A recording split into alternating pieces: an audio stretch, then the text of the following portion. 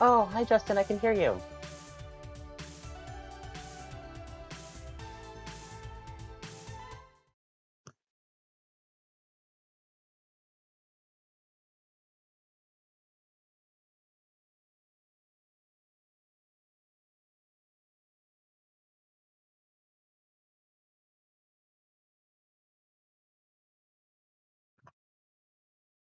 Hi everyone, I am Zoe Gay Chanel. I'm going to be co-commentating along with Cephalopod Wizard, who will be with us in just a moment. We're having in a couple technical issues, but I am so excited to be co-commentating this first Random Access Memories tournament. And once Justin is on, until the games get started, I also have a little bit of format analysis that I did while everybody else was deck building. Um, while you studied the random access memories list, I also studied the random access memories list, but without any deck list to submit. Um, and so I'll kind of be trying to give an overview of what to expect from this format and from the different sides. Let's get well, the elephant not in the room out of the way first. NBN's not available in this format. We did not draw a single NBN identity. That doesn't mean that we won't see any NBN presence, though. So let's not forget that there are all these splash cards available. Well, um, interesting things that may show up in other factions, and honestly, the ability to access cards that others just like aren't really playing around. I don't know. There's some potential there, nonetheless, for it to impact the metagame.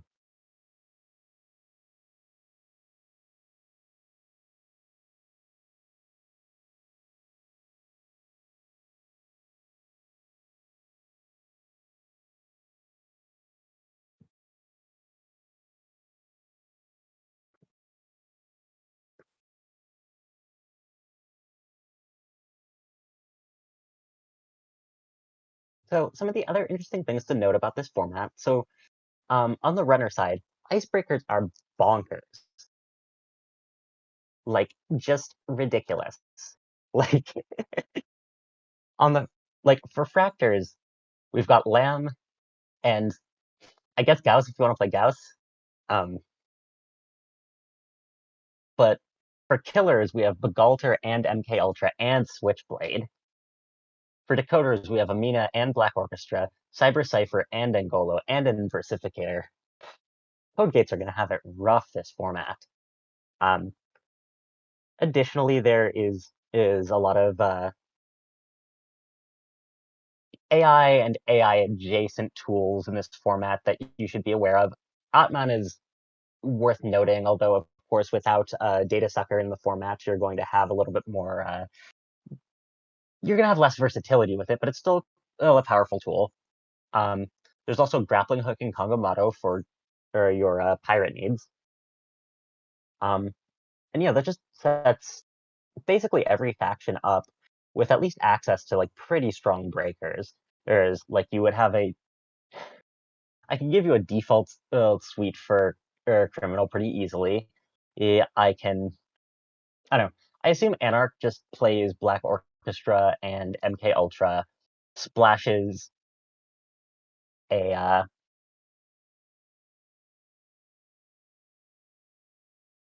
splashes, a fractor of some sort, probably Lamb or Gauss, depending on how heavily um you want to like actually address this versus having like small short-term solutions. Gauss I also note because you have SMC and clone ship in this format, so a lot of ways to take advantage of that. Even though Lamb is probably going to be the pick for a lot of people. Well, but Shaper, gosh, Shaper just has their pick of tools on the ice breaking side. Now, that com- now look at how that stacks up against ice in this format. Um, so HB has a lot of the strongest ice available.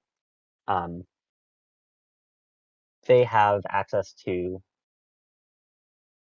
I don't know, they've got Architect, they've got Fairchild. Um,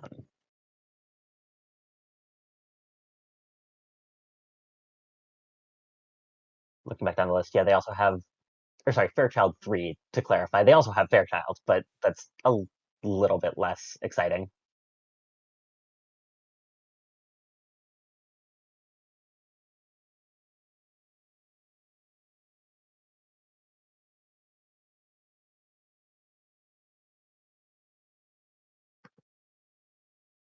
Now, taking a look at the ID decisions that folks have made, it's no surprise to see Cabanessa Wu at the top of the list. Um, she's a step above the other shapers. Um, like, you can play Kid if you want to get a little weird, or you can play Professor if you want to get a lot weird. But Cabanessa Wu is, the spike pick in this environment, and in no small part because Shaper has just so many staples. You have SMC and Cloneship, like I said. You have Astrolabe and Rezeki, and many of the best breakers in the game. And if you want to get funky with it and play some stealth, you've got Network Cure, and you can splash Switchblade and Trickster Taka. Shaper is very deep here. Wizard is second here, and it's wild that Wizard, or that Anarch is such a distant second, and when you just look at some of these power cards that they have. I mean, I would say that Wizard and Freedom and Omar are all top shelf IDs. Inject with 2 out of 3 Brim Breakers is strong, and Zero is another great piece of synergy for that. You have Hippo and weaker Chisel and Trapano for Ice Destruction, but that's a lot of Ice Destruction in a format, or sorry, in this format. And there's also the interesting, you have a couple of weak tools to get bad publicity rolling, the Archivist and Tally Perot, but those might be worth it because blackmail is in the pool. Anarch's economy is very weak, but with neutral cards like Dirty Laundry, Daily Casts, and Peace in Our Time if we must, anyone can have enough money to play the game. And Rezeki is just one influence to solve a lot of those money woes as long as you're going slow.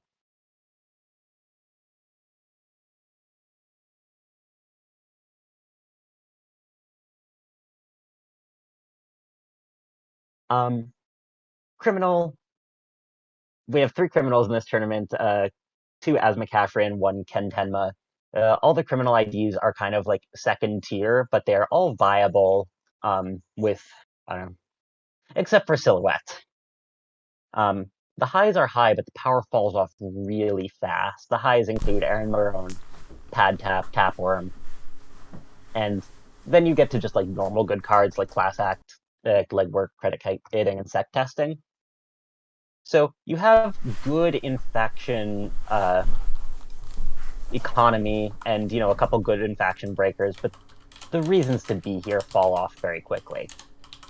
On the corp side, we primarily see Miti Muakandu, Cerebral Imaging, and Potential Unleashed. Okay, checking now on the mic.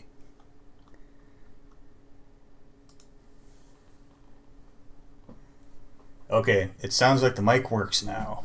Yeah, Justin, you're coming through loud and clear. Excellent. Good morning, Netrunners, and thank you for holding down the stream. Certainly. I mean, all I have to do is talk about Netrunner. People can't get me to stop. I know. If only they'd pay us for this. So I was just getting into corp side analysis, kind of talking about the clear reason why a lot of people are in Shaper, but also the PowerPoints of the other factions, and some of the prominent splash cards we're going to see. So Inti Mukundu is in first in part because it's kind of a bonkers ID. CI is a bonkers ID too. PU is a bonkers ID too. But it just does so many things, gets so much action compression. And also just Jinteki has a lot of good tools in this format. Their Jeddah suite is kind of ridiculous. If you want to just go the blank 3/2s is route and rush things out. You have medical breakthroughs for that too, but you also have just like brutal defensive and damaging agendas in viral weaponization, Philotic entanglement, House of Knives, Future Perfect, and bacterial programming. So you can still run SSL endorsements in Jinteki, but the other factions it would be mandatory, um, as the others don't have enough depth in their agenda pools to really make it work otherwise. We've got a couple ambushes in faction with Shikyu and Psychic Fields, and again, those are mostly for potential unleashed. And do not underestimate Grinder here. I think there is a lot of, I don't know, they have a lot of strong tools, including Kakugo is in the format. Their ice suite is just pretty good overall, both for that attrition strategy, but also just for generally being expensive and unpleasant. And they've got cheap taxing ice in Papa Niagora, mid range options in like Komainu or Saisetsan, which you probably pick one. Yeah, you pick one. DNA Tracker and Shiashi are just miserable to run into as well. Yeah, and there's also Um, Fairchild 3, so this was a very tactical pick for a lot of the most busted cards that have landed on the ban list from the later Netrunner cycles. Absolutely. And again, it's kind of wild how far ahead Jinteki is when HP has like some pretty powerful tools. Their ice suite is like quite good. CI is a great ID. eh, um, and they've got like friends in high places, an arc lockdown, violet levels clearance, fully operational, and Jinja. So like this faction looks stacked. It's just the agenda suite's not as good, and Jinteki just has so much unfair stuff to do here that they can do here. Yeah, I think we'll see a lot of Now, Shaper Justin, versus uh, Jinteki. yeah, the I'm. other No, thing go ahead. that caught my attention here is this one of Jemison Astronautics. And Justin, do you have any insight into this into how this would be built? I've got some notes here, but I'm gonna level with you. This is not an idea I understand super great. Well, there's the design as FFG envisioned, which is you trade up your agendas. And then there's this archetype that people occasionally do where you try to trick people into hitting a advanceable trap and you dump a bunch of extra counters on it at a paid ability speed. So I And we do think have that, a cerebral overwriter in the pool, correct for that? yeah, Cerebrals from Creation and Control. We also So it have looks the like our honor main and advanceable trap. yeah, we have the honor and profit box. There's bound to be something in there. I think the strongest trap in there is or sorry, the ambush in there is Psychic Field. I don't think you have advanceable options. But Yeah, or if I could someone's be being missing something. really spicy, false flag is also part of this.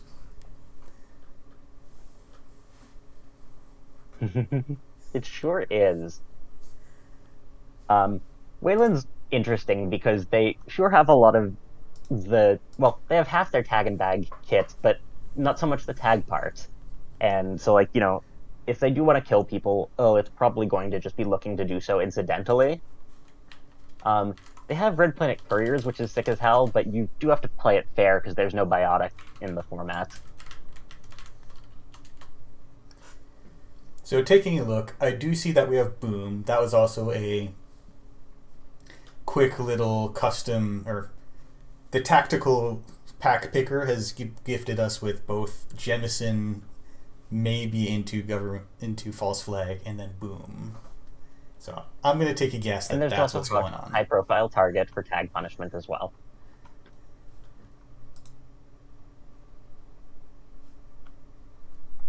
All right.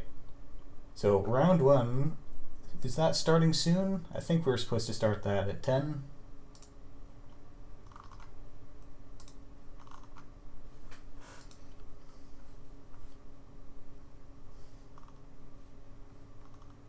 I believe so. I can take a look at the tournament, or sorry, the Nisei Online Event Hub.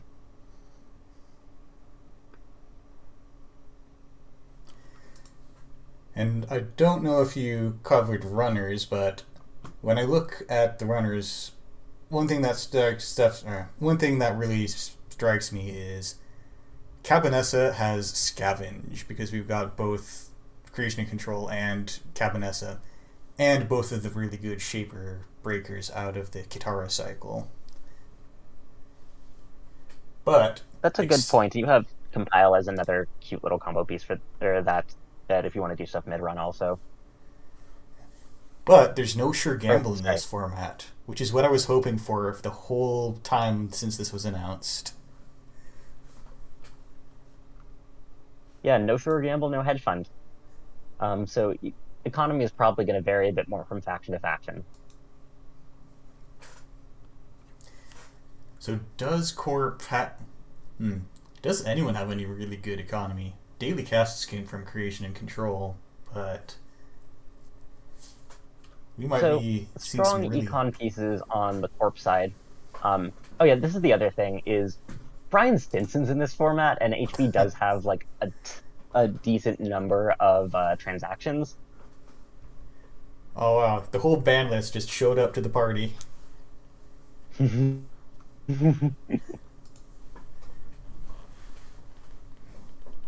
But yeah, like I said, the strong econ tools in the corp side include like Violet level, fully operational, SSL endorsement. Jinteki has a lot of like second tier econ options that are still probably good enough with all the stuff they have going on. Things like mental health clinic, public health portfolio, medical research fundraiser. Like that's not really what you want ideally, but like Jinteki's got a lot of other strengths going for it. Um, We we do have some of my favorite second tier transactions: medical research fundraiser and successful demonstration.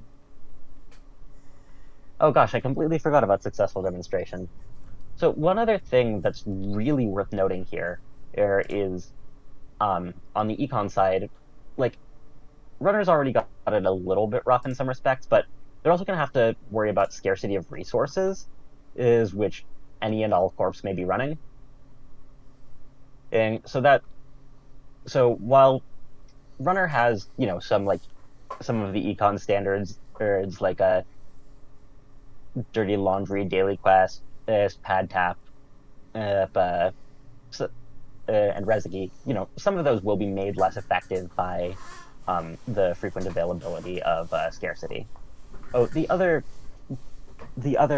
econ for worth noting in the neutral though is there's subliminal messaging and diversified portfolio. Yeah, Yeah, so runner econ and this. But yeah, runner econ. I think a lot of people are going to be running in Rezakis and using Woo to be consistent with those and apply pressure.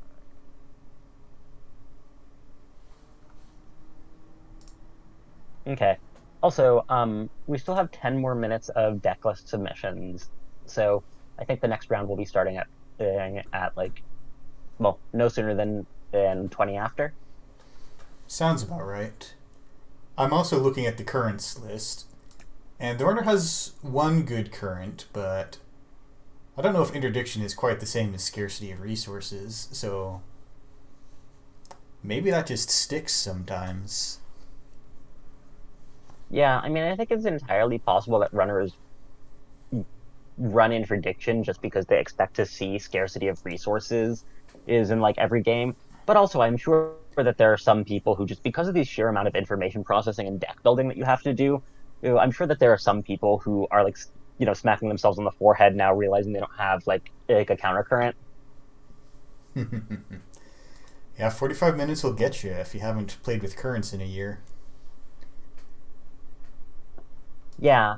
Um, I ran like a little bit of like practice draws as the other day with Spare Seahorse from SBT. And yeah, it's one of those things where like there are so many format idiosyncrasies that you have to look for, and it's really tough to balance evaluating the format as a whole before making informed decisions versus just the ticking clock.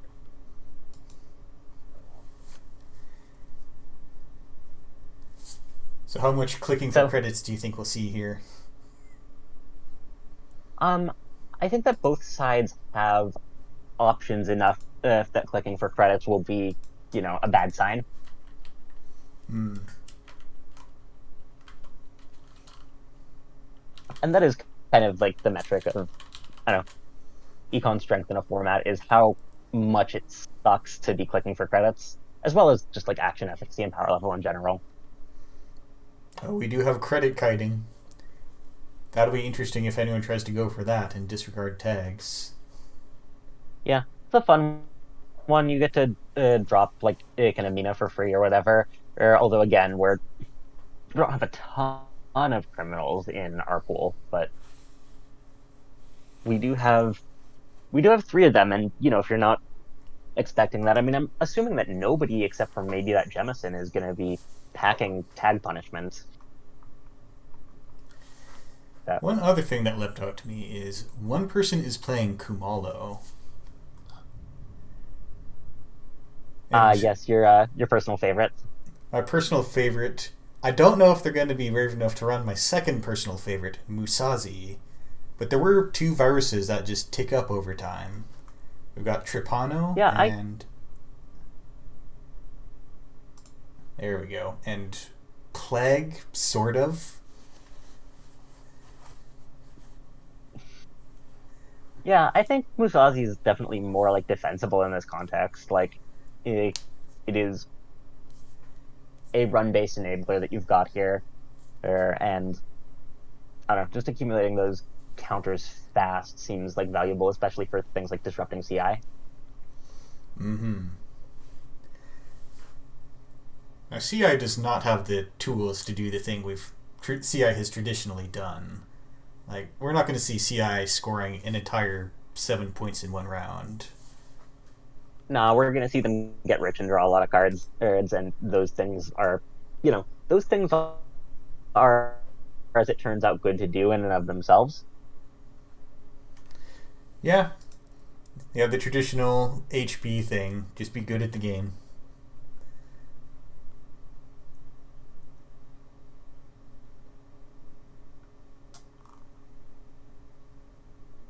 All right. Now I'm looking at Taproom, and I'm wondering, is that going to stick around a lot?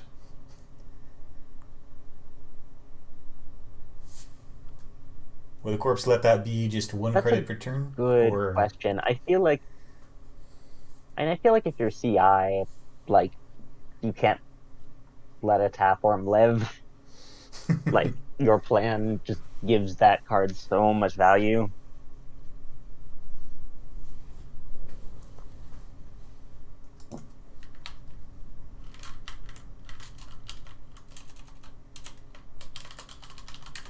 I'm looking up assets. Oh no, I've messed up my Netrunner search because runners don't have assets.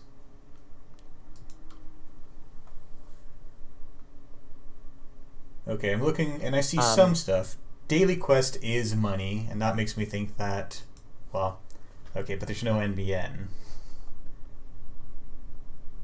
yeah, I mean, like three influences rough, but it is something you can do if you're like, for example, playing MT and expecting to have like a sick glacier remote and have a lot of your tools in format or in faction. Then you can like play a couple daily quests, make sure you're rich enough to res those DNA trackers and Chiashis.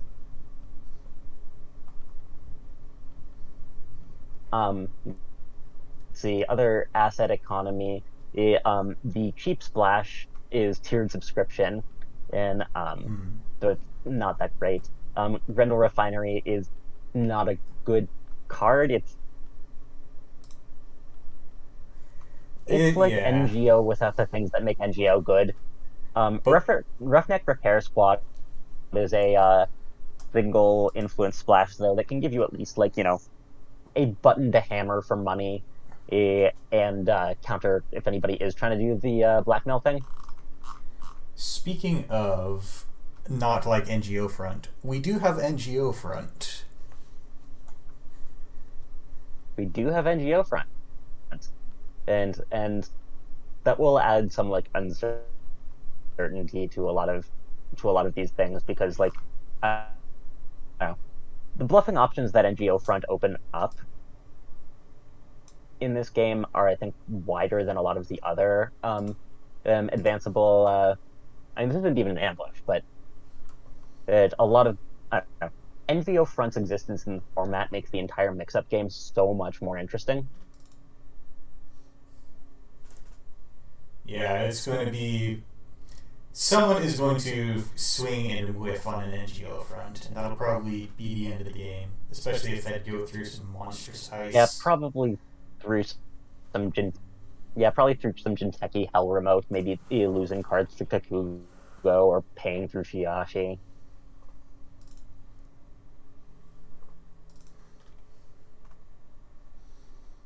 Okay. I'm told I have some voice doubling.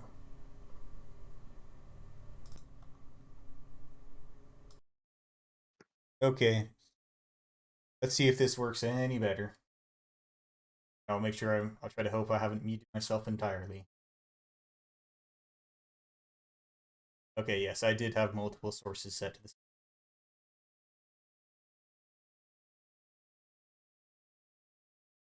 All right. Well, glad we got that worked out. So, I don't know. While we're waiting, like as our I don't know, resident jank expert, how would you build Freedom and or the Jemison here? Well, if we look at Jemison, we gotta look and see what that forfeits.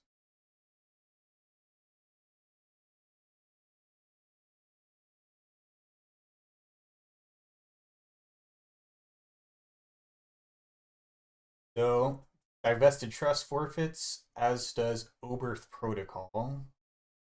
So we've got the options Yeah, to do. there's also there is also the oft overlooked oh gosh, what is that card even called? Oh, quarantine system. Hmm. This is a very unusual looking economy card, but But your options are rough, and you know it's a forfeit. did you play a lot of cheap ice and forfeit 1 point for this?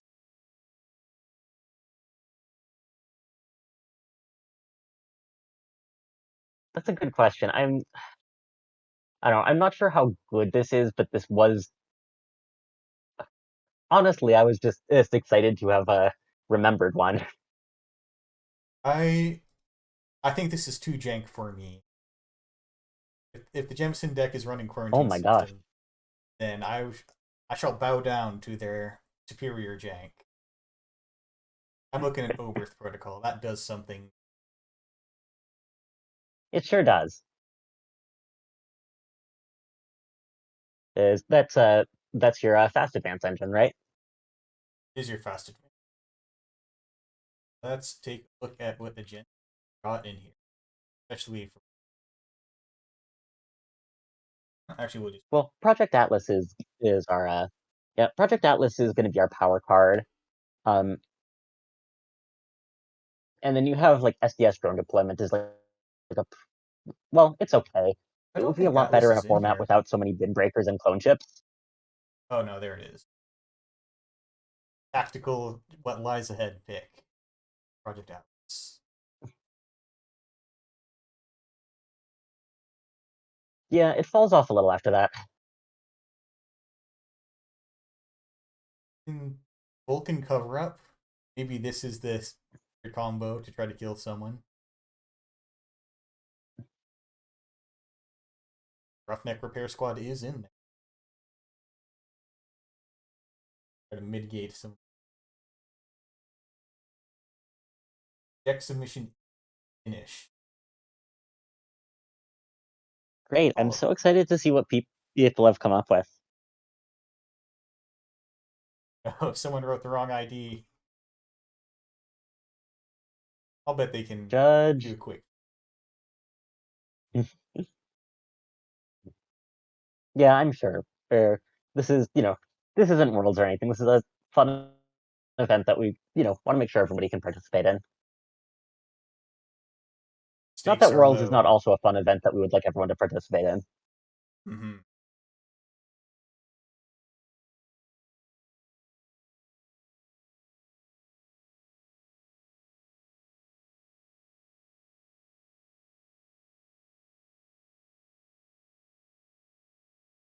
That's where my Cobra browser. So looking around, I I bet we can probably bet what the Matisse and the Cabonessas. Anything else that we maybe don't know what's coming? There is one professor, Ken Tenma. Yeah, Ken Tenma's a fun one, and like we said, Criminal has like some stuff, and if you're playing Tenma, you've got your Rubicon, or sorry, you've got your uh on Switch, public terminal. Well, they're not even next to each other. You've got your public terminal. You've got your diversion of funds, your planned assault, but it does fall off a bit after that. Got But legworks. I wonder if there's a secret plan for all that extra and the professor for that matter. That's a good point. Oh, the other thing to note for like the run event and things is that same old thing is in the format. Now, same old thing diversion of funds does not sound as efficient or satisfying as same old thing account siphon, but we work with what we can get. Yeah, that's rough, but I could definitely imagine someone spends all 4 clicks to play same old thing and crack it, especially if it takes them down to zero. Which I mean, yeah, like if it's an important credit threshold, well, I could Well, see it. round one But has started. again, like it's not all right. Oh, So I guess we oh, I'm got sorry, to that's find a wrong. table to speculate. Round one starts in 5 minutes, but the Okay. pairings are up. Um,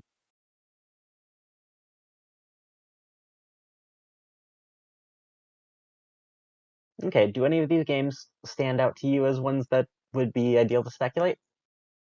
I've got to take a look at least one versus Caboness. Certainly. I'm also just looking at the pairings.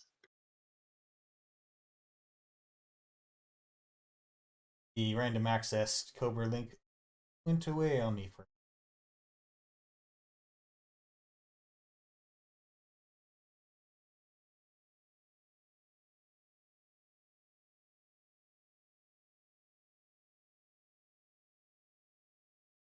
So I'm So some looking. interesting possibilities include Table 5 Spray Bizzle versus the King, in Table 2 Net Dad versus Lost Geek, um, Rotage and TBU are playing on tables 10 and 11. I don't know. There are a few interesting looking ones here. Let's take a let's take a look at let's write in tables 2 and 5 to take a look at.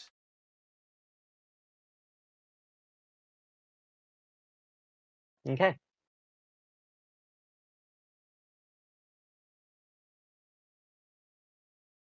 Also, my browser is cruelly zoomed out. I bet no one could read pairings.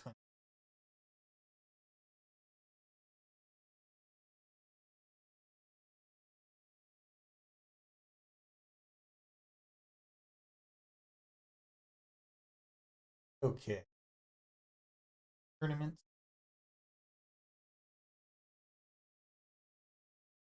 Still waiting for folks to trickle in. But table 5 is up if we'd like to start there. Find that. I'm seeing it at the bottom of my list.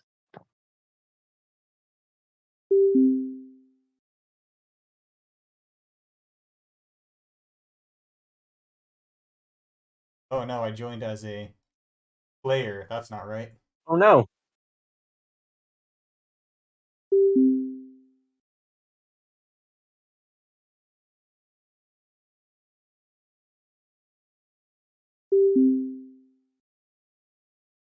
I'm going to go pounds.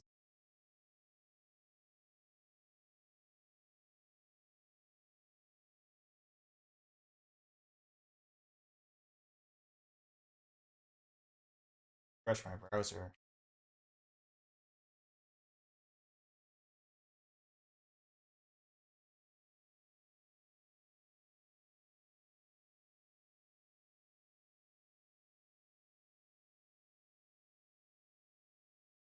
So, the king is going to be on Mitimo Kundu and Kabaneso Wu. And Spray Bizzle is going to be on Jinteki Potential Unleashed and Wizard Master Gamer. Oh, potential So it looks like we unleashed. will see at least. All right, well, let's see what that potential can do. Yeah, where did House of Knives come from? Not in here. Yes, it is. It's an honor and profit. Okay, taking a look at. Well, Project Kusanagi exists.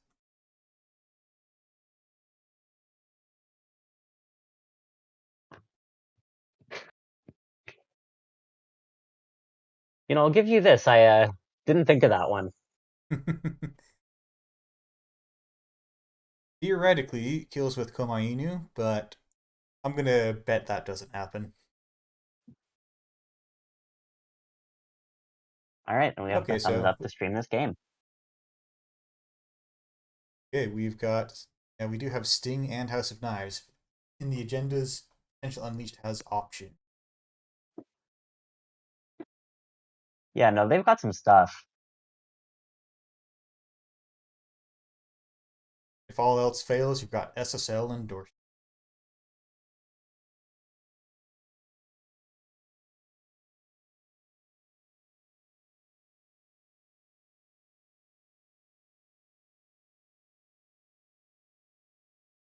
So Cabanessa has some really good in-faction breakers. And then could just splash for. Are you seeing any spicy plans with the 11 infants that you probably don't need to use?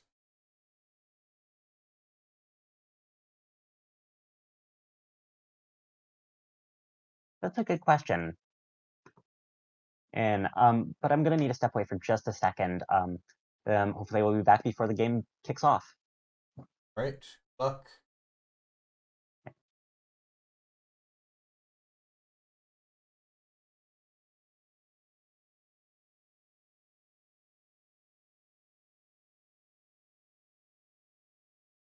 Ah, poor timing. Round one has just started.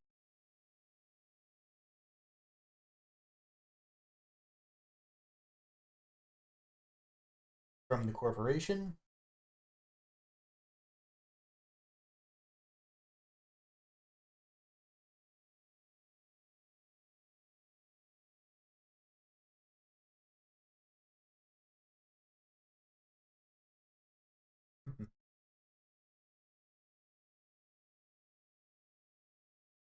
Saying, I bet Brennan was so happy Mati was a viable ID. No? It may be. It is a fun ID. Shane White had to.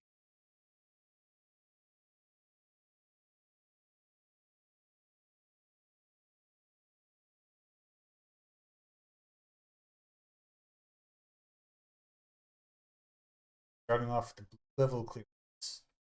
Gonna be a bit tricky to play all these cards. I'm sure out of this. And start with an ice on headquarters.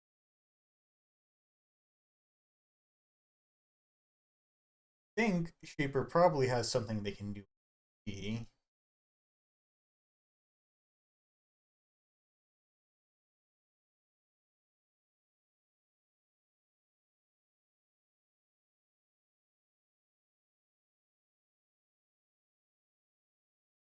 Don't remember what good aren't pressures in format.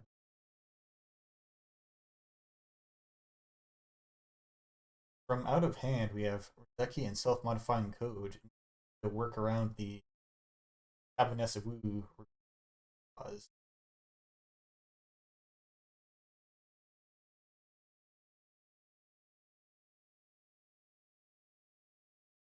Like Corpse Clan There's not is a ton of R&D pressure in this format, but there is Stargate. Okay, and here we ah are seeing the rare non-scarcity of resources current, and this is the deck that it goes in.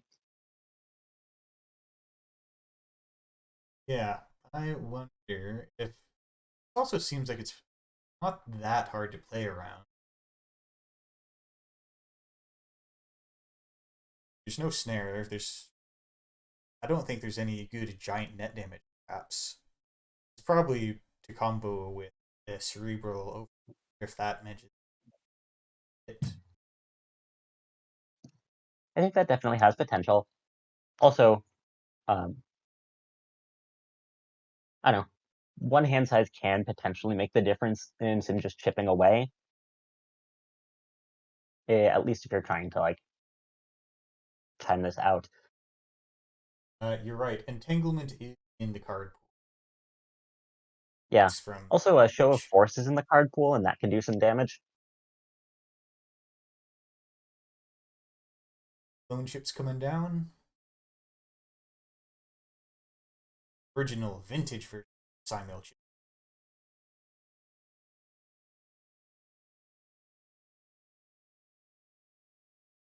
I definitely remember looking at that card from far away and assuming that like the rectangle in the middle was the chip, and then getting closer and being like, "Oh, that's a cigarette case."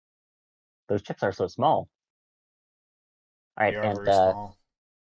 Spray Bizzle scoring out a House of Knives, putting him up 1-0 and giving 3 nasty pings.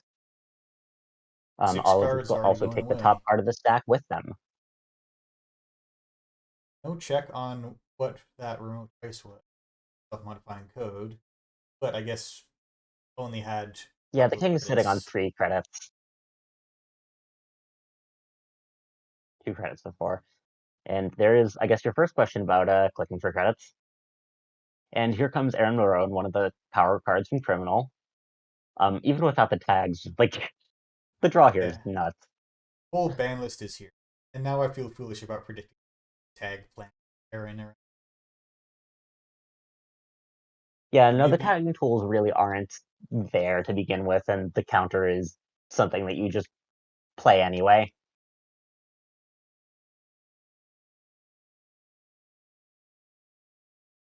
I'll bet Aaron turns off any kind of flat line.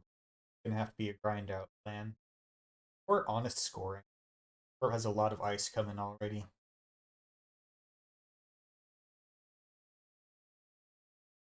Yeah, I mean, like we said, Jinteki's Ice is quite strong in this format. And the 5 credits that Spray Bizzle got off that piece in our time do, really put both players in a much better position. And it's a little bit rough to have to play one of those when your opponent is on a low enough amount of credits that it actually matters. Maybe the corp will give them back a medical research fundraiser. Credits for everyone.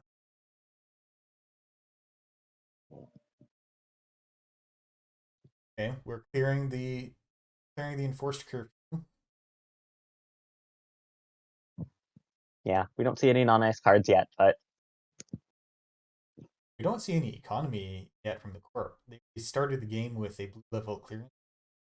Nothing since. Well, it turns out okay, if there Audacity was any is money around. in that hand. Yes, Audacity is. It's again one of the power cards in Wayland. So we've got a Brain Trust scored out here, just a blank 3-2. Wonder how much economy is in that trash can there, or in the archives there. Especially because like it seems possible that Spray Bizzle would not have made an Audacity play and would have held econ and without the piece in our time. But it depends on what those 3 face downs are. I find it interesting. So the very first turn was Ice HQ, play blue level clearance. I'm sorry. blue level clearance Ice HQ. So it makes me wonder if there's might be an agenda or two.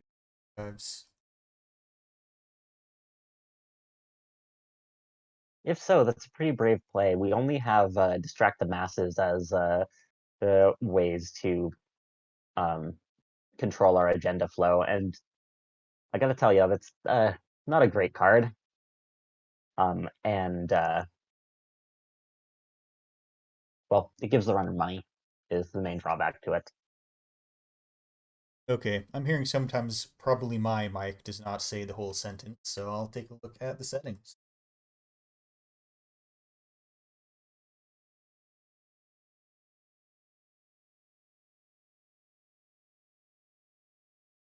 All right, so we see that click list, 2 credits, and now a card draw from Aaron, and the king is behind, but accruing a lot of value before even starting to spend clicks.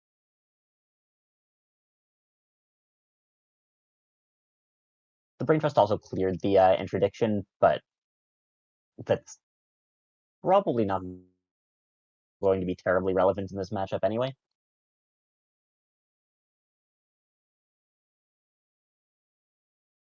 Okay, I've tried something a little bit. See if that does a little better for my sentences. What did I just miss?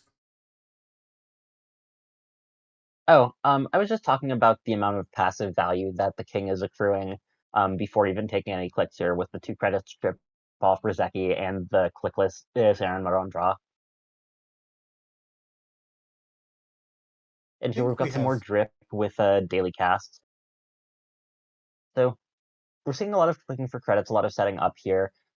How long do you think that the king has to turn the corner? Hmm. There's definitely a plan to score out. We've installed advanced. Could be a 5-3 SSL endorsement would be a good thing, especially given They're, credits.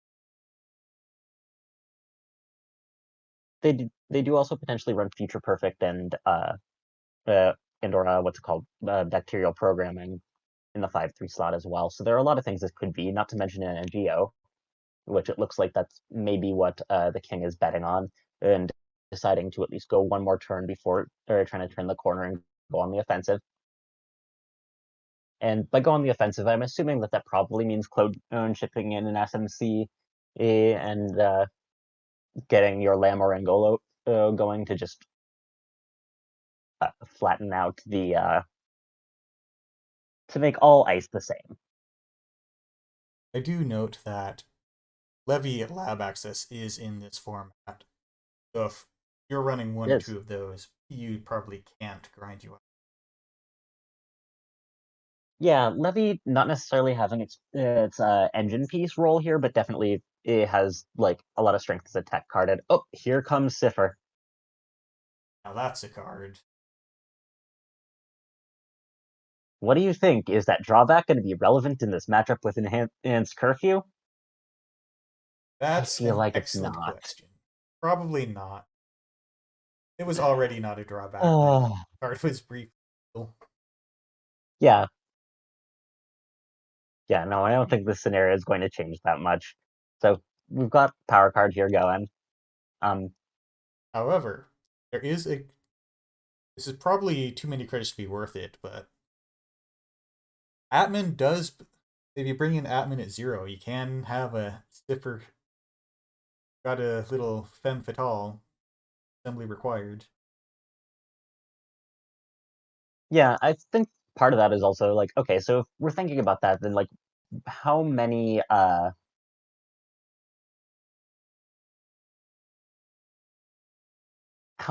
zero strength ice are in the format to begin with? Because the like broader applicability of Atman Zero is probably going to determine how good a play that is. We've got Pup, but that's not super helpful there. There, yeah, Atman Zero is rough even with it. And you're basically just building Femme Fatale, like you can't do other things. But with that memory going, we've got Stargate and Lamb going now, so we've got the R&D pressure, and we're going in. Have the credits to back it up. Loses the scavenge, spray bizzle resident envelope, which is a barrier.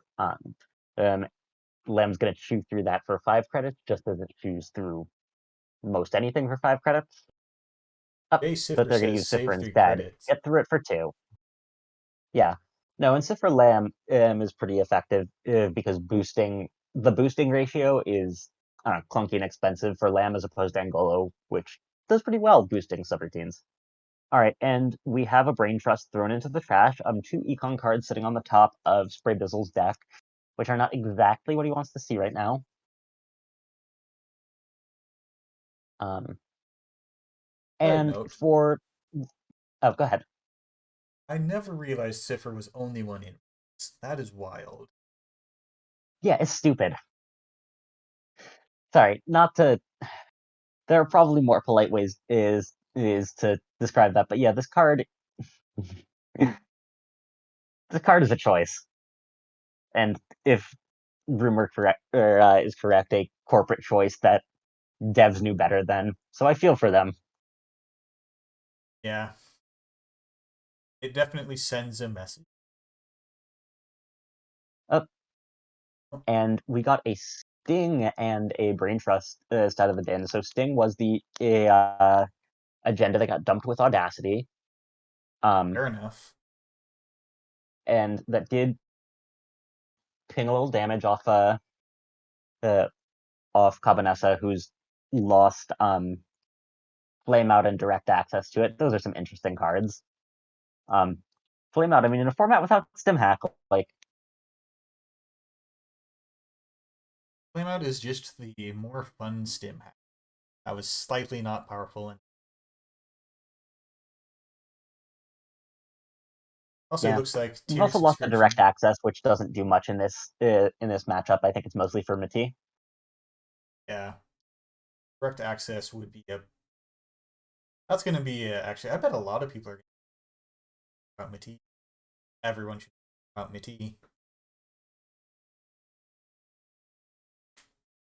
Yeah, and hopefully the Mati players are aware of its presence in the pool. Well, if not, that discovery is going to be a nasty surprise. We have to see someone get bamboozled by direct access. That's true. Even knowing it's in the format, that there's still the question of like, do they have it? All right, House of Going back Knives in hits Dirty Laundry off the top of the stack and an interdiction out of the hand. doesn't seem like a Okay, House of Knives. huge blow to going on. Yeah, losing a Laundry is like whatever. That was a hit point. All right, and we have the opportunity to remove a Katugo, and we're gonna take it. Um, like Yeah, unless you're splashing Ice Destruction in like a Chisel or a Hippo, like this is I don't know. Kakugo's kill on site regardless, and you likely don't have the tools to kill it once it actually appears on the board. I do find the Inazuma an interesting ice ice choice. Limited card pool. You take what you can get. Kind of looks like slot machine if you get funny. Yeah, no, the numbers are nice. Like Inazuma is, I think, a pretty defensible choice.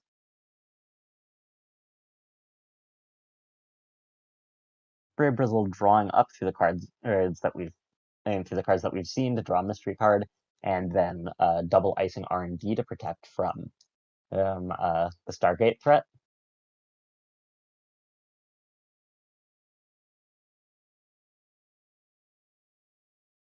So if you're Spray Bizzle here, what's the best ice in the format for you to have just placed? I'm gonna say DNA track. Well, okay, it is very expensive, but it requires full boost, paint, and break. Lamb. But that gets a lot worse with Cipher. Yeah, at least the paint and break, and that's 4 credits. Although stacking in front also prevents the use later. But it's a Yagura. We're going the opposite route here. Okay. If you care to break it, So it's again, actually as taxing as yeah, Lamshore does just kind of homogenize his ice.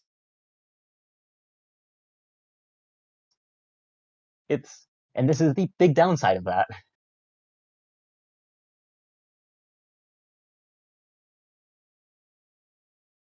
Echo Guy says, I wonder if there's enough econ to sustain Stargate. At least for a while, 16 credits is a lot. It's a good question. Yeah, we're dripping a couple every turn. Haven't seen any levies. I'll eat my hat if there's very old hat. I don't want to eat it. Ugh. All right, so we've got a Psychic Field, a Philotic Entanglement, and a House of Knives. The Psychic Field is good to know. It doesn't look like the King's going to be able to just trash the field and run back for both agendas, so... Way too expensive. And we have a House of Knives trigger, not in a timing window, so that looks like it's going to be a judge call.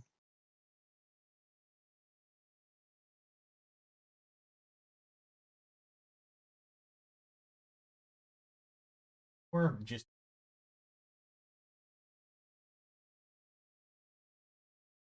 For sure. Regardless, we're going to wait for a moment to discern. All right, we are going to get a judge call. I think a judge call is generally just the best practice in a tournament like this. Is if you're not sure, like, this is what the judges are here for. mm-hmm.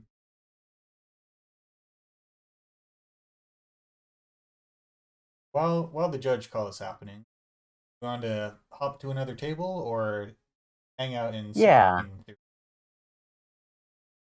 Um.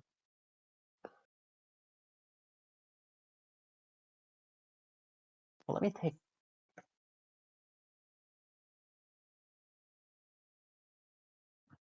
Yeah, let's let people figure this out on their own judge call and hop over to another table.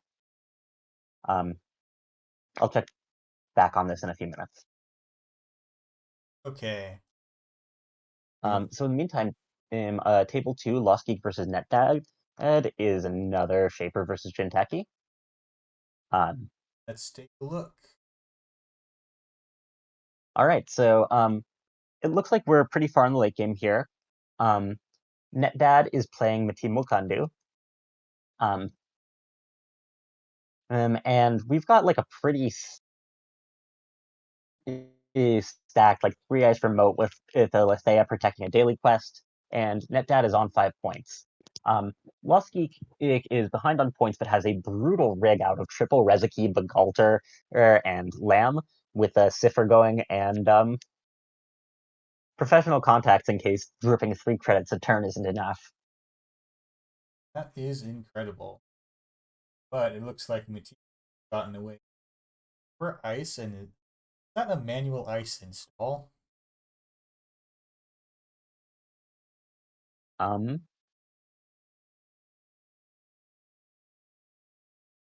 yeah, paying 3 credits. But yeah, they've got a lot of drip coming in with the daily quest as well as the NASX and mental health clinic. If there's anywhere to see Vital serve. Yeah. Still waiting on the Lil Nas X alt art. Hmm. I'm sure somebody has done that.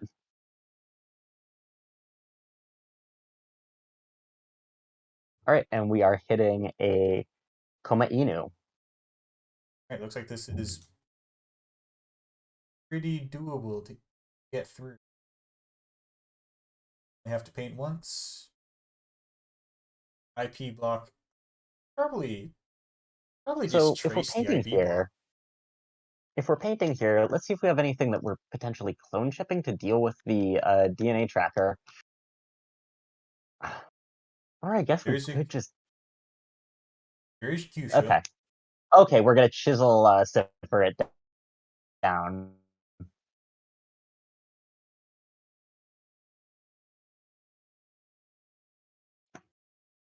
Ice And yeah, Destruction what is a alive and nasty well. combo. Like Chisel Charm, I don't know. Chisel Charm was a fun part of the Ashes meta, and it worked reasonably, but Cipher Chisel is just brutal. Truly, none will suffer ice destruction like.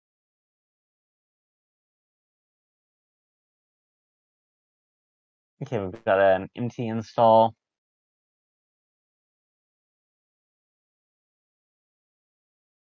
And it's a Kiyashi. Nothing Lamb can't handle. There's another clone chip. Come back and chisel it next time.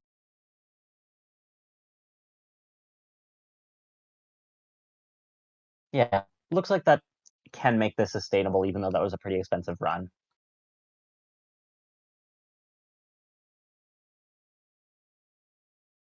Checking archive. Just a daily quest hidden. All right, and we got the pad tap coming down. That'll either bring in more drip, make up for the lost Rezuki, or slow down NetDad just a little bit. Yeah. We might just trade a turn. It looks like we're just trading a turn to trash it. Get that money right back with no less.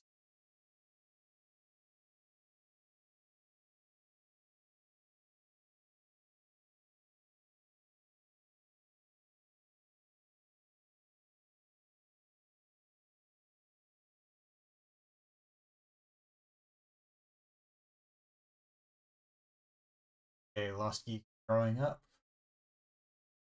You have Skipping and jackpot. drawing, and just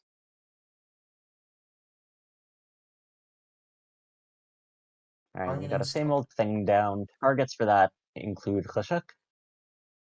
Also a levy. Um, The deck again.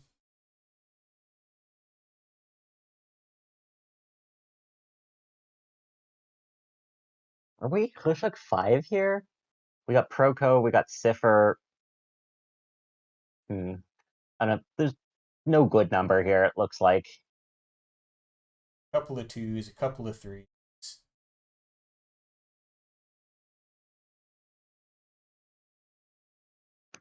Okay, and Solos. NetDad overinstalling getting the daily quest to jam something out at remote, drawing after the install, and taking a credit.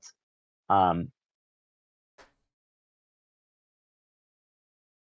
so this is like a pretty good like never advanced game here because that could be anything, and also Lusty kind of has to treat it like it's a brain trust. That could be the game. 20 credits and yeah, that's almost Caprice. HQ.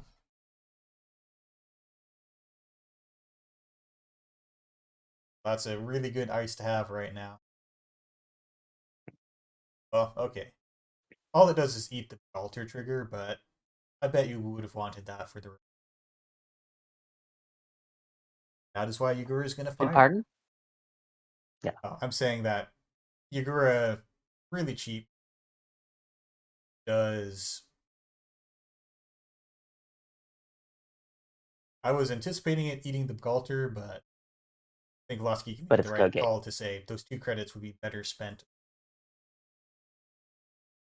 Yagura is a code gate. And it's definitely not worth the credits to paint it Ah, and break it with Blam. And no, I meanwhile, saw. though, Losky grabs an SSL endorsement, and which meshes up the jackpot for a whole easy mark. But looks like he might be in position to take down that remote. Oh, We all right. We get the cold read,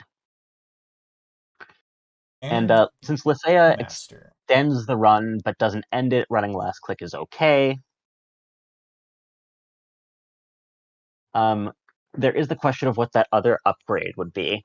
Do we have any guesses? Yes, signal jamming. So cards cannot be installed until the end of the run. No clone ship shenanigans. But fortunately for Lost Geek, the whole suite is already out. Real well played around, and also I would have not thought to consider signal jamming. I will admit that I completely missed that one when I was evaluating the card pool. Yeah, that shuts down compile too. Can't install from. Yeah, and it makes sense to have some things in play against clone ship SMC. Like I was saying before, Jua has a lot of value in that respect.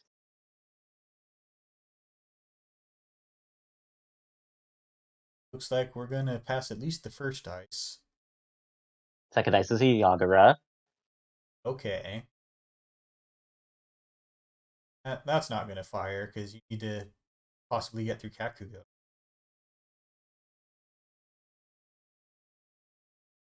I mean, I assume we break the net with a Yagura. I don't know how much we care about or sorry, break the net with Zool. I don't know how much we care about Yagura's look at the top card of R&D. Probably not a ton. The outermost ice not being ready. I bet there's a gigantic ice somewhere. For sure. All right, next up is Architect.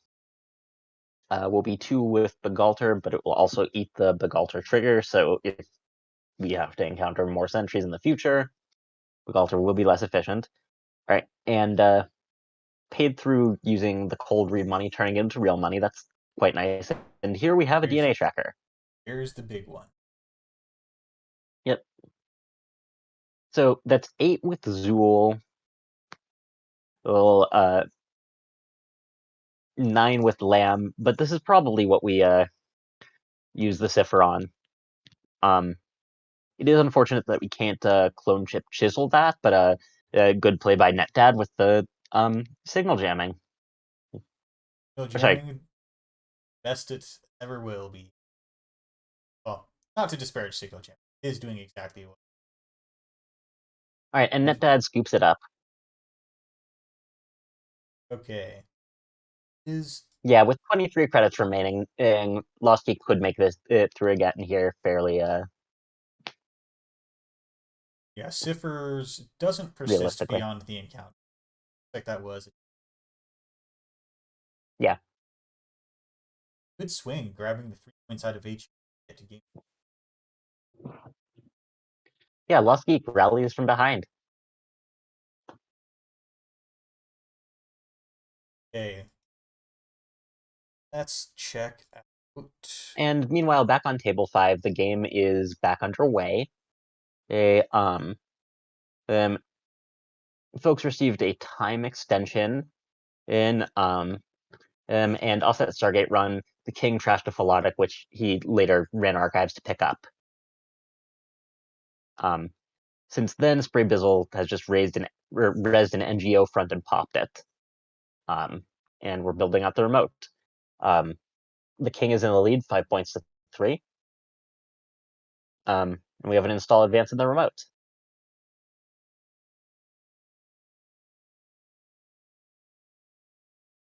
Still don't know what any of the dice on the. Nah, but as we've seen, Jinteki has some pretty scary options.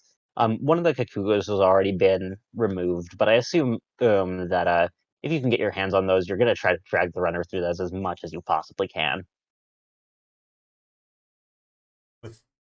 With the runner already on 5 points, long-term threat of walking through Kakugo threatening.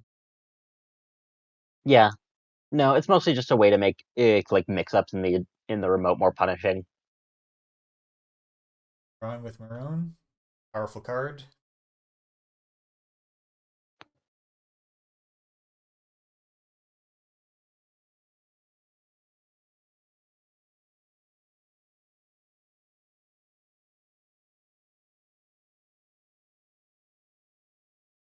Kind of amazing. Just thinking on the creation, you can no R&D. See Nah, Battleship Stargate is our best Stargate. R&D pressure in the format.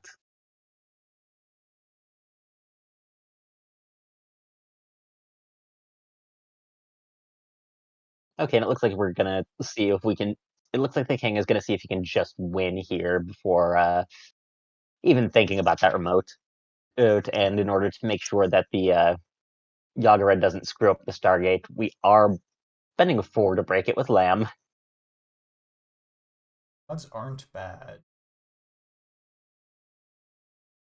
Right, we cipher down the envelope so we can break it with it for 2, and we see 2 House Two of House Knives of on Knives. here. That looks like plenty of credits to come back. Archive.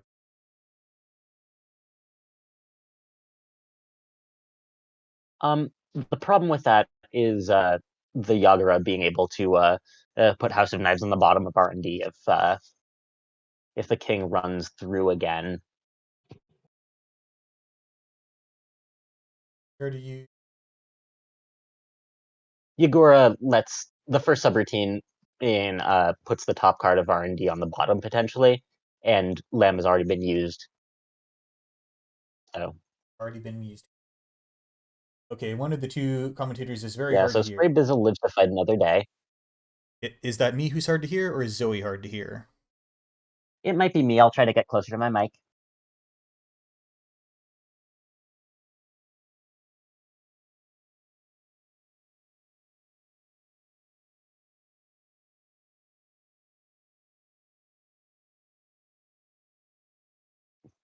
Okay, so we're actually refreshing the Lamb here to be able to go back in and catch that Yagura because the once per turn does not apply when it's a different object. Huh. Nicely done by the king to find that line. I missed that one. Very nice. And apparently it is my fault. Okay. I'm the one who is hard to hear, so I need to get very friendly with my microphone.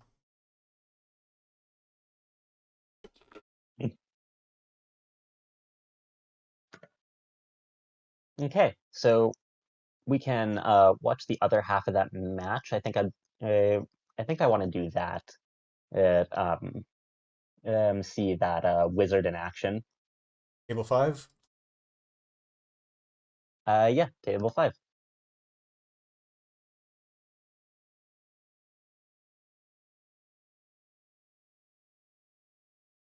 Alright, coming back. All right, We so now we are have wizard versus pardon me, wizard versus Team Wakandu. Um, Time to see what Anarch can do. We've seen some pretty nasty looking orange cards in Shaper decks so far, there's but let's always the see what temptation. having these things in faction. Oh, go ahead. And 3 credits on Wizard. I know if I'm going to see an asset, I'm just going to forget that Mati does something and want to go as trash it.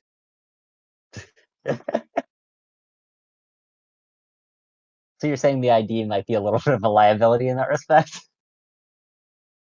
I, I'm just so glad I don't have to be worried about that.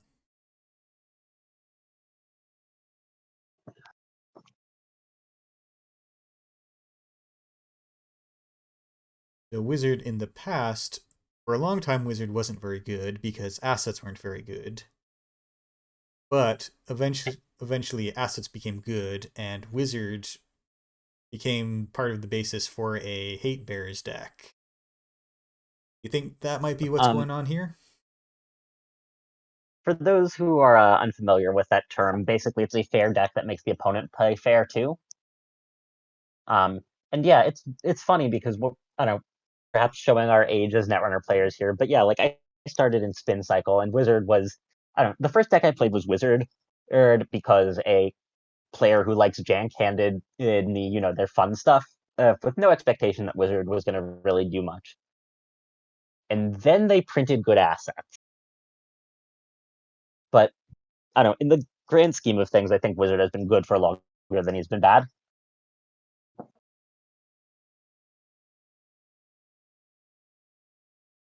Okay, I think I'm just going to hold my mic until the break.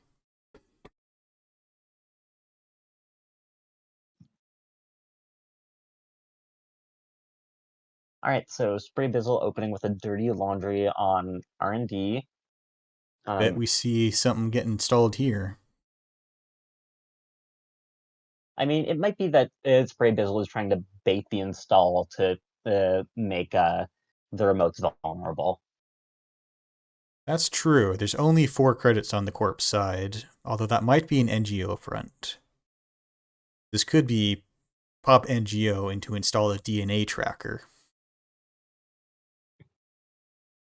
Yeah, that is a possibility, and it will hurt. But I think, yeah, Spray. Oh, and we do have the install here, and it makes sense to some degree. Stuffing the dirty laundry is a big economic.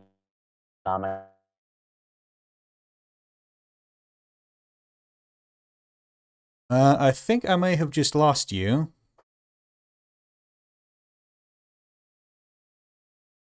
Hit. It just depends what's in those. Spray Bizzle is going to be brave enough to check them out after getting net damage. Pardon? Oh, I think we had an internet hiccup and I lost you for a second there. That sounds about right. I can hear you again now. Can you hear me okay?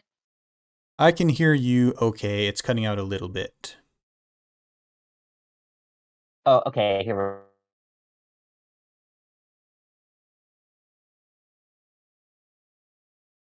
we go. Okay, now you're cutting out a Wi-Fi is lot. back up. Probably installed off that. So no big nasty face check. Just a Okay, okay. just a Pardon me. tag.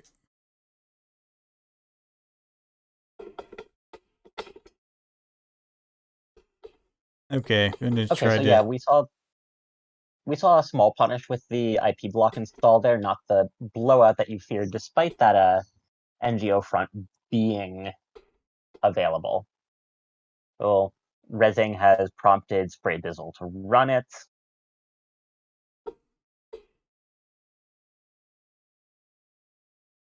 The king trashes for points. Wizard's still tagged off that IP block, but I think just choosing to ignore it as there's not much punishment in the pool, and Rezeki doesn't care if you're tagged.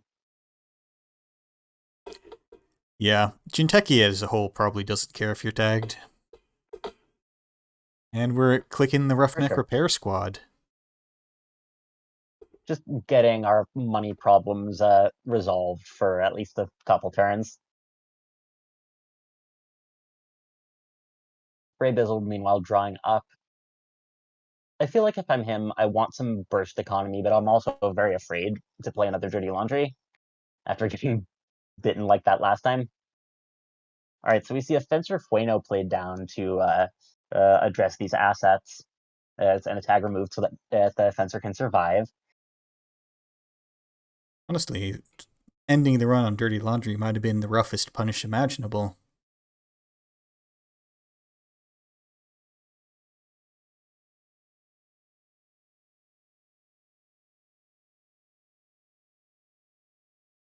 All right, so the king has a couple turns here of just like being way ahead. Let's see what he does to take advantage. Yeah, I'm surprised that the. Well, okay, you're Mati. An undefended Roughneck is not undefended. Yeah, exactly. And even with like the Fencer going, like it's still a 3 credit trash, and Spray Bizzle is completely broke.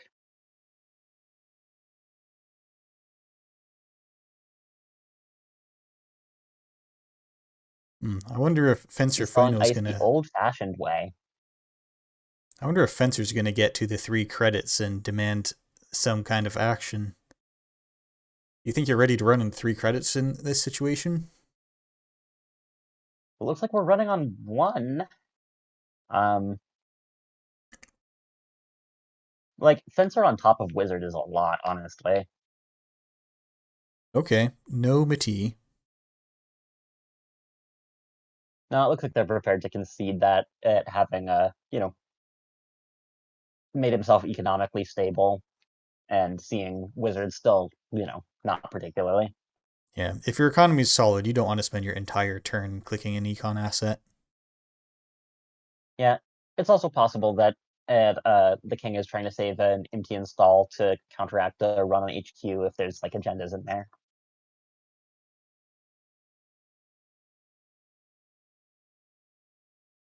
And yeah, Spray Oh, Bizzle just taking credits and playing a Climactic Showdown. This is a card we haven't seen much in Constructed. But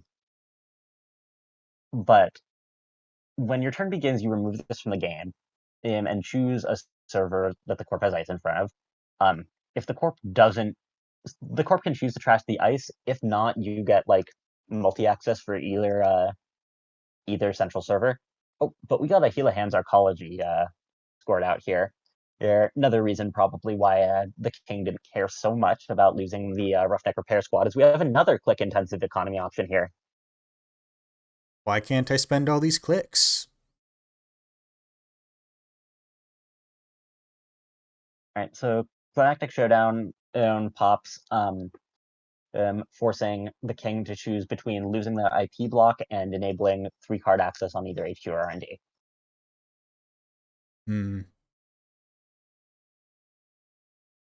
So it looks like the Yeah, king is going to give the multi-access, which means either HQ looks safe, or there's good enough ice in HQ to stuff a legwork run. I'm gonna bet on the good enough ice. Well, let's see if we get that Inti install.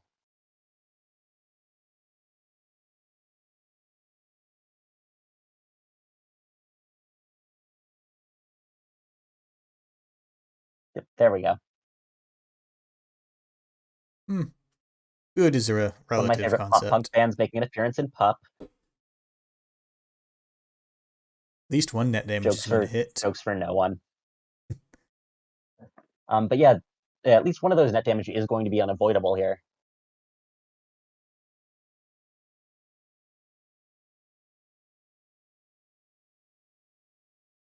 All right, and diversion of funds lost from the net damage. That's a big hit. That's where the influence is going. That is rough, especially considering the economic situation and recognizing how soft HQ is. That's a really good hit for the king. That is a spectacular hit. But we're coming in. Mental health clinic. You've got all these credits you have to spend. Yeah, wizard credits get spent on mental health. Access signal jamming. Everyone's running signal jamming. Yeah, we've also trashed a Ben Musashi, which is another defensive upgrade available to Jimseki. I thought it'd be hard to spend the fencer credits, but no, there's plenty of things to spend them on. Yeah, and being able to just like crush install costs like this, it does make Wizard seem pretty appealing. But the power in Shaper is oof. It's hard to compete with.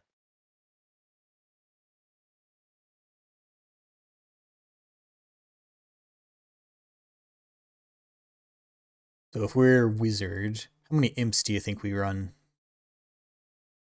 It's New a good remote? question, because I feel like my impulse would have been to run Imp before I run Fueno, but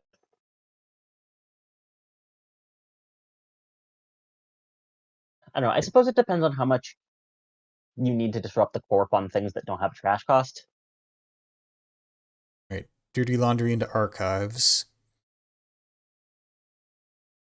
Because it's not like there's like operations combos in this meta that you need to disrupt, and you have ice destruction, so it's less urgent for you to like hit like particularly nasty ice out of hand.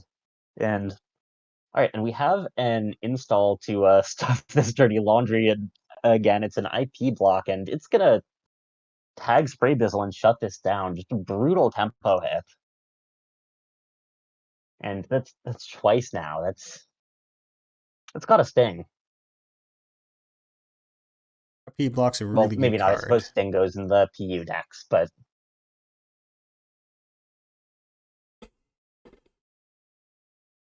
these are the jokes. Okay, I'm going to try to. I've detached my mic and I now regret it. I'm going to try to attach it again real quick. Okay. In the meantime, we see the king thinking a little bit. Spray Bizzle's still in a rough spot. I don't know, has been able to like stay on top of like some of the economy pieces but has oof, that roughneck repair squad is going to I think make him regret going all in on that strategy. Not that there's too many other options that seem like are available. Again, the way that the prevalence of Mitimo Kandu or Intimo Kandu really weakens dirty laundry, an economy staple, and a kind of rare economy staple in a format with a constrained card pool.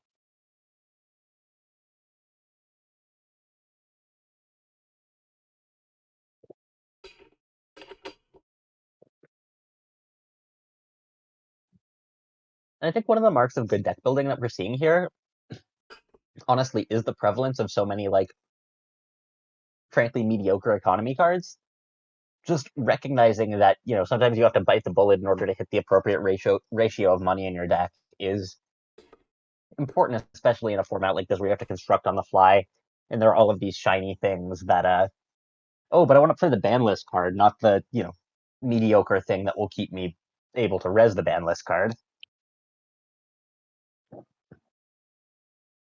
Okay. I cannot So, reattach my mic boom because I've goofed it up, but I also cannot remove the mic from the mic boom. So I'm going to be holding a 3-foot mic boom for the rest of the stream. well, let's hope that maybe you can get that sorted out during one of our breaks. Real shame is that I didn't set up the webcam so no one can see this.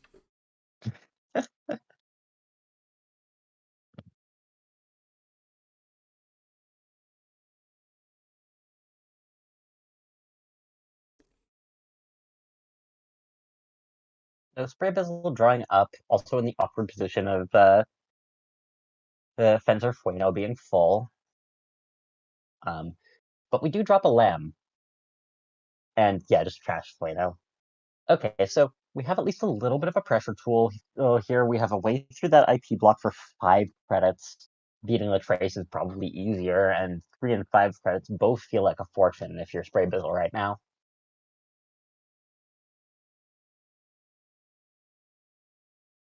Isra asks who's commentating. I am Cephalopod Wizard. I'm not seen very much outside of the team, and Zoe Gay Chanel. Yeah, I'm Zoe. She, her pronouns. I'm on a bunch of different Nisei teams, and just sort of am a jack of all trades, but primarily work as a developer, artist, and designer. I hide on the rules team. I lurk. You do the important work. I do the glamorous work. All right, the king clicking Arcology for some credits. Yeah, up to 19, which I suppose makes sense if you want to be able to threaten like big nasty ice.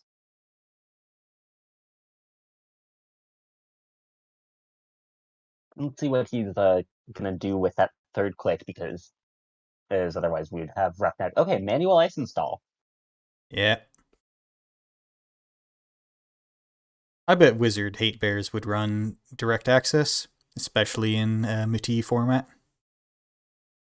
Yeah, no, direct access seems pretty clutch in this format, more than in most contexts I've seen it.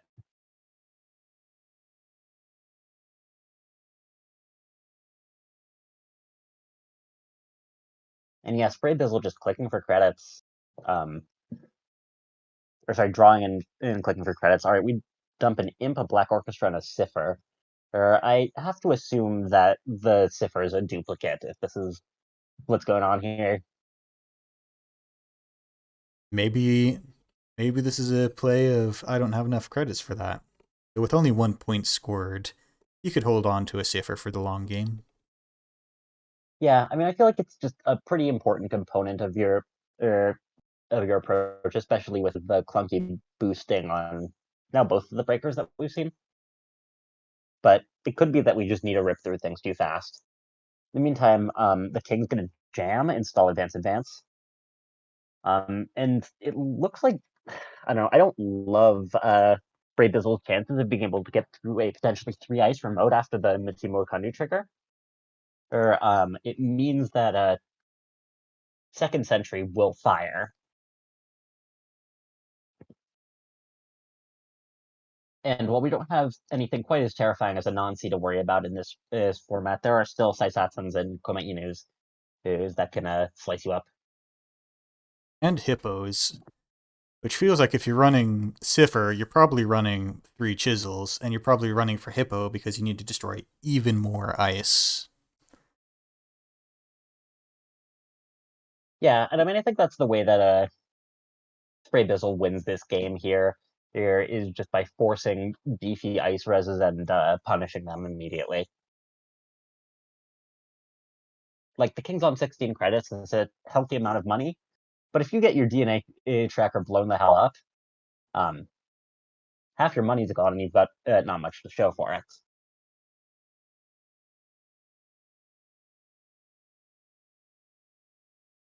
That's where Gila's Hand's Arcology will be there for us. Okay, the King drawing up.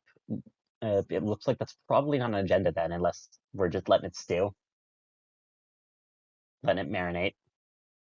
Smells like an NGO front if I've ever smelled one.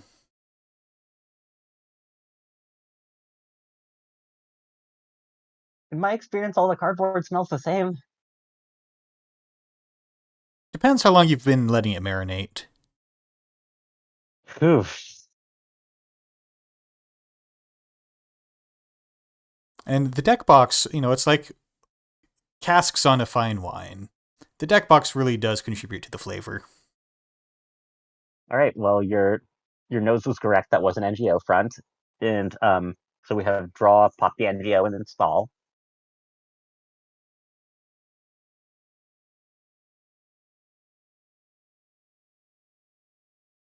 And if I'm the king here, like I feel like I do really just want to like. I see the potential for a Spray Bizzle to turn the corner, even if he doesn't have all the pieces yet. And so I think I'm gonna Yeah. want to start to get a move on if I were him. Yeah, 24 credits. The runner's not set up to deal with 3 ice. You gotta start moving. And with this many cards in hand, surely there's enough ice to make things happen.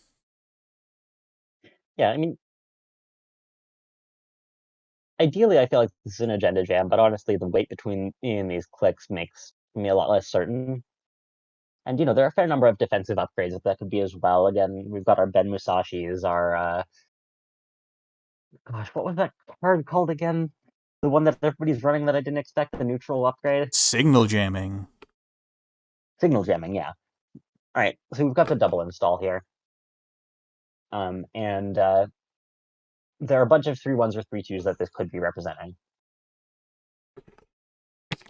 All right, we see the cipher come down, confirming that it was a duplicate, or at least that another has been found. But it doesn't look like Spray Bizzle has the money to contest this. So we're instead going through a value HQ run, taking the IP block down to break it for just 2 credits, and hippoing it. Now, it is possible for the king to try a gotcha here. Spray Bizzle is completely broke. I'd fire the gotcha. I don't think anything kills unless you got Saisentan and some luck.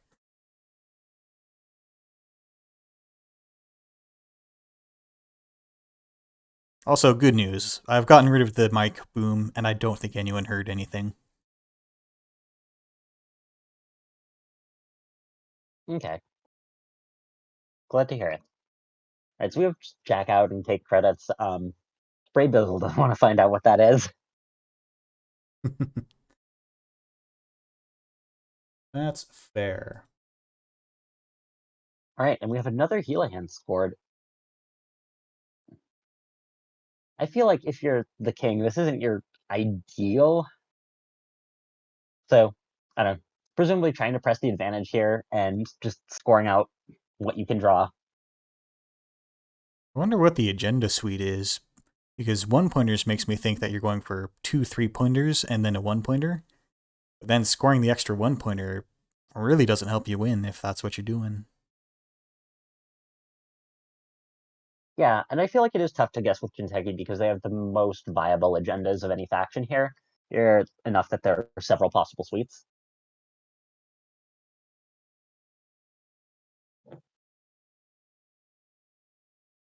This feels like every Jinteki agenda that everyone's ever played is in here, except Obokata Protocol. Oh, well, if they don't have Obokata, I mean, how are they going to survive? By having Mati. And SSL and bacterial programming and Future Perfect and And Phylotic right, and we have it Entanglement. installed in the new server here. Um,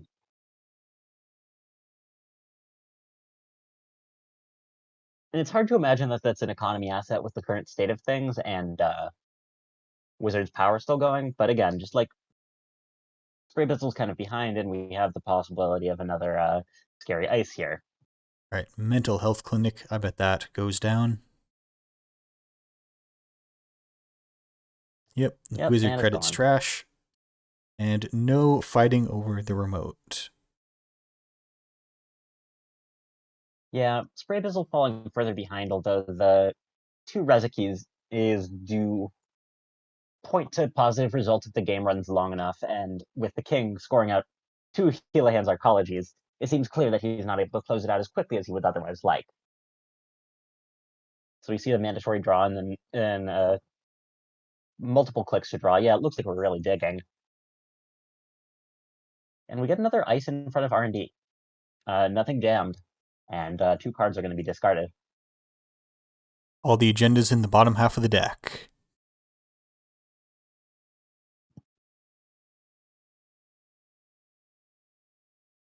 I guess that card in the remote is probably some kind of defensive upgrade if it's just going to sit there.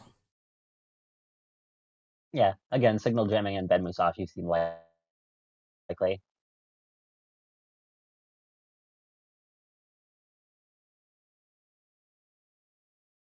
Runner But also, we've just seen drawing very up. little influence out of this deck. Just a couple roughnecks so far, so who knows what that could be. We haven't even seen very much ice. Just an IP block and a pup.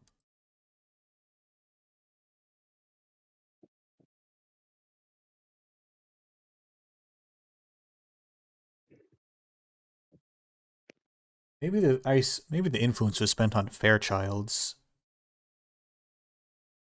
That seems like a reasonable use of it. It's a pretty nasty ice, although, like, I don't know, you do have scary code gates already with DNA Tracker, so I don't feel like it's essential, even if it is more efficient.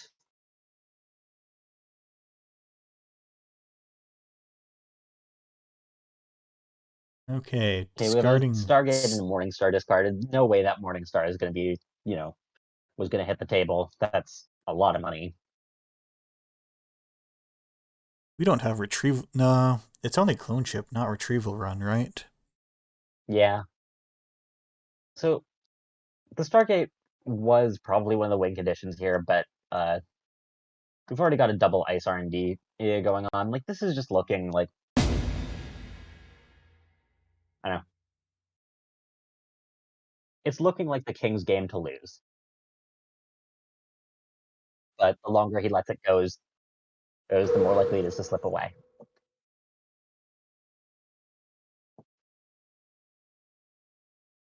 Okay, quick mic check. I think the cord came loose a little bit, and the stream may have heard some fun sound effects. Well, I can hear your voice now, and hopefully it was not too bad. All right.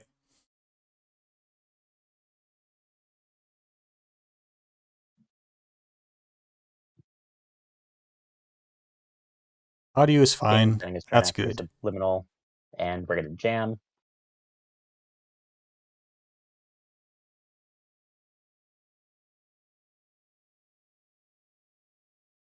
Jam and new ice. And Yeah, Mini at, credit. 20 credits, you can afford the couple that it's going to cost you there. I'm gonna And I'm again, that does gonna mean that there's a potentially 4 ice remotes. I'm gonna guess that's a 2-pointer. Surely the plan now is 2-pointer, 3-pointer. Yeah, again, like Brain Trust seems like a pretty reasonable guess here. Or Project Yagi-Yuta. They're both basically blank 3/2s. Dirty Laundry into HQ. Tactical Ice might stuff this. Okay, well, we're taking the damage. It just looks like Spray Bizzle wants to make sure that he can pay for whatever comes up with his No, no, land. He we're does also have the other windbreakers there, so he has full coverage, but no. money is the problem. He just paid for the cred for Pup via its own subs. Oh, sorry, my bad. Okay, signal jamming gets out of HQ. The dirty laundry pays Dirty out. Laundry fires. So that's starting to look more like the kind of interactions that Spray Bizzle wants to have.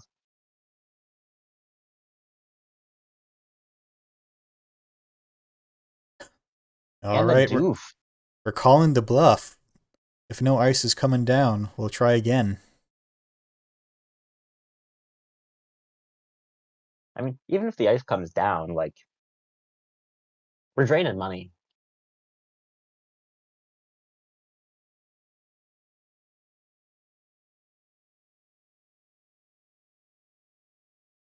But still, 21 credits.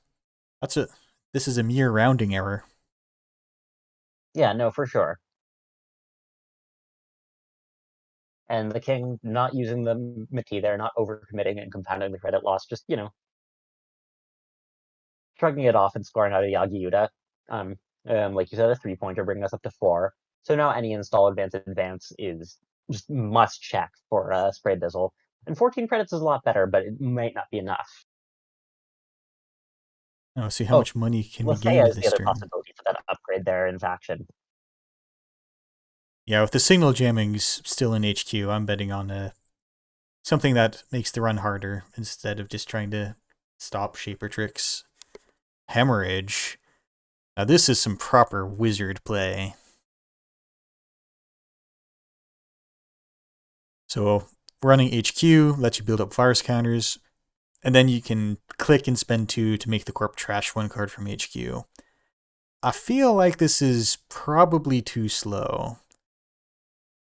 Yeah, I mean, we're at 4-0 right now.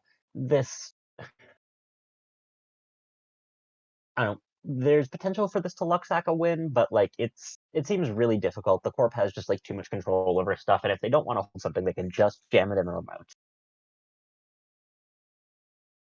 Yeah, if the 3-pointer comes along, you're not going to trash that to the hemorrhage ability. Data Pike. One of several like neutral mid-range ice that are world's okayest ice. And do We whoops do from... have those options for every. We do have world's okayest ice for every type: Data Pike, Guard, and Bastion. And we have an undo on that HQ run. Or no, from the daily casts. Okay, Yeah, not playing daily casts into being tagged makes sense. it does. Even if the runner did that, if I had the 5-3, I'd jam in this situation.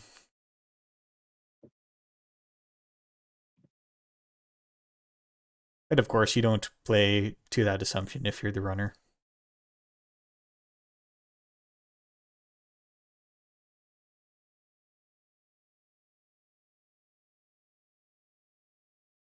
Okay. King installs a new card, clicks the Arcology. The runner is setting up the Broad money. run double cast. Okay, so Spray Bizzle is betting on the game going along, or at least recognizes that if the game doesn't go long, he probably doesn't have it either way. But if the game goes a few more turns, then those laundries will be nice. Yep. Sorry, daily cast will be nice. Right. 8 All right, minutes 8 left in minutes the remaining around. round. 8 minutes remaining. Looks like these tables have gone to time. Okay, and that is the Yeah, time. extension. Okay.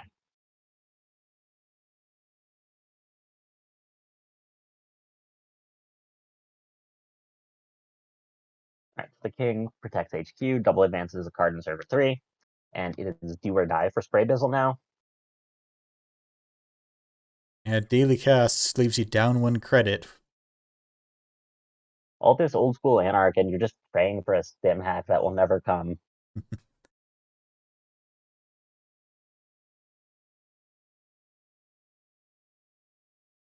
Okay, 2 clicks drawing, but I don't.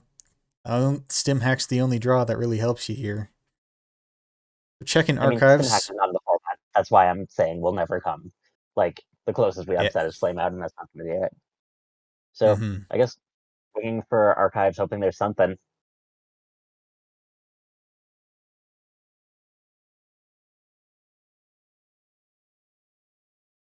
Okay.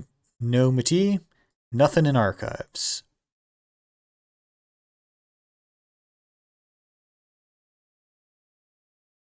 And Okay, and we the Hemorrhage Trash.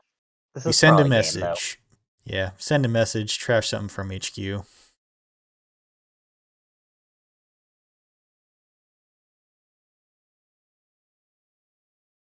Yeah, scarce.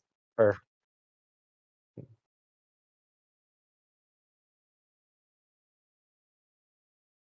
right, so turn is passed, and let's see if he has it.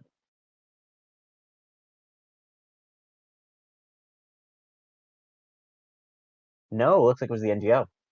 No. Okay, Dailycast's not betraying you yet.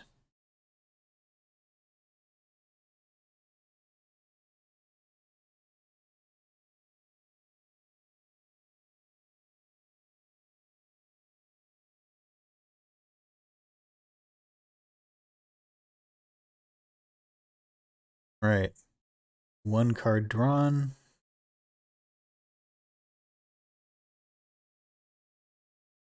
And we're just going in. We've got some money, got 13 credits, got bid breakers to install, but it looks a little rough here. We're making the play that we have to make, though. Spray Bizzle playing goes out. Yeah, so the full breaker suite is available. Not anymore, because Signal Jamming just stuffed those bin breakers. Ah.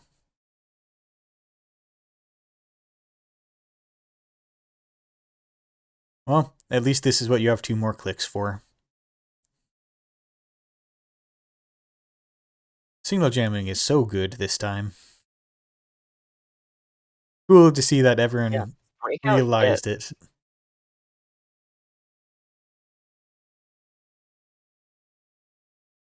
and that data pipe's gonna fire. Looks like we are not going back.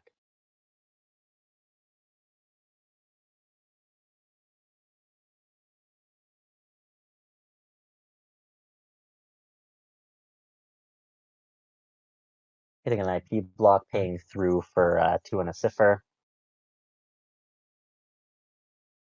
Okay. That's his IP block.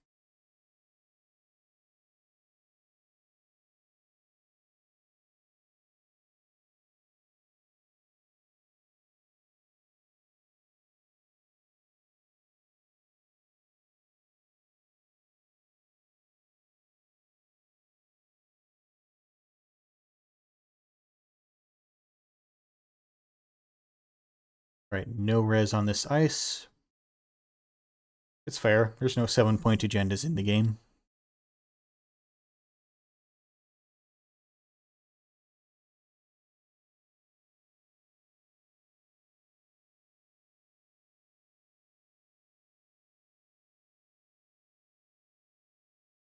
That successful card looks like apparently something.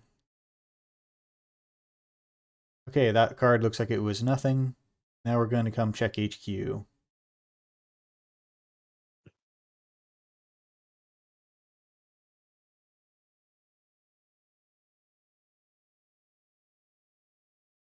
Went into HQ.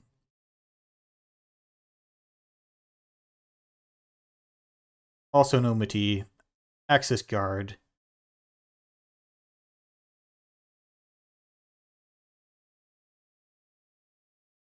And it looks like we have the final 3-point agenda.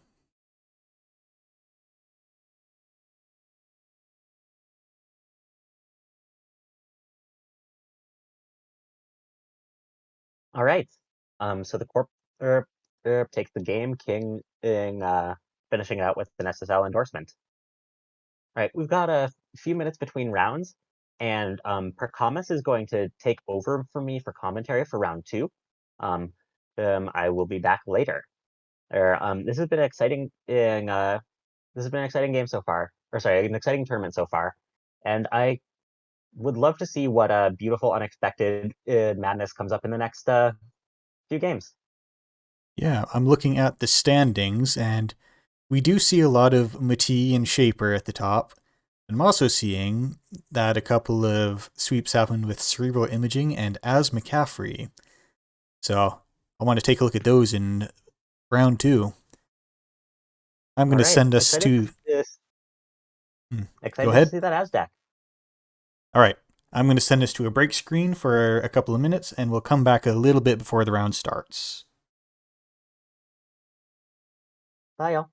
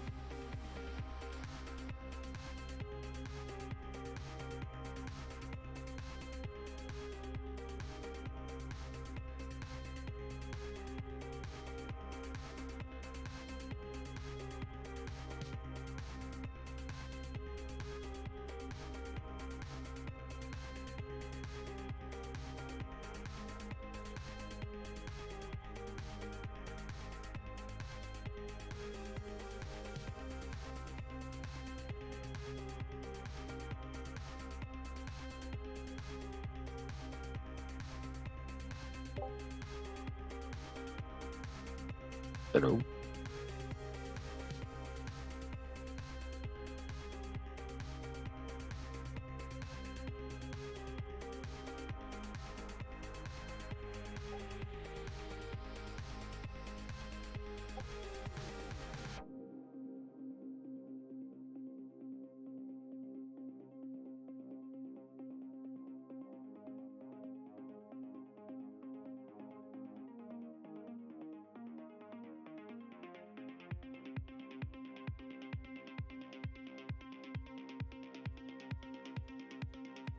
Okay, I'm going to take us off of the break screen now. Okay.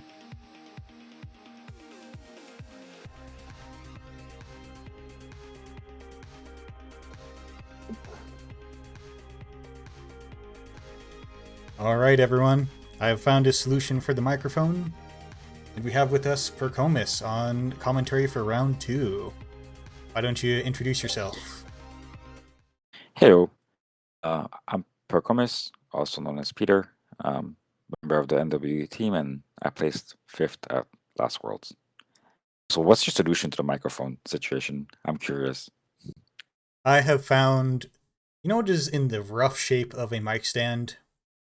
Two deck boxes stacked optimistically atop each other. Nice, nice. I totally appreciate your problem because I also have a boom mic on my headphone, and it's one that you can pull out. And I was trying to figure out how to make an external microphone out of it. Use my speakers. I want when I use speakers. And what I did was I used the cable itself in the clip on the boom mic, like make like a makeshift little stand for it. And I even used like clothespins to try to give more weight to the bottom. So I understand the struggle. Far more of the world is held together by paper clips than we care to admit. Definitely. Okay, Okay, so so I see rounds have been posted, right? round's been posted. I'm looking at the tables and I'm seeing a cerebral imaging, actually a couple of cerebral imagings, and we haven't looked at There's one a of those bunch. yet. I'd be Yeah, interested in seeing what they look like. let's check out table two then maybe. Isegrin or well, who else is on CI? You can just check table one to be honest as well. Like although Yeah, we watched the King round one, so yeah, that's what I'm suggesting. Maybe we can watch Odo yeah, and the big unit on table one. let's have a look at table one once that's up. Oh no, typing table one completes everything that's table 15. Maybe look for Odo's name. All right, I've found I it. don't,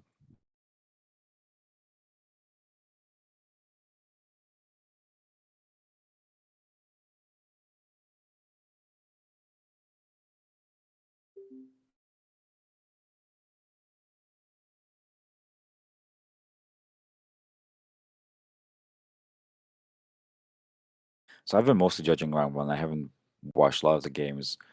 Um, how how's the meta? How's the games? I've heard there were a lot of court splits, so I assume you've seen some court wins. Mm, we haven't taken a look at the pairings yet, so I'll take a look over there. Okay. Seeing a couple of yeah, I am seeing a lot of corp splits, especially Yeah, it when seems to be Mati is rare. involved. Yeah, So Meti has been like Meti and CI were I think the best corp IDs for NetRunner's history, right? So it makes sense that they're pretty strong in a more limited pool of cards. Um, so I it's guess not this even my business. it's Oh, not even a good. very limited pool. All of the best Jinteki agendas, minus Obokata Protocol, are in here. Minus Obokata. Yeah, you can have like you can have Future Perfect with SSL and not sure what else is there. Okay, But yeah, Jindaki agendas are pretty great. it looks I'm like missing an answer round two. though. It looks like round two. We've got a little bit of time waiting on it because the chill timer is still going, and then we'll have a timer until round two. I'm also interested to see, as McCaffrey also was part of a sweep, so Laria is playing potential Unleashed and as McCaffrey. I'll be interested to see what kind of as deck is doing well in the Mati environment. Yeah, that's a good question. I don't remember relevance cards there are for criminal. Aramaren is of course in the meta, but like there's not much tagging, so there's not much you have to protect. But I guess just tempo for you know agendas and drawing cards. Path Tap is very strong in the meta, I would imagine. Um, so if I seen correctly, Corp Econ is not that strong, so probably maybe you can't afford to trash Path Taps. You have We version of funds, Tapworm. the games we saw some pretty strong corp economy. There's mental health clinic, but also daily quest is in here, and Mati just defended a daily quest for several turns. Yeah, that is plausible. Yeah, I know SSL is econ it by itself, and we also have NGO, which is pretty good econ. So yeah, maybe corps have econ to trash path taps. We saw Ad Tap go down, and the Corp with 20 credits just immediately trashed it. Yeah, it often happens with path tap. But if you think about it, the corp spending 1 click and 3 credits to remove path tap is pretty great as a runner, especially if you're a criminal and, for example, have access to diversion of funds. Then it helps you just keep them lower on econ. We did see a couple diversions of funds out of Wizard. Admittedly, I think we Yeah. only spectated a couple of games last round. Yes, I think the deck might have been trying to be reminiscent of the Gola Siphon Wizard days. Doof. Not sure how it worked out. Imagine if you had the account Siphon in this pool with Aaron Marin. Amazing. Right, we have 53 seconds of chill time remaining. Would you describe yourself as chilled in this moment? I am very chilled. Chilled in this Excellent. moment. Have you thought about what kind of deck would you have built if you were playing? I would have done something with Cabonessa and Scavenge Mm. because it's a 1 credit discount, and Yeah. you do have peace in our time. And you have spec work as well, so you can spec work, like you can rule something out, spec work it, then you can also use scavenge itself, but you can also charge something to get back something more expensive. Yes. We do have Goss. I forget if we have Euler. We don't have order, I think we have Gauss, and we also have Palangi if you just want to reset Palangi tokens. But that's probably not as busted as just using the wrestling breakers from the guitar cycle. No, it's probably not. Or like imagine if you had Lady or Vivid. Those would have been also very, very nice to be reset. Okay, looks like round 2 is starting.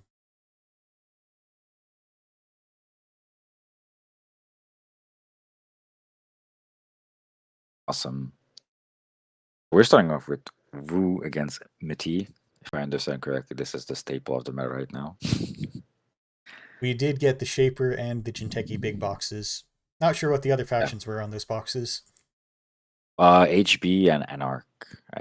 Wait, so Honor Prophet is criminal. I'm being silly. It's HB and Sorry. criminal. Sorry, I didn't know you were being silly there, but yeah. And there's no MBN IDs, which I think made at least a couple of people sad. Honestly, Things. I was happy in the cruel, dark part of my heart to see that there's no hedge fund or sure gamble in this format. Yeah, I mean, that's also kind of neat with Rodney Stanson being in the meta because hedge fund is a very nice transaction. I think it's a transaction, right? You can use. Hedge fund's a transaction. And as a result, we see the Jinteki playing Medical Research Fundraiser. Yeah. Also on the runner side, sad that Odell had to play Peace before Path Tap because if you play Path Tap and then play Peace, that's money for you. I'm sure there will be more Peace. But one thing I may have not really taken into account was when seeing that the Corp had a very good economy, there were a couple of Peace Inner times that were played. Yeah. Yeah, that's why, when I was looking at the card pool, Peace Time is good runner econ, but also gives econ to the corpse. So not sure if it's worth including, but this cheap influence and gives you credits. The corp is building some kind of server. HQ is not ice, but like of course it's MITI. So if the runner tries to run HQ, they might not still have to face an ice. Direct access is part of this format. Hey, this is the kind of thing that I'm pretty happy to see. Flameout holding a self-modifying code. Yeah.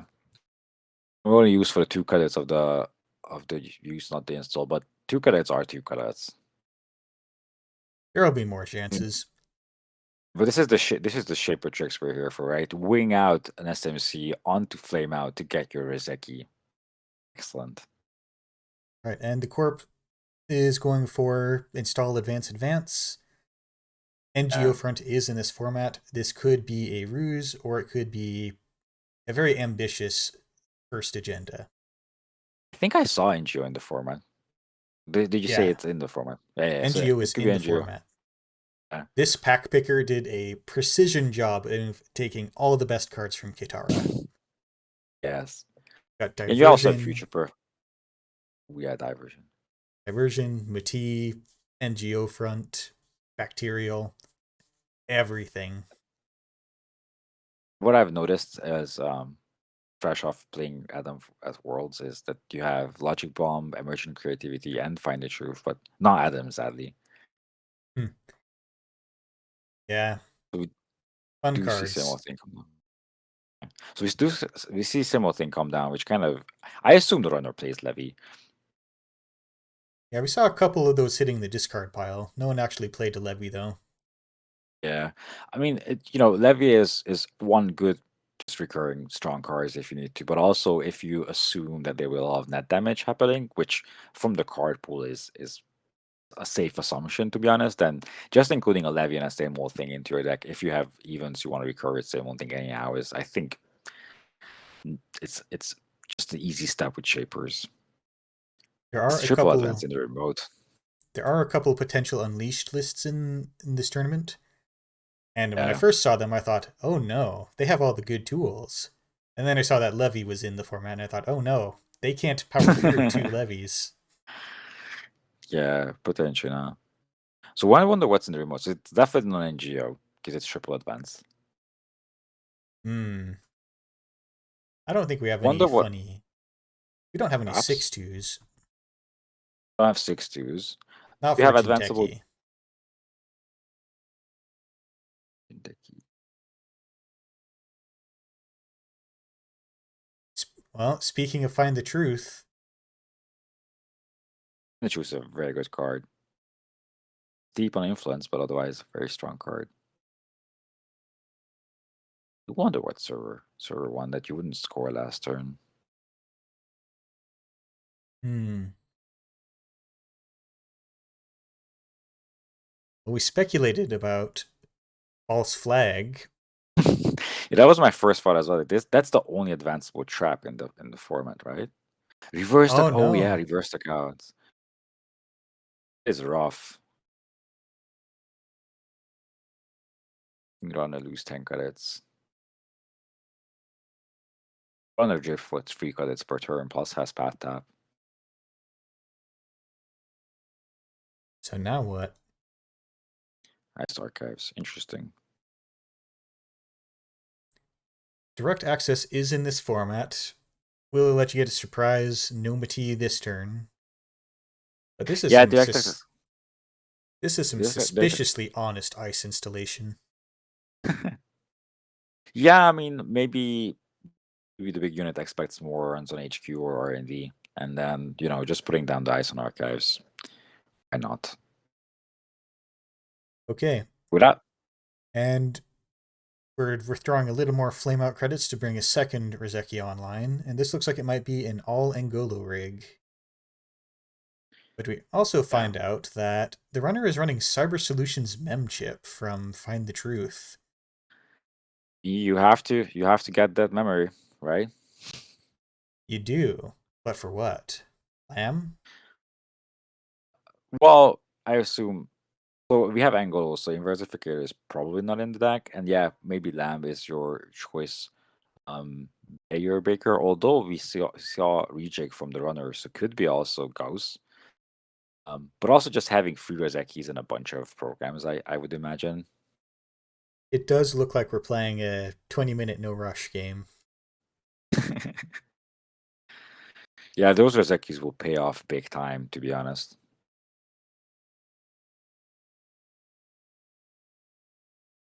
Expensive Cyber Solutions coming down.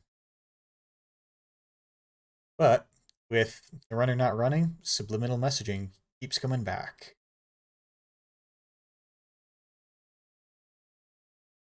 Yeah, so I'm messaging if the game is slow, it will net you 1 credit each turn. Again, I'm not sure how exactly econ plays out for corpse in this meta, but if every credit counts, then it can be quite useful.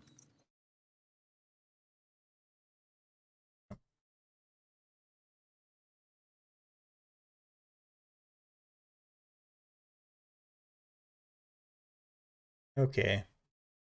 Looks like we're working out permission to look at the deck lists.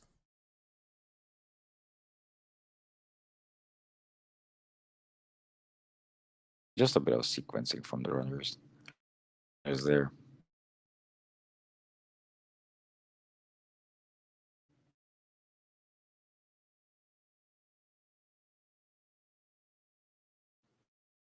And the pad tap is gone. Yeah, So Patap's much drip. I'm just getting. Yeah, I mean, yeah, and I imagine more Zekis will pop up as well, right? And then you just drip for free every turn and whatever else you have. Because there's still one more. If they're playing free SMCs and free Zekis, there's one more SMC that can be ruled on that flame out. Kishuk the choice of multi-access for shapers. Yeah, 2 is a very good number for Kyushuk because you're setting up. You might as well have 3 Rizekis. I don't think the temporary breaker. I don't think we're going to be using anything like Gauss. I'm sure Yeah, there's more probably 2s to not. be found. Probably Chaos doesn't make it. But I do wonder what the we can actually check now because we have access to deck. I do wonder what the luckily it's not public. So I wonder what the Sentry Baker is for the runner. I assume we'll see maybe Book Alter. Philotic being scored. No ping value from it, sadly. Okay, looking at the deck list now, there is one Gauss in the list and a Takobi. So there's some 2s. In the meantime, a Philotic Entanglement for 0 net damage.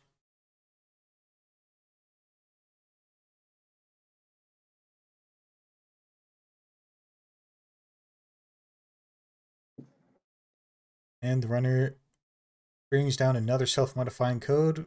We're just continuing to set up for the future.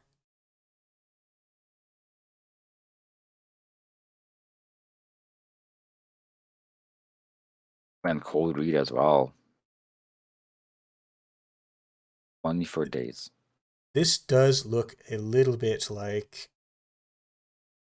it's a very small stim hack. I don't know if anyone's running any stealth rigs. I would imagine not, but as you said, it's basically like overclock, right? Overclock costs 1, gives you 5. This costs 0, gives you 4. You do need to trash the program that you use during the run, so that's can get awkward, but works perfect with SMC. Or if you lose something out and then use it, you will trash it and can get it back with clone chip. And there is Book Alter, which I assume is the Sentry Breaker of choice for a lot of players. It's a very strong sentry breaker. It is a very strong Sentry Breaker. I'm not even sure what else is there for Sentry Breaking in the pool.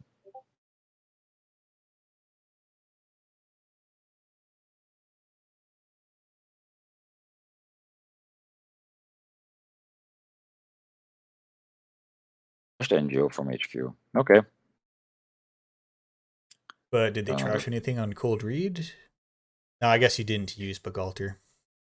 No, they just got the SMC, so they just used the cold read credits. I assume with the flame out credits together to get Book Alter out for cheap.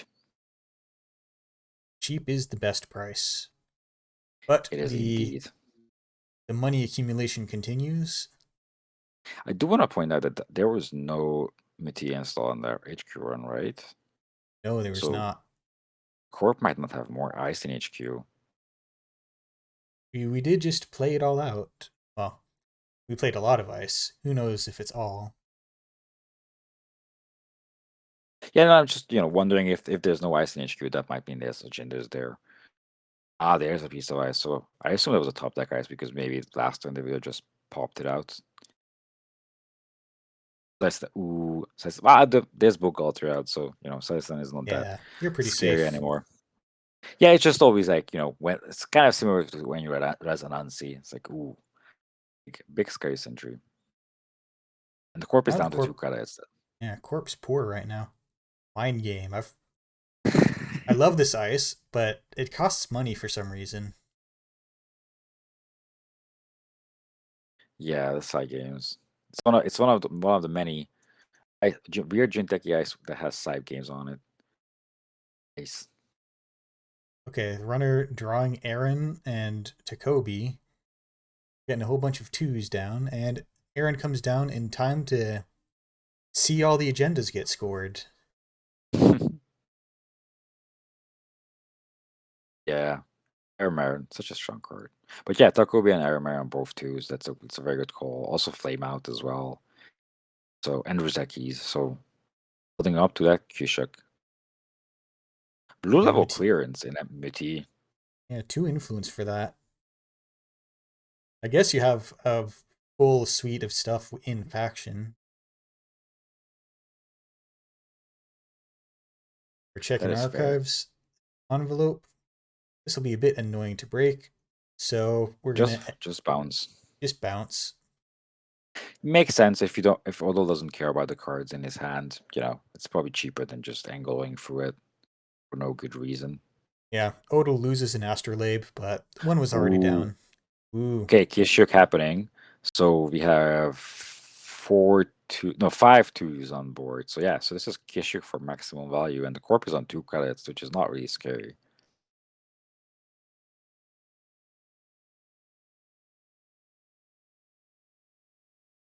The That 2 envelope can give you it's gonna hurt.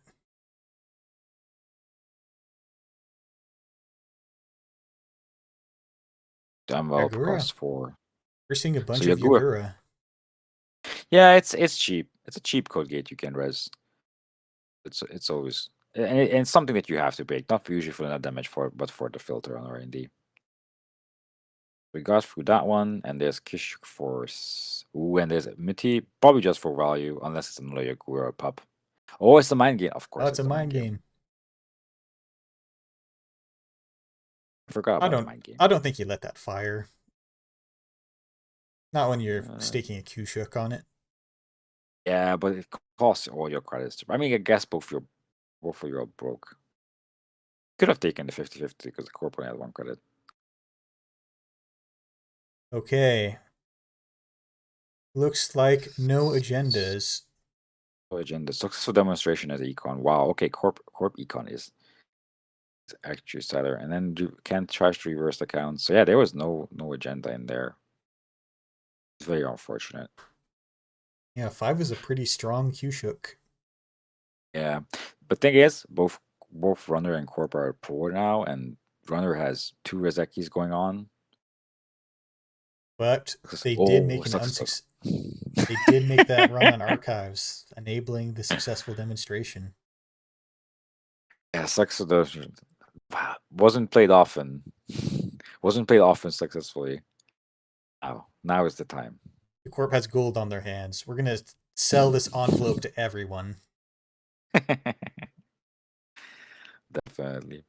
So runner has found their copy of Levy. Not sure if it will be necessary in this game. Basically have their whole rig aside, making barriers. Yeah, you just need to resolve money cards right now. Yeah. I mean, I could see playing Levy later on to get back money cards. Subliminal getting back to HQ. And that 1 credit per turn could be useful. It's advanced. Okay. That's either a bold agenda or another copy of NGO. Mm-hmm. I don't think you can really bluff some kind of cheap gear check. But Gauss comes down, we're gonna check it out. So they do have Gauss. And Odo ruled out the Gauss. So on the flame out to get trashed. I think he's to also do a spectre work or something. Komainu. We're getting the One is not Cavanessa that. value. Kobaman is not that scary. It Just break it. is. Oh wait, okay. Now I missed it. They had enough to Yeah, break yeah, Quick Alter, and then they have two after the fact. yeah. And you got 2 back after effect. Yeah. There's the Muti install, probably just for value. That's another mind game. It's It's another another mind mind game. game. Now you have to. Now you have to play the mind game. Yeah, and at least it's just a 50-50 chance. To be honest, because the corp can't bet too. Or you just pay 0 and force the corp to play. Yeah. Mind games are. I'm really good at mind games if we're firing something to end the game, but if it's something where it's just the runner's just going to pay 0 most of the time, I'm so bad at them. Yeah.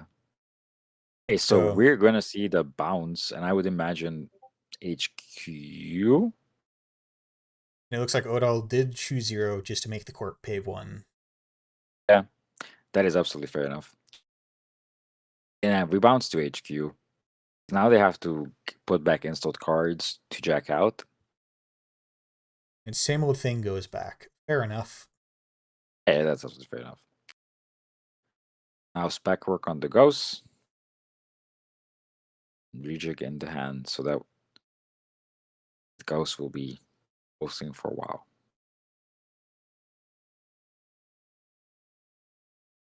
I do wonder what's in the server. And Gauss is coming back.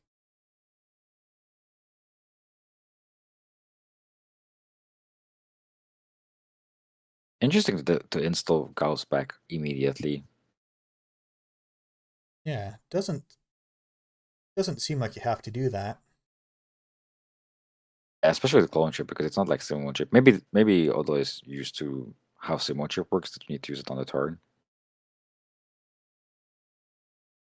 Yeah. All right. A very bold install advance coming through. We know the runner can Yes. probably get in. I'm betting it's an Yeah. NGO. I don't think it is, because that big unit probably have popped it in that's something instead of his turn and clicking free credits, right? Jacoby But I think that's coming through. Lines up very well to break the mind game. Another Mati install, but no res. And it's an SSL endorsement. Now we have Aaron tokens, but the corp also gets some money. Remember back in the day we had decks where one of the how do you get enough money to do something? I think it was especially in C-source versions of Asmari. One of the plans was make them steal an SSL. I do This can remember. help. Countless jank was glued together by SSL. Yeah. So this may benefit the corp a bit. Also, Peace and Times. Corp is back on 16 credits. Sadly no NC in this meta, but a lot of DNA trackers can be us from 16. Oh, 2 exactly. The runner is just setting up to have money and going for a reshuffle with the Levy lab access. Yeah. When we get back to HQ, I mean the runner has a couple of points. There's time to set up. Jintek is one of the few. Jintek is one of the few factions that can just never advance and score something if they really want to. It looks like to be another 3-pointer or an NGO.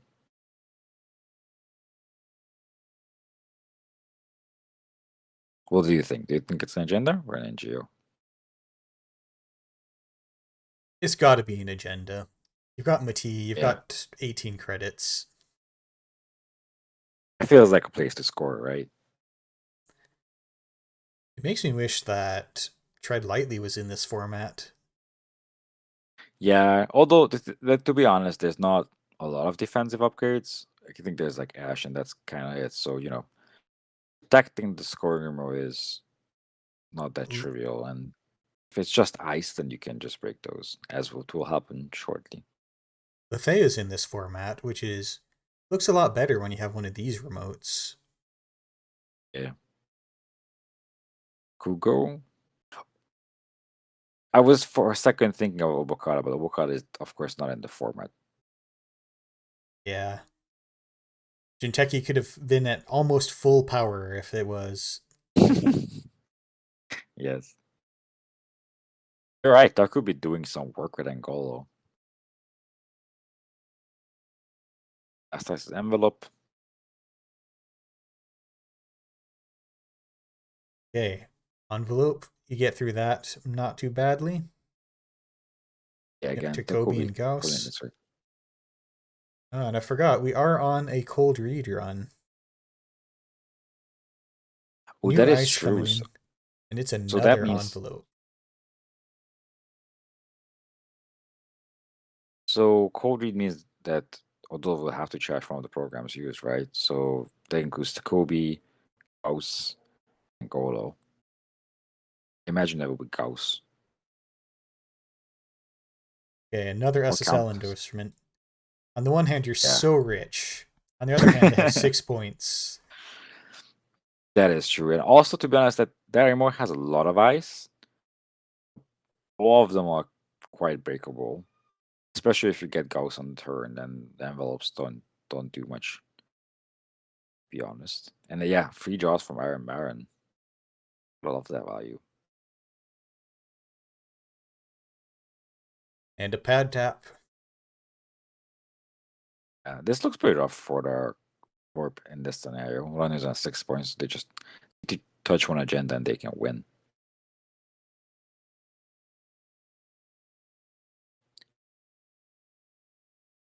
Again, installing back the Gauss on the turn. And Oh, maybe they're playing around the Arc Lockdown, to be honest. they're The Arc playing Lockdown is in rejig.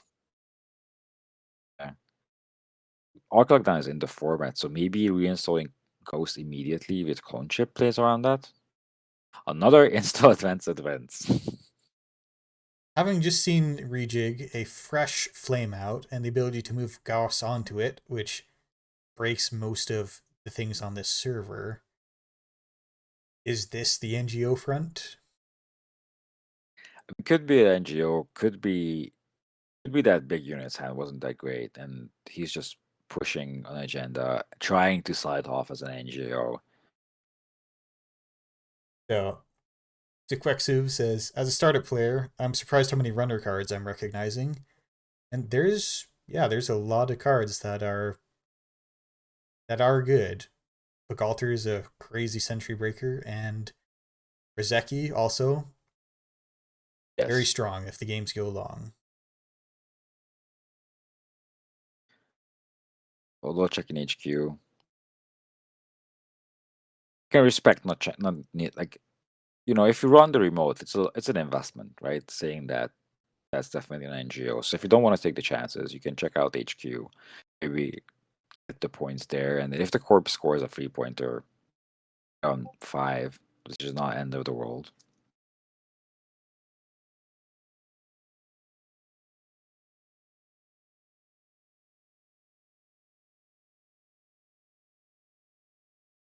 Okay, trying to summon someone to delete the spam message. Yeah. So runner making money accessing HQ. Only saw DNA track at HQ. So that could be anything. So it's an agenda. Always a future perfect. It does not defend itself if it's on the table. That is true. That is true. So that remote might have been run. But I can respect not checking the remote. Problem is Jinteki has access to multiple never advanceable agendas. So now server one has to be respected.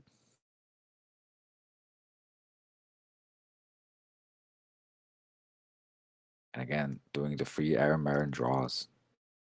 Here we go. How many 2s do we have? Probably have enough. 1, 2, 3, 4, 5, 6. That is all the 2s. Yeah, you have all the 2s that you need.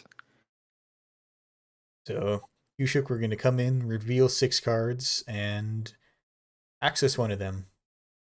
If we get Yeah. in. I think getting in is non-issue. The problem is that you will shuffle the deck, and if the core puts something in remote, well, I guess if you see an agenda here, you just win on spot. So Takobi being the MVP of this game, to be honest. Okay, 9 credits in Amati. Are we going to see some of the giant ice Interesting. So T4. we know there was a DNA tracker in hand, but of course, Runner also has 9 credits, right? And they can break DNA tracker for 5 with angle. So that's not that scary. And there's a future perfect. So this is gonna be a side game for this. Yeah, we've got to do it well. Okay, what do you guess? I would guess 2 because the course. No, I would Ah, have lost it. good side game. The runner steals for the win. Well, side game there. Runner on 9 points. Nice. Okay, and they are leaving because they probably want to try to finish in time for the round to end. Yeah, that's a good point. What is the time on the round? Quickly check.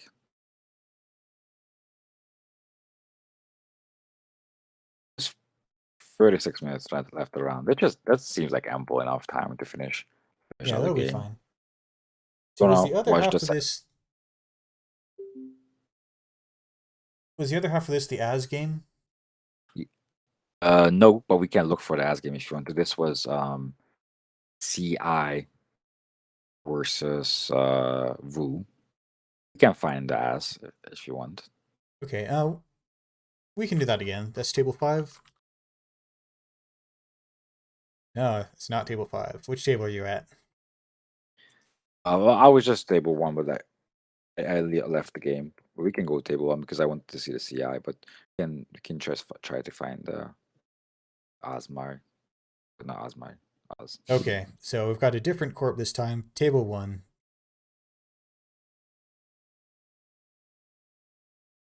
And we start with CI playing the clearances.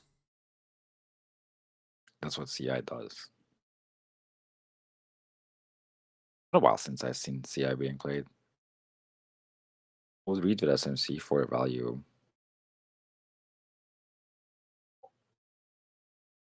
Rizeki, not bad. Of course, yes. You always get Rizeki. Don't know what CI actually does with all the money. So you have the clearances in the meta, and you have mandatory upgrades, and you have efficiency committee. But I don't know if you have any outlets for all the clicks that you can make to use it to Yeah. score. There's no biotic. Audacity exists, but I don't know if that's a bit of a non-bow with having a million cards in hand.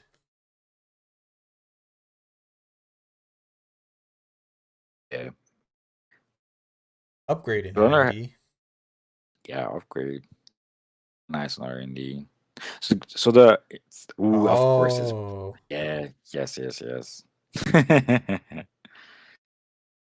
So much value.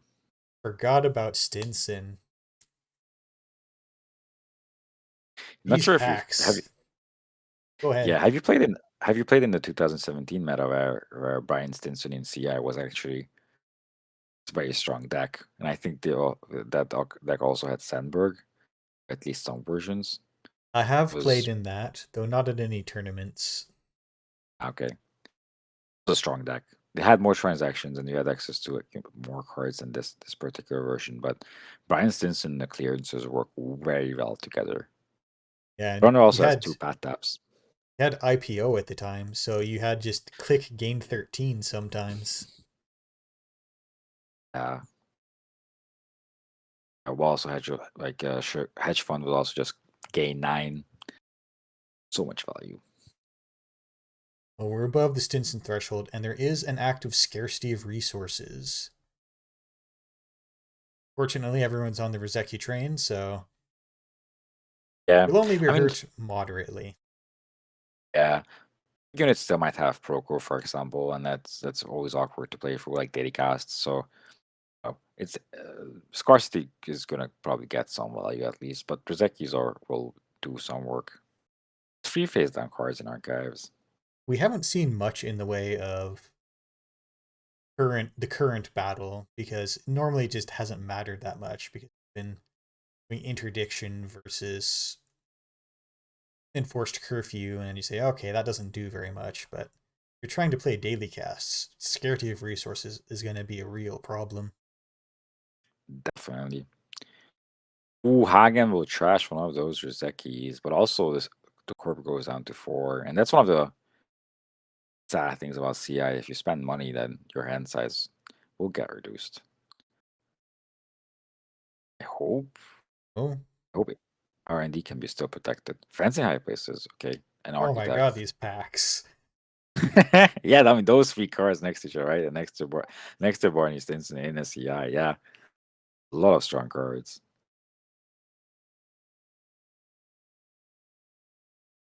Bringing in the self-modifying code to get the last Rizeki. Last Rizeki sounds like a movie title. More clearances because we're playing CI. So if you play CI, you do the clearances. That one is not. Oh, that's also a transaction. It is a transaction. I think the corp's a Yeah. little over. Okay. The corp has managed to clear the hand size, but a new mystery card in a remote.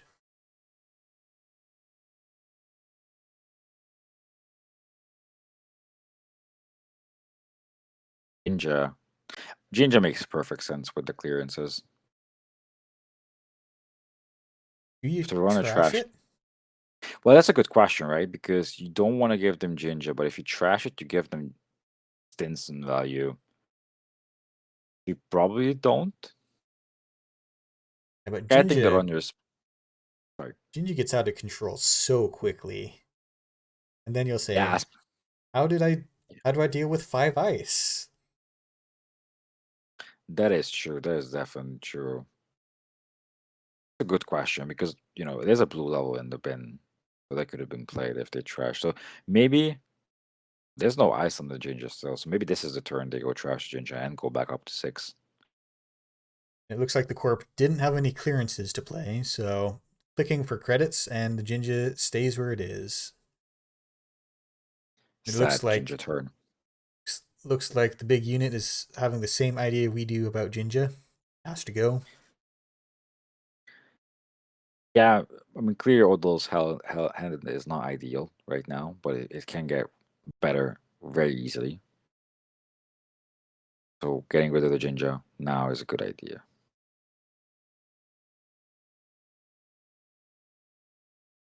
All right. New remote, new card, and we are getting back the Rizeki with the clone chip. Yeah, Rezeki's do a lot of work, and this game doesn't seem to be that fast. Plus, I assume there might be resource-based econ in big units hand.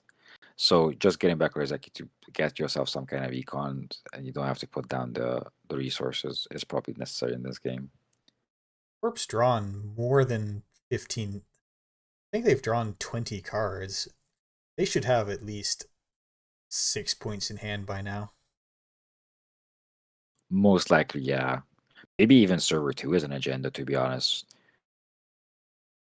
I don't know, because it hasn't been rezzed, it hasn't been used, it hasn't been advanced. So it could be anything.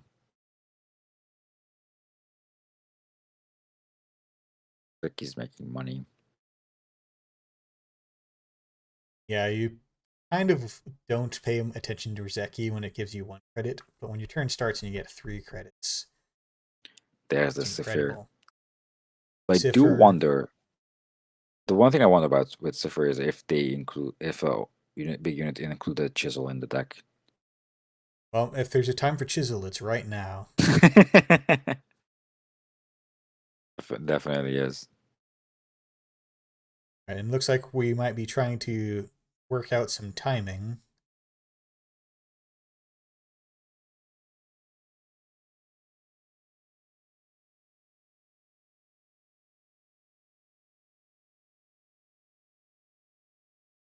Yeah. So if you're watching and this happens to you on JNet where you're missing the chance to do things before you encounter, you don't press continue to encounter until the corp is res to the ice. Yes. Then Yeah, that is the trick. Yeah, because there's a lot of beta windows that you can use on approach. If you just don't press like you said, the continue to encounter. I never remembered the names of the buttons, but like the button that you're asked to click.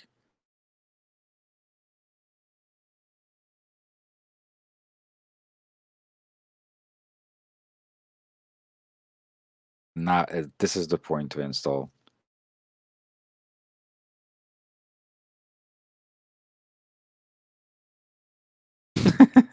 We're all impatient bad people. We've all been trained in our life to click OK as soon as we see it on any pop-up window. That's absolutely fair enough. I'm to 2 credits, so cannot trash the Brian Stinson, sadly. Gain 3 credits. Maybe. Unseen card, not an agenda, it looks like. So the scarcity continues. Yeah. Also opted not to trash Barney Stinson when they had 3 credits. Extra, so they could have trashed. Ooh. Oh no. Reversed We're going to start Stinsoning. Yes. Reversed accounts and Brian Stinson is a very nice combination, to be honest. Okay, I was terrified to look at Friends at High Places and think somehow it must be a transaction. that would have been horrifying. It's not a transaction. Okay, it looks like blue level clearance is the only real thing available. And violet as well, right? So violet and blue level are the 2 ones.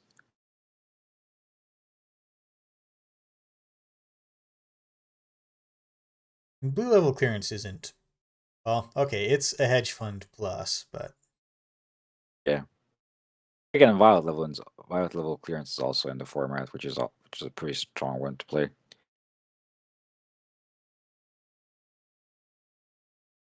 The other thing about leaving the Stinson there is it makes an easy pick for RNG key. I think. Yeah, you just name 2 and then you choose to access Stinson first for a guaranteed RNG key word. There seems to be some kind of issue and Stinson.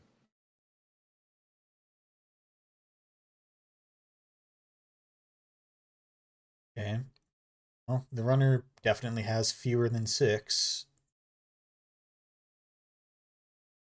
Yeah, so it should work. Ignoring all costs.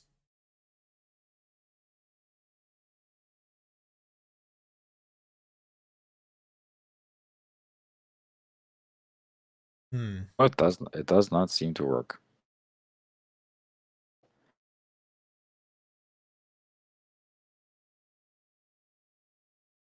Yeah.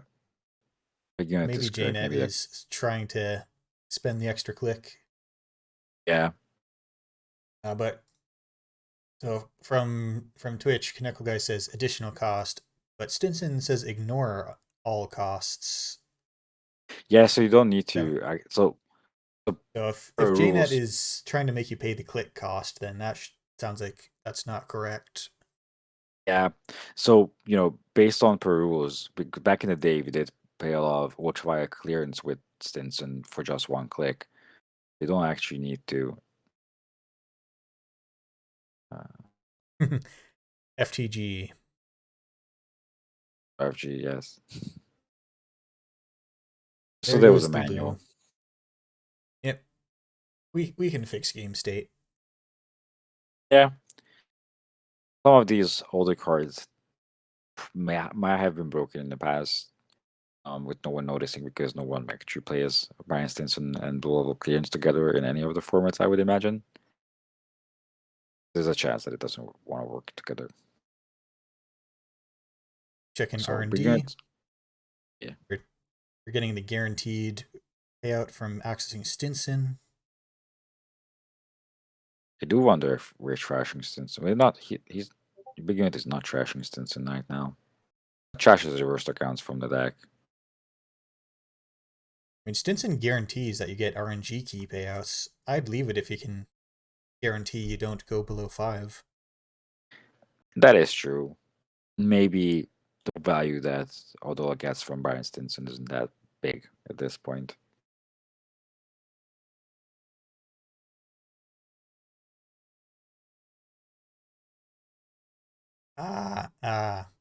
Yeah. I was wondering about that play. Why would you want? How would that even? Some ambitious plan to. Okay, so Cabinessa and then go get Inti. Partially you're just moving it to the bin, partially you're spending 2 clicks to play spec work. Yeah. It's just a value spec work. And now you have Inti and Heap to get with clone chip, so that's definitely good. Although I would imagine that HQ will get chiseled at one And we have point. gone through almost 2/3 of the deck and not a single agenda in either score area. It's true. Either the agendas were very deep, or the thing with CI is that you can also just hide the agendas in your very large HQ. I remember when information sifting was played. Yes, I remember that too. I've also played the information sifting. Sometimes you just win on information sifting, which is very fun. It's a fun card, even when the corp only has 5 cards. So I do wonder what's gonna happen with the architect. I don't imagine unit wants to let fire, so I guess he might get back on SMC. Oh, fires them, broke Sabatini is okay. Okay. Yeah, because you can't fetch Chisel because Architect can't be trashed. That is true. Architect is still being a very strong card. So what would you get back from archives? Well, there is that Fairchild. And there's Jinja. Jinja. Yeah, I was thinking Jinja as well, but thinking Ice is an interesting thought because you can get back the architect if you want, like the second architect on and gives it a lot of security. But surely the runner finds their Sentry Breaker at some point. That is true. Until that point, it's not chiselable. Just it costs to break, and you can install it for free if I remember correctly. Yeah. And an Violet level clearance trashed out of R&D. That must hurt for the corp.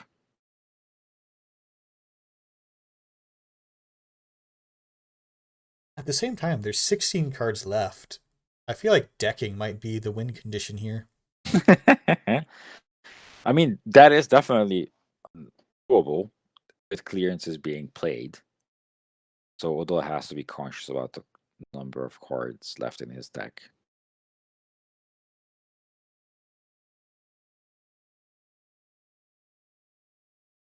I just don't think you have the. I mean, CI with the full power of standard at the time would be in a very strong position with 2/3 of their deck in play.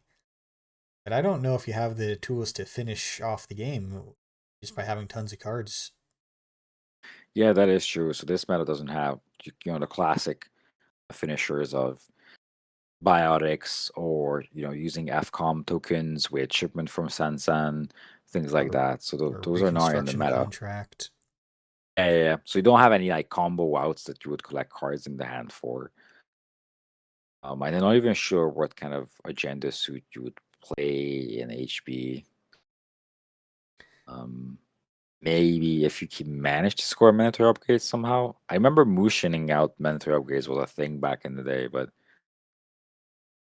I don't know how well that will work out in this scenario. But you are right. No one has points. On turn 10, has 15 cards left in the deck. No points on either side. I must know how this turns out. I do wonder if server 2 right now is a try for a score. I think the runner has the right idea. We're taking out the Hagen. We're just gonna. I'm betting we're gonna run HQ 4 times. Yeah, I think that's very likely. Heimdall. That's a Heimdall big 2.0. ice. It's a very expensive ice. Does Odal have any recursion? There's a clone chip. We haven't seen if there's a levy yet. Heimdall, Again, friends in high places. Right. Rhyme, undoubtedly there for And the Jinja. SSL. Hey, All right. there it is. We're probably happy to see that. Lenny's probably no object right now.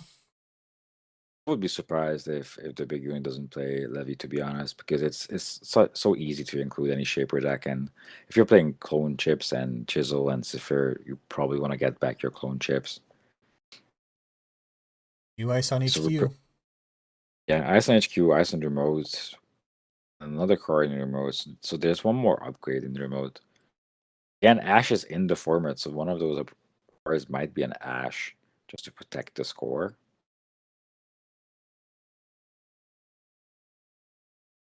You said it at the very start, but Rozeki is going to get a lot of value this game. Yeah, Rozeki is a very strong card. Hashtag ban Rozeki. Always. Another Hagen. Probably. Oh, we're just breaking it. No destruction today. Yeah, there's no access to chisel right now, unless the unit included more chisels in the deck. But I imagine it's one chisel and 3 clone chips and levies for recursion. There's no never advanceable HB agendas, right? In the format.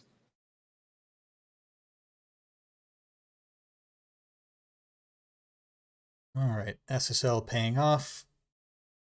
Discarding a Cipher. And 13 cards left to make something happen. Yeah. Okay, so something. Oh yeah, so that's what I was wondering, right? That there's nothing that is never advanceable in the deck. So, well, not sure if in the deck, but in the format.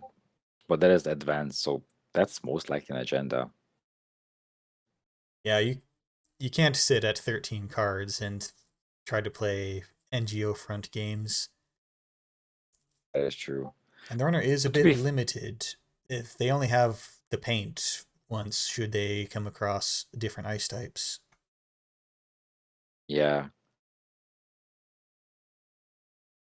I do wonder if the big unit can and will go for it. With Angolo as the only breaker.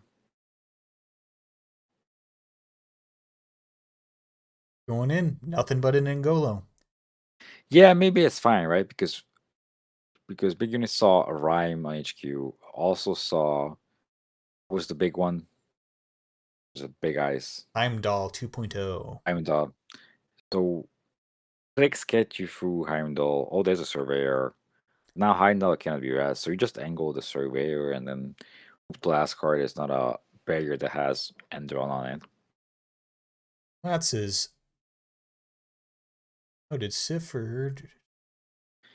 Yeah, that Did should Cipher not. not beat the Surveyor? Cipher should be a speed surveyor, to be honest. 2 Surveyors. That rhyme actually really makes the Surveyor just go a little bit out of range of the normally very adequate Angolo boost. I'm very confused of how the surveyors are at 7. Because Because the Rhyme's rhyme giving them. boost. Oh yeah. That's correct. That's correct.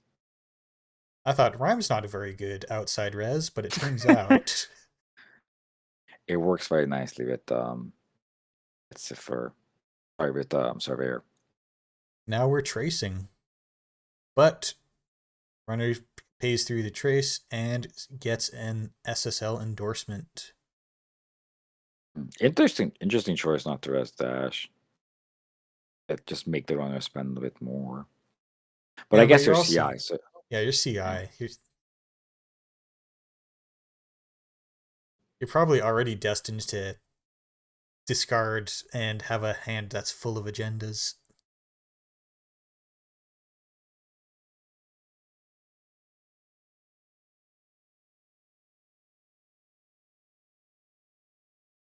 and laundry and archives. Just to get back above Nothing in there. 6. Just checking. All 3 reversed accounts are in archives. And it doesn't seem like the big unit is playing any resources, but scarcity is gone. Yeah. I mean, I would Moving on imagine for a that minute. at least. I would imagine there's at least some resources hanging out about. Okay. We're doing Those this two again. SSLs. Those two SSLs doing work. We see another game as well.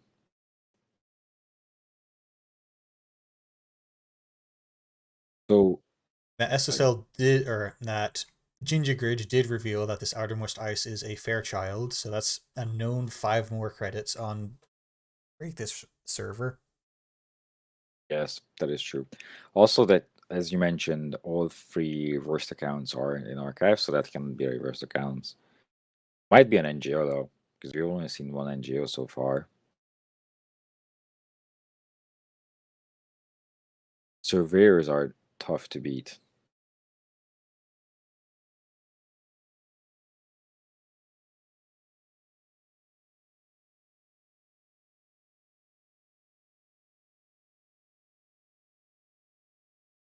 Right. This is just enough money where I think this looks like an amount of money that the runner might not be able to get it, so the court might get away with something. That is true. That is true. You know, if yeah, because you have to beat 2 surveyors that are strength 9, right? So unless you somehow manage to get an efficient center baker or get back Chisel. Trash is Rizeki. I wonder why. I assume we're installing something. Okay, Atman. Oh. Are we gonna see? Oh, I thought I Oh. was wondering if we're gonna see Atman 9, but no.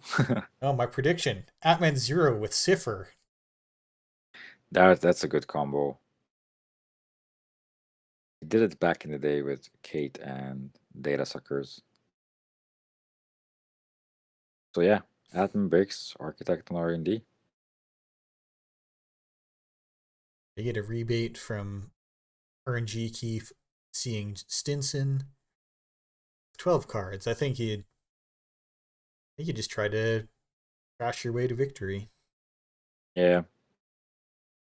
Yeah, that is true because you don't need to contest the remote. Like even if it's again a 3-pointer, Corp is on 3 points, then you can still fight the centrals.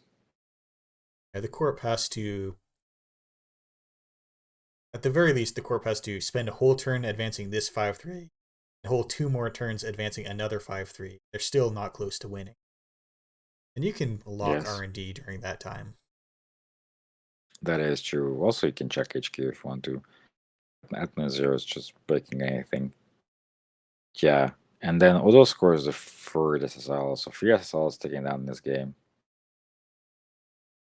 10 minutes left in the game. We've gotten a knack for picking the long games.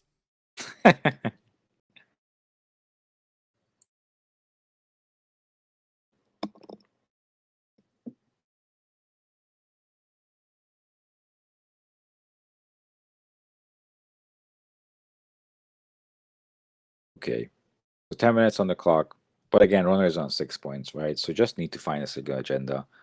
Centrals are easy. Oh, easy-ish. Mm-hmm. Because you use Atman once every turn to break any of the 2. And I guess you can still angle the other. If the corp tries to defend R&D, they're another turn away from threatening an end of win. That is true. Unseen card. R&D holding out strong. Yeah, I mean, spending 2 credits to gain 3 credits. You know, you get 1 credit and you see the top card of R&D, keeping the corp honest.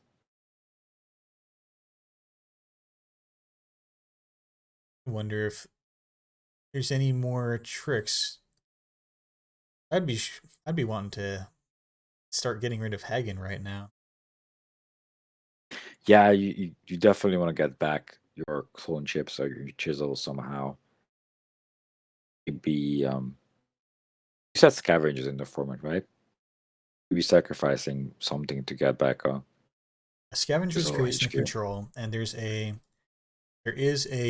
rejig in the bin. Yeah. Yeah, but just what I'm thinking is like getting back chisel the scavenge on HQ. We see something going to remote though. Server 2 looking impenetrable, and I'm pretty sure there's no games at work. We're just going to count on 2 11 strength surveyors to keep them out. Yeah. Probably an Ash afterward. If the one to do somehow gets through the surveyors.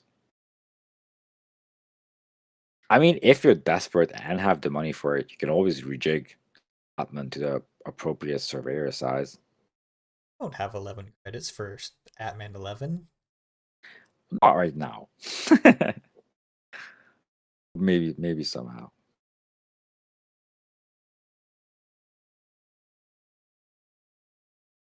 I do wonder if the big unit has some kind of multi-access in form of issue, I would imagine. You saw one very good legwork here game. Mhm. Not Yeah, probably even not from these two, but there was one Shaper list that ran a clutch legwork. yeah, I mean legwork maybe even here would be valuable because the corp has been discarding some cards, so they do want to hold on to for the agendas. I'll give away points. So they could be some agendas in HQ. Checking archives. Were there any Putting the corp desperation on us. discards? No, there were not. Clone chip. I mean the corp does not need to be desperate, but that corp clone chip signals that HQ might melt away. And we do Oh. see Jack Wotan. Okay. So a Bioroid can gain end the run, but there are no Bioroids defending centrals. That is true. We do know of the Fairchild on the remote, and I'm not sure if you know or we just guessed that the fourth ice is the Wotan. So that could happen, but the remote won't be really run anyhow in this game anymore. Now we've seen both of the ice. It was Fairchild Okay. and then Hagen on the outermost because Jinja Hagen. revealed it. Okay. Right, we're Oh, yeah, rolling the dice. Several continuous cards have been not agendas. Will R&D yes. continue to be loyal? I think this is the turn where you just trash Hagen HQ and just go ham as well if you don't find a win on this R in the excess. Well, I bet an agenda would have been stolen by now. Yeah. I think that there might have been something trashable, and that's why there was a pause there. The big unit trying to figure out if trashing is beneficial or not. Yeah, with that remote, it's now looking a bit not like you can't trash the whole R&D anymore. So we are going to trash the HQ ice and just find the agendas that must be there. Yeah. Do you trash the? Yeah, you trash the Ginger for Marxists. Okay, so you didn't trash the project. What on excess from HQ, and there's the win. There is the win. So cerebral imaging on 5/3s. That's a pretty small number of agendas hiding in that hand, but not few enough. That is true. GG's. Jack Water might not be, for any reasons regarding the ability, maybe just a 3-pointer that's in faction.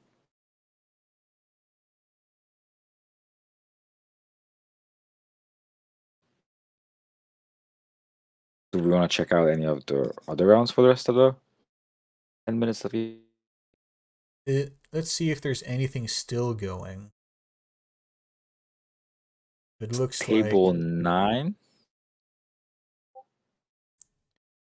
yeah, let's jump in there. Oh boy, there's a lot of things happen. Oh, just Corp just wins. We were just barely too slow. Yeah, Corp just wins with one ability audit. That's Table 9 is done. That's a lot of ice. There's a lot of ice, yes, indeed. Table 15. Let's check table 15. Table 15 is still an ongoing game, very similar to what we've seen before. The CI versus the Cabernet Wu, and turn 9 with not a lot of points. There was one remote enforcement just scored. I assume that's how the surveyor got there. Yes. We see once again cerebral imaging, all the cards in hand, less than a dozen or so cards left in the deck. Yeah. 14 cards in hand, 14 cards in deck. Bunches of agendas, the same. So yeah, Jinja CI seems to be a popular choice.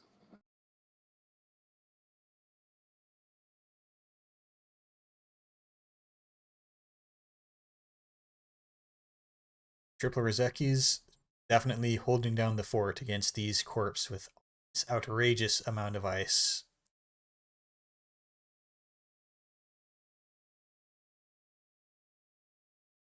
Yeah.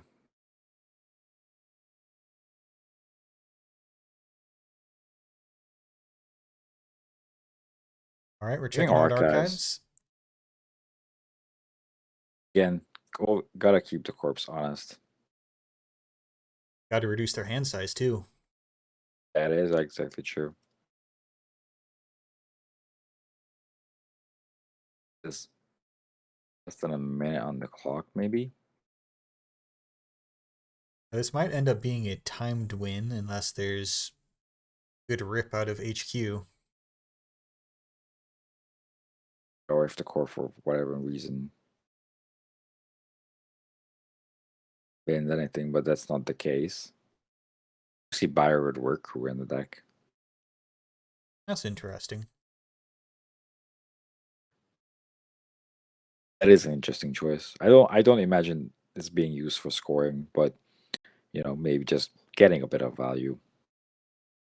Mad Mad Dash. Dash. That's a that's a clock-driven decision. Yes. I'm Mad Dash now, or Indy. Here we go. Yeah, you can get through Haugen for a bit of money. 6 money specifically. Yeah. Ango can break it. Break it just fine. And time is up. So PSK is joining the game. Okay. So runner has Good 3 luck, clicks. runner.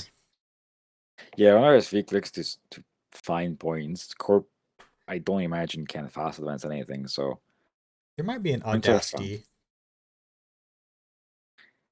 is there anything that you can audacity in HB? It's a good question. Let's go search for all the agendas.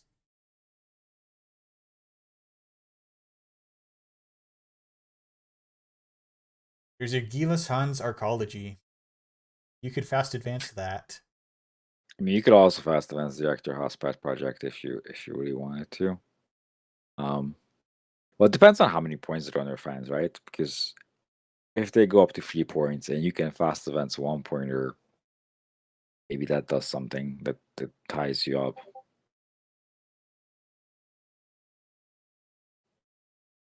Yeah, not much else to score.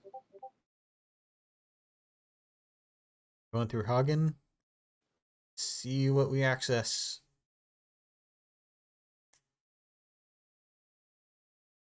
No dice. Lose an interdiction, which not going to be played at this point. Yeah. Runner still has 2 clicks. So I would imagine they try their luck on HQ just to find something. And you've already Ooh. converted, so I think that's going to bounce. There's bounce and loser Zeki.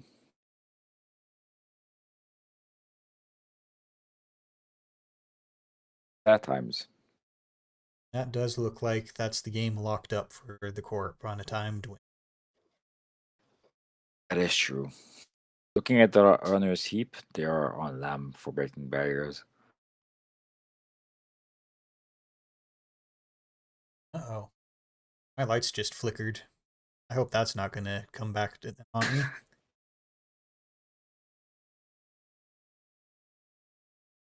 Was that in one of the movies when lights flicker then something happens? No, just I wouldn't want to lose power right now. That is fair. I was more thinking of Resident Evil-esque outcomes. My room's not spooky enough for that. Wait, what? Okay. How I don't think that. I think this is just Just click the ingest. action card because you can. You're gonna have to. Yeah. Oh no. Okay, we're undoing click.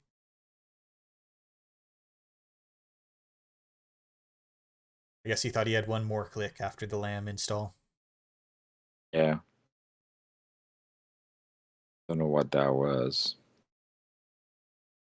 That's definitely not legal to Carbonessa things out during the run. Would be amazing if you could. I think we'd have yet another Kitaris card for the ban list. That is true. That is true.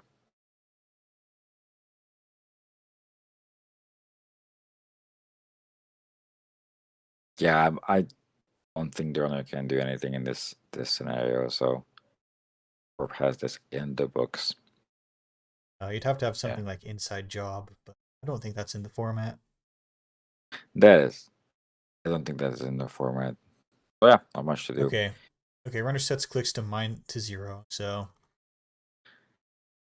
maybe there was some reason they couldn't just click for credit. Yeah, maybe they talked something in this good. Purge, purge for the fastest way to get through the turn. Purge timed win. And GG for Bookkeeper. CI decks not being as fast as we remember them.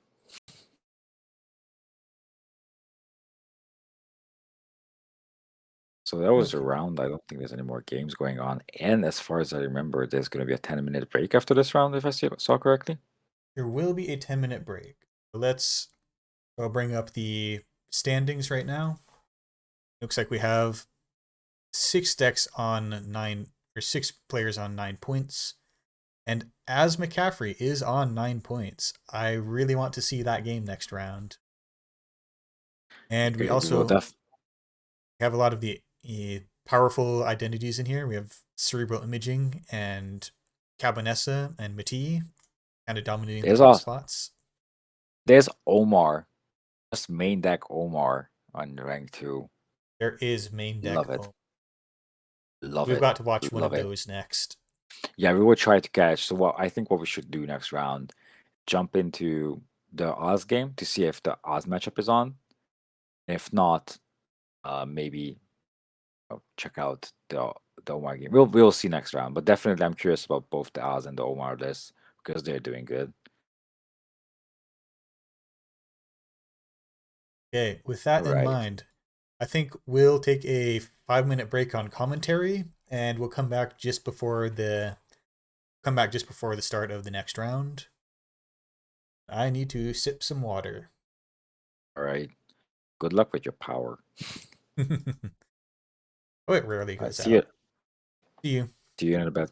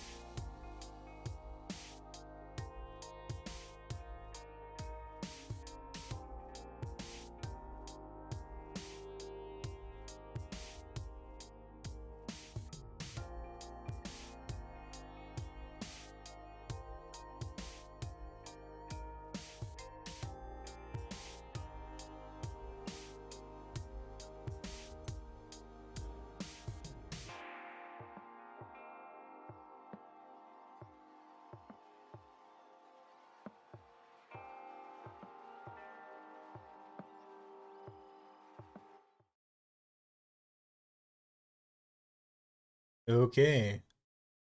Round 3 is starting.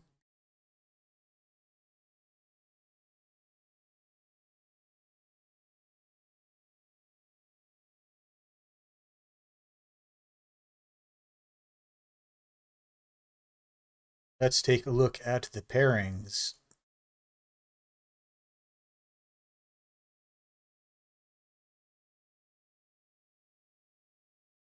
So right now I see that one as is right here on table 7. And let's just take a look at that.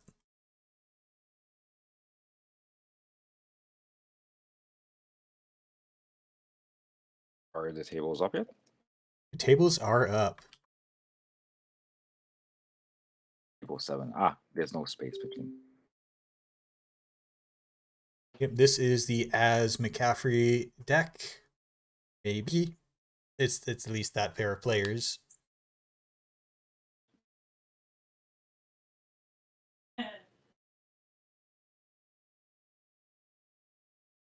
Yes. The coin flip worked.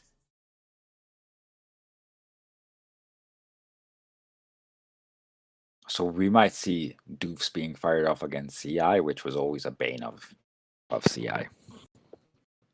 Oh yeah, there's no hand size like 0 hand size. That is true. I mean, worst case, you click for free credits and then your hand size is free. But yeah, going down to 0 is very, very rough for CI.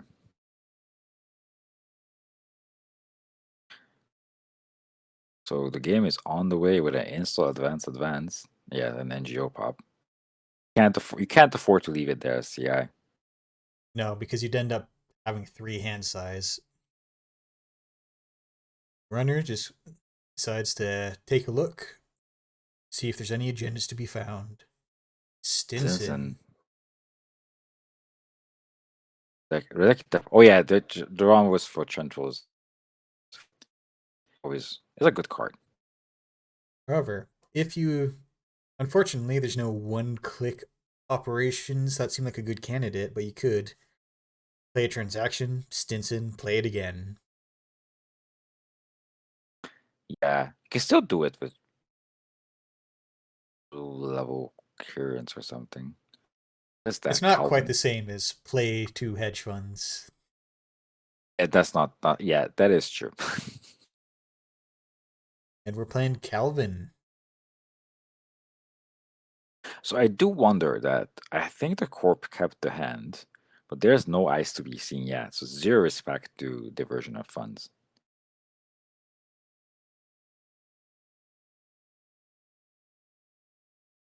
That's correct. The corp kept their hand. The runner mulliganed. Yeah. And Points tap are room, still if it's not purged, it's going to pay out very strongly. It's true. FCOM being stolen. FCOM being a good card and a good agenda in the format, I would imagine. Yeah. And ice is coming down, so maybe Brian Stage was looking for ice and didn't find it, or just found it now. And with all we've been talking up the presence of diversion of funds, HQ is still open and could immediately lose 10 hand size in one turn. Naked Brian Stinson. Interesting choice. D-Res. D-Res. I wonder if this will be followed by an undo click and maybe put Brian Stinson behind the piece slice on R&D. Maybe. There's a violent level clearance to use.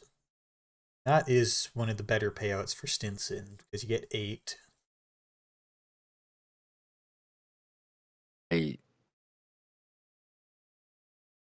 Also, the corp didn't take back the 2 credits. D-Res. No. But I don't know if we should say anything about that on comms, or at least we shouldn't type a message to them. Certainly in Worlds we wouldn't.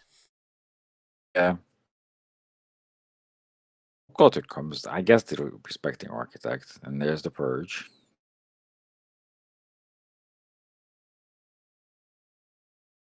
I wonder why that Brian Stinson was not used, to be honest, on that turn.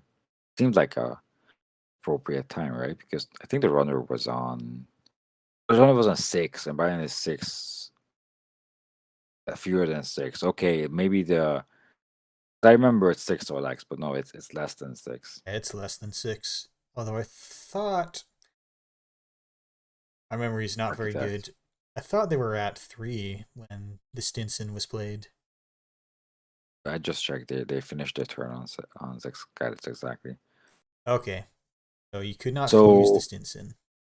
the book out there, so maybe the runner saw the architect on R&D or HQ, but that seems like a very specific install, and then the architect was revealed on R&D. So the install and Tapworm comes back for always come. This is a different copy. In general, Tapworm never stays purged for a long while. Back in the day, you had Sacrificial Construct. So you'd lay down Tapworm into 2 Sacrificial Constructs, and the corp just has to stare and let you gain 3 credits a turn. Yeah. Remember there was a time when what was the card? IT department Game Fusion was the deck. I was playing against someone and I had 2 Tapworms going and they never purged. So I just had a billion credits. They also had a billion credits. And then it was just trying to get AI breakers out, and Mother Goddess pushing Mother Goddess. It was a very weird game, but I had 50 credits or something. It's ridiculous. Yeah, For it looks like instance, in being we're rest and used. and we're playing all the Mirror Morph assets. I wonder if Mirror Morph was an identity you could have played in here. Don't think so.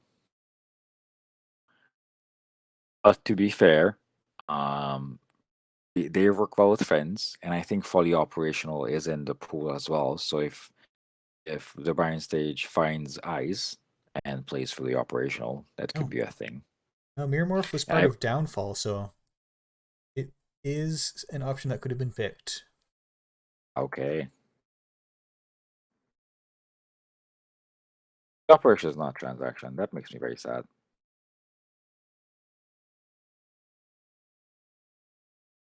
Which Although I one is don't not a think the one transaction? fully operational.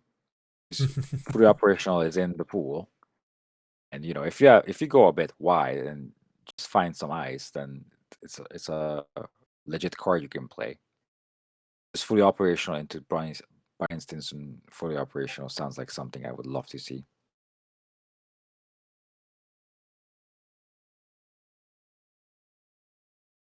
Meantime, PSK is giving us the inside scoops from the back that there were actually, well, that's not, this is something you can see on Cobra. But she's pointing out that there were 2 mirror morphs in there's 2 people playing mirror morph. There are 2 people playing Mirror Morph. So they came to the similar conclusion, but said, you know what, I don't want to play CI. It is overdone. It's time for mirror morph clicks. Hand size of 16. It's nice.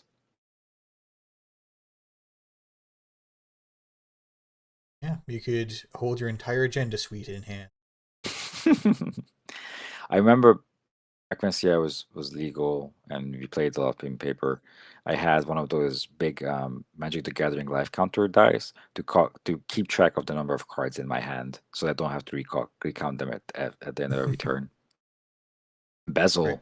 embezzle. Embezzle. Ooh, it Name hits. operations, trash friends in high places ×2. Oh no, No, fully operational and friends for in high operation places. and so yeah. It appeared in the chat log twice.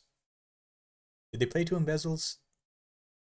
No, because they reveal first and then they trash, and it's 2 separate. So if you reveal 2 cards, it's separate row, and then you trash, it's separate. Right. So it's That's double. But yeah, that's a huge hit. yeah, that's a very good embezzle. Also, the deck then does play friends in high places and fully operational.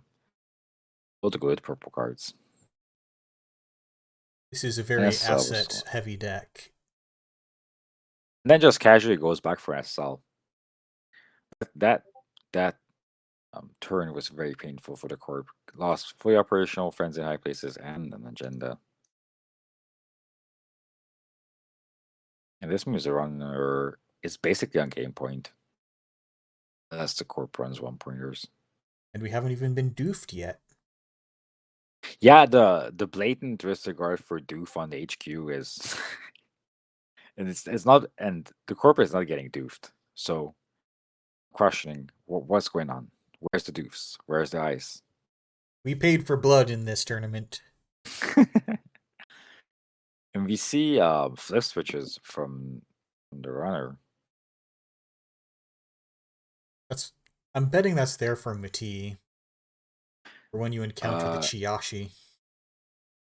Or, you know what it does? It beats the surveyor trace that says end the run. I That's mean, that true. doesn't beat it. You can reduce it back to 0. The corp never Seems pays to into be a- trace 0. Well, we're embezzling again. Investing again. Cerebro override. Okay. No hits, but spicy reveal. Those were with the Now we're legwork. coming in on the legwork. Oh, and there's the game with the FCOM.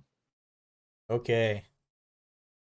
Yeah, this game saw a lack of ice and a lack of doofs. Okay, let's take a look and see if that Omer game might be happening somewhere. Yeah, that would be nice. Don't Table remember. 9? But I think they'll be on the corp side.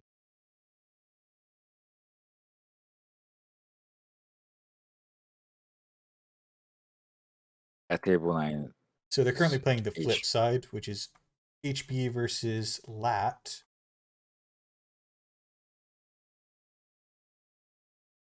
On table 10, someone is playing movable object is playing Silhouette Stealth Operative. You can check that.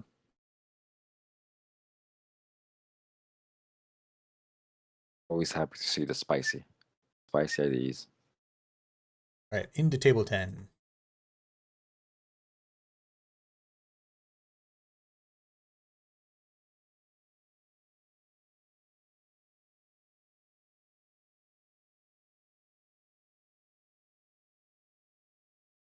Okay, we're in and we immediately see Blackguard down. Whenever you expose a card, or must res it by paying its res cost if able. Yes. That's the reason to be playing Silhouette. Yeah, I am wondering. I assume they're both in the same set, and I would imagine that set is Learn Profit. No, Blackguard is from what's that microphone set symbol? Alotempora? Actually, I'm gonna cheat and check on. It's from Fear and Loathing, apparently. Yeah, that's from Fear and Loathing. Silhouette is in Honor and Profit, so it's a lucky coincidence that both are real in this pool. Yeah, Blackguard. It's a lot of money. Did that get... Yeah, that looks like it got in via credit kiting. Nice. And then there's Amina, so it looks like credit cutting is being used as an economic engine. It's always a good thing to do. So I do wonder. You can Blackguard ice, right? Right. So you can use Silhouette to expose an ice. Yeah, it looks like you can expose ice and force them to pay it with Blackguard. So basically have a forge activation orders every time you're on HQ once per turn. Except they can't choose to not pay for it. That's true. And as we didn't comment on, Aaron Marone is down, so you don't even have to pay to get rid of the tags. You just have this free extra source of tag removal because no one's playing NBN. Wow, that is true. Aaron Marone plus credit kiting is good value. We see Fairchild being broken. Yeah, Fairchild goes for only 4 credits on the Amina. Yeah. Do you think Global Object will expose what's in server 2? Not sure if it makes sense because you can't get in there anyhow. Let's see. no, they 3 expose. surveyors on there. That's gross. I think we're done with the remote. Yeah. It's a very tough remote. Unless Atman 10. It works for a turn. That's when you pay 1 credit on the Jinja to get a 6th ice. Yes, that is true.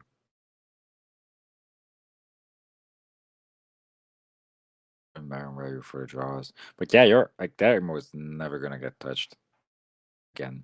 What is server for, I wonder? What is that you just casually put outside? And that makes sense because now, because the corp can't choose to not res, now server 2 is just a source of ways to make the corp waste money on this Blackguard combo. That is true. Movable object writes no APOC, but I think exposes in the format. But not sure what the card is called. The blue APOC. Like, Exploit, you get to de-res 3 exploit. ice. Yeah, I think that is in the pool. Be a fun combo. Oh, would be a kind of bad doof, I guess. Yeah, there's already more stuff to res on the remote. Yep, exploit is in here from Daedalus Complex. Yeah, I guess we're just gonna res every single piece of ice on the remote. And running parallel And, suggests quest complete, which is in this format. Still might be a bit expensive to pull off, but I mean, would have been amazing last turn, right? Just quest complete whatever's in server 2. It's gonna sell and laugh. And Ysengrin is on 0 credits. We've done it. We've seen cerebral imaging on 0 credits. Gonna have to discard their whole hand unless they click for 3. Well, okay. SSL comes in to save 3 cards. Yeah, I'm pretty sure a lot of people dream about seeing CI on 0 credits. Now they're living the dream.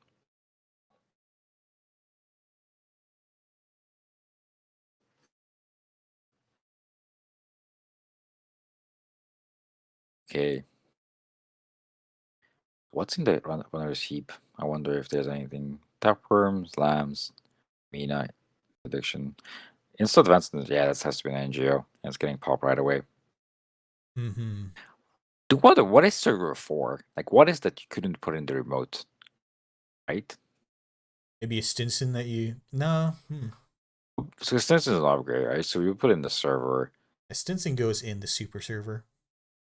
There's no Rashida, there's no Spin Doctor, there's no Jackson in the format, right? Is there a Spin? No, there's no Spin Doctor in the format. There's no Spin Doctor, no Jackson. I think that you can just res and immediately use. Maybe it's second Ginger for some reason. First accounts, maybe? Could be request accounts, yeah, could be. Currently it's down to 8 cards, by the way. That's not a lot of cards. I guess if there's an agenda in HQ, then it can be safely scored into the remote. Okay. Runner taking money, installing casts. I'm not sure that data cast, I'm not sure if it will pay off. It's unlikely, but I guess it's a lot to say maybe the corp doesn't have it with all but 8 cards. Yeah, but you know, maybe Move Object is saying if the corp has it, I have it, I can't do anything else. But if they don't have it, then maybe Datacast will help me run certain centrals. But that indeed looks like they have it. Looks like we're going for a 9-point score. Hard way. But there is a play you can make. You could run HQ and drain their money again via Blackguard. How do you pronounce this? Do we know what dice in front of Fairchild is? I'm pretty sure it has been revealed with Jinja, but I don't remember where it was. It's too far back to find out. Yeah. But yeah, that can be resed. Running R&D. I wonder if there was a reason to run HQ first, make the expose on the remote. But also, to be fair, I just realized you have a cell ticking, so no matter how much money the corp spends this turn, get back up to 3 and then score anyhow. Yeah, we cannot stop the corp from being able to finish off a 5-3.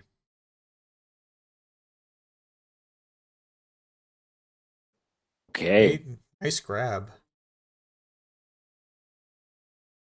but not much else you can do here, right? Server 2 is impenetrable. You can maybe run R&D, let Architect fire, but that's kind of asking for trouble. Optimistic run on archives. Maybe. Optimistic on Archives it is. Nothing. Nothing there. I think you just try to go back. Do you at this point check server 4? I wonder, like, to see if maybe for some reason it's a weird naked agenda.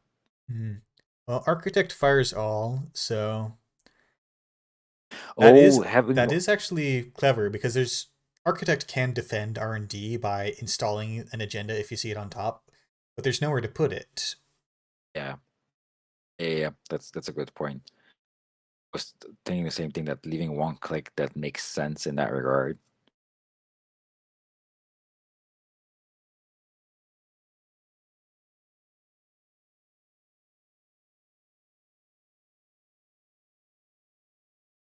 We access an Yeah, unknown card and Brian Stinson.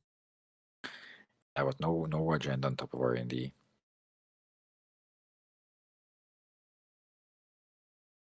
There's the money, and I imagine there's a score. Yeah, there it is. There is the score. 80s shard. fragment. Say fragment. I always confuse them, but yeah, 80s fragment. It's a good one. All right, let's get out. And what do we want to look at next? Table 9 was the potential Omar. Analyze quizzes on Omar, it seems. Do we want to jump in that game? Yeah, jump in, see if they're cool with the streaming. Okay.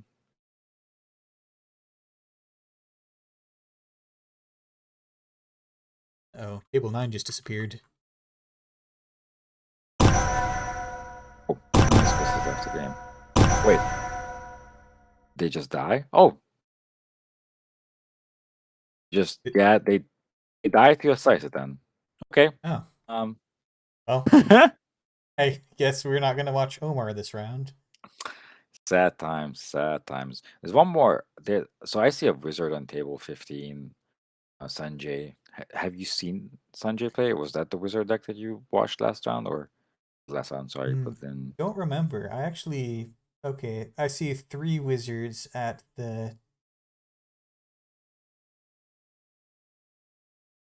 I don't remember who we watched in round 1. you want to check that game because everyone else seems to be on Shaper. Okay. There's one kit on. There's one kit on table 6 if you want to spice up the Shaper IDs. Yeah, let's see about table 6. What is Kit up to? I really hope inversification. Oh, yes, we watched the king in the original game. In the round 1.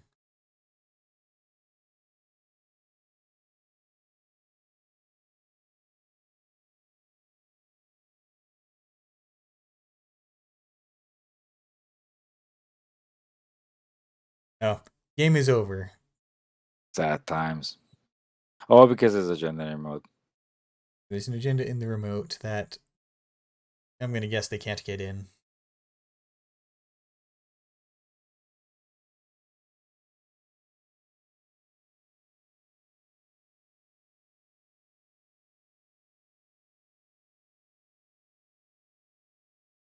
Yeah. So kit. There's chisel. So I guess we'll see if the runner can get some moral victory points. Yeah, but there's the inversificator, so I'm happy. And there's a Parangi as well. And a jackpot with 10 credits. Inversificator, you No. said? Yeah. Oh, right, it's installed. I was looking in the heap. Sorry, there's Inversticker on the board with the Pelangi, so you gotta love that combination with Zephyr Okay. on that. Okay, let's Good. try to find another game. You're kicking us out manually. Fair enough. Fair enough. So should we check the wizard game on table 15? Yeah, let's check it.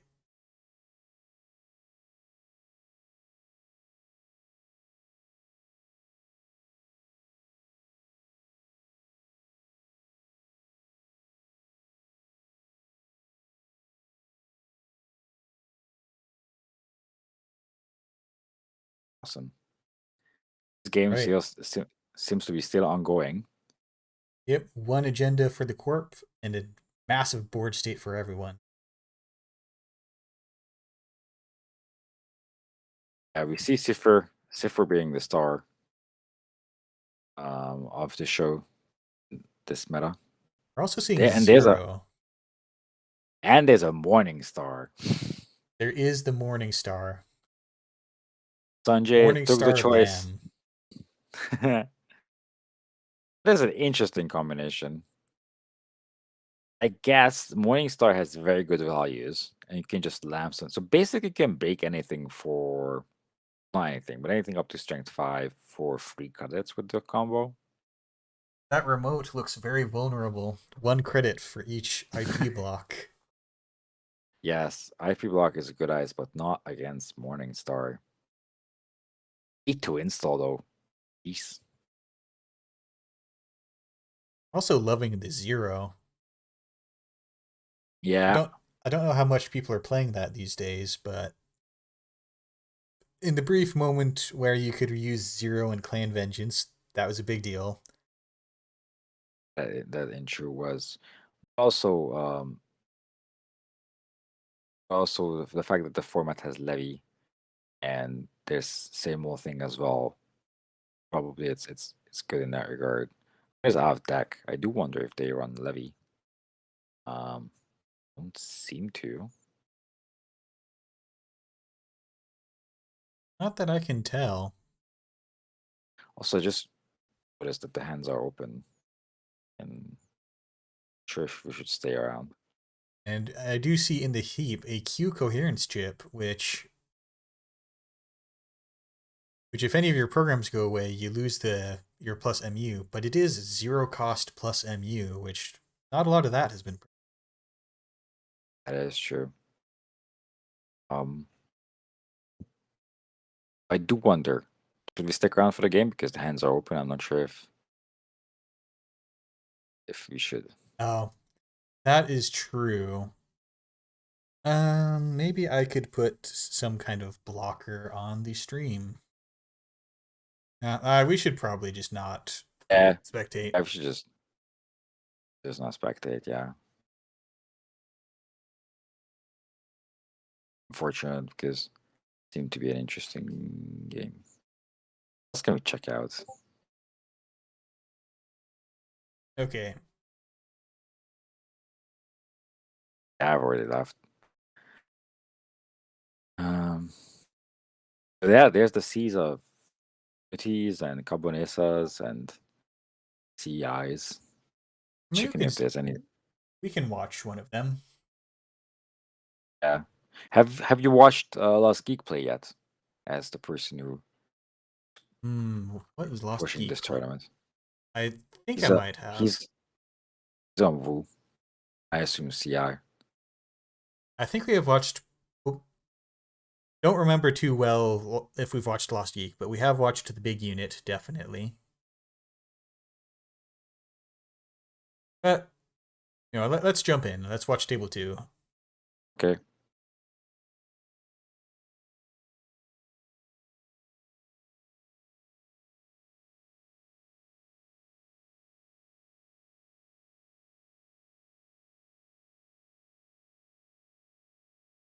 And Mushin.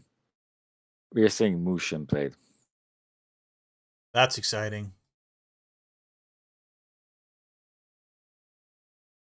Yeah, we have. Yeah, it's like for one of the games, we have this theme going on. I think that now we just jump into games that are about to finish. Boss Geek on last click running on remote. There's a size the town out being rest. And it He has fires. it fires. Oh, there's no what to be afraid of, so I guess.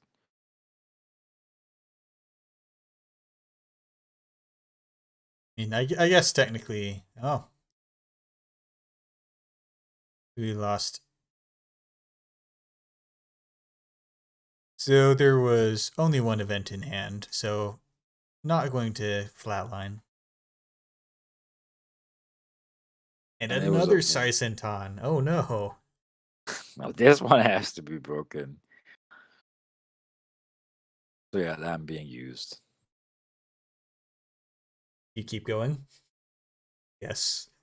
Yeah, I mean you have to. Oh, Well, at least this hurts. isn't gonna flatline you by surprise. Yeah. Sadly, you have to bounce here, and then the core probably just scores whatever is in the remote. It's happened The again. fur, the furthest cell. Game ends right as we join. All right, it's fine. Let's find something else.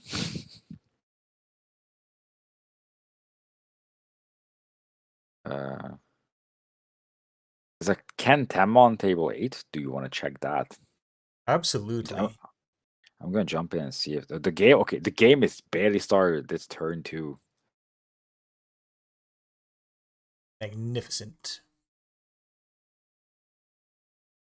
Ken Temo has just installed an Astrolabe, so I have good feelings about this. It's That's gonna and it's draw. Mirror Morph as well. Yeah, that's gonna draw some cards.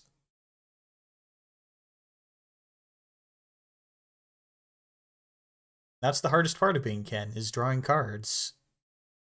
That is true.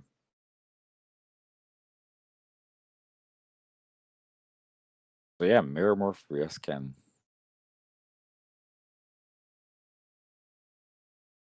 You still red level clearance in the format. That's amazing. That works with instance and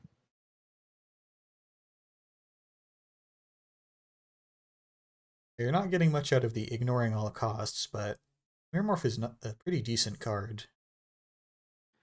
yeah, that is true. But you can replay it, right? And then it's just clicklessly gain, 2 cards or install something non-agenda sadly, so you can't use it to fast advance.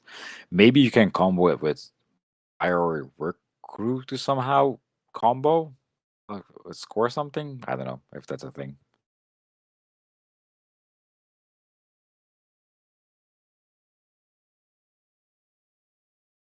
And we're eking out our installs.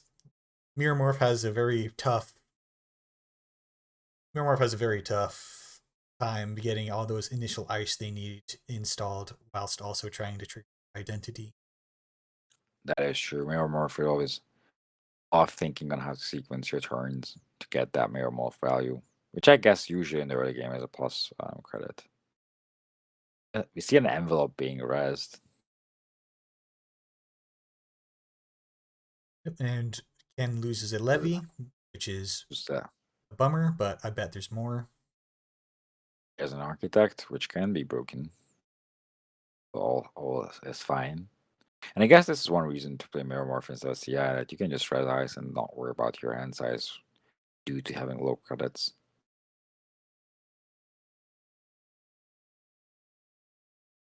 A pretty good turn for the runner. The corp spends a bunch of money, you don't lose much, and you get a Tapworm, which is admittedly not going to pay out right now.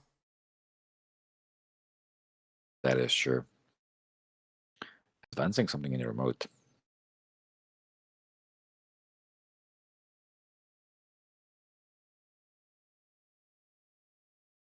So I imagine because you're playing criminal, you probably have same old thing as well, so that Levy is not in bad shape. Ooh, that top worm is dead. Hagen Imp doing of what Hagen Tapworm, does. it suffers for Hagen being a good card. Yeah, Hagen does what Hagen does. Flashes your econ programs for on face check. But we do go through It's working. Architect on the cheap. And we get a deployment test. Nice. Should have tested the Architect before you deployed it. Nice. Very, very nice. But Corp is on 0 credits, but Server 2 looks safe for the moment. That is true. I do wonder if there's a combination of cards you can, like clicks you can do to gain your mirror morph. Okay. It's possible that this is an NGO front. Or maybe not. Possibly could be. But you're right, it's safe at the moment.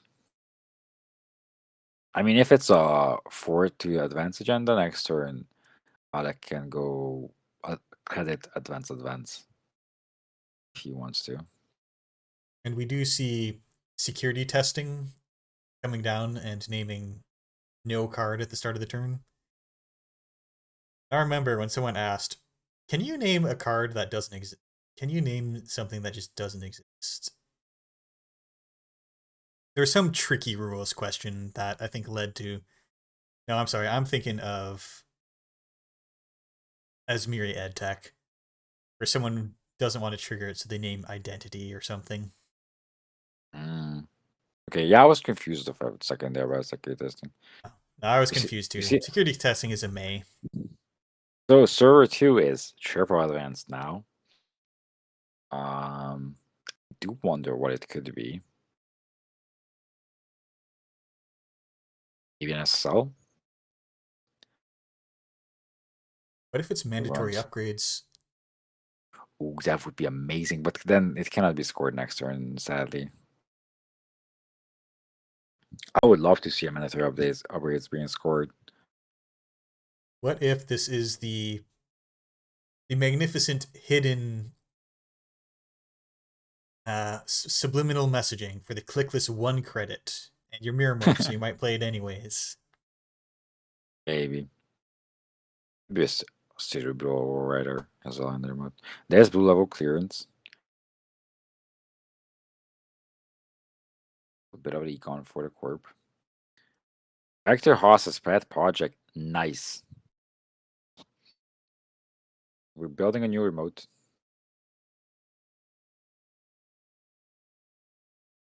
So curves from Looks like HQ. we're stacking the remote. Yeah, so the Jinja is coming from archives, and then putting ice and the card on the Jinja from HQ. It's a new remote. I mean, you have to do a new remote because it's Director House's pet project. But I have fully operational vibes.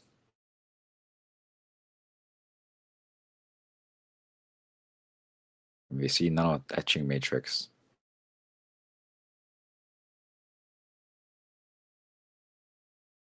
Nano etching matrix. And Sure. targeting archives with security testing. I mean, the ice is not rezzed, so might as well. Woo, offshore. Oh. That's gonna get you. Sad times. I can see that the influence in this deck was spent on ice.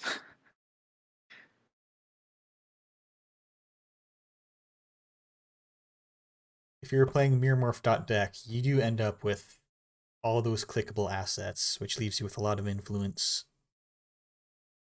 That is fair.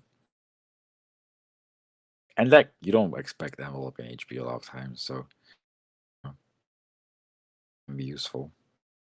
And There's that always mirror morph value. There's always the cheeky snare from HB just to try to get that cheesy win from people who don't expect it. But no one seems to be running low on small hand sizes this tournament.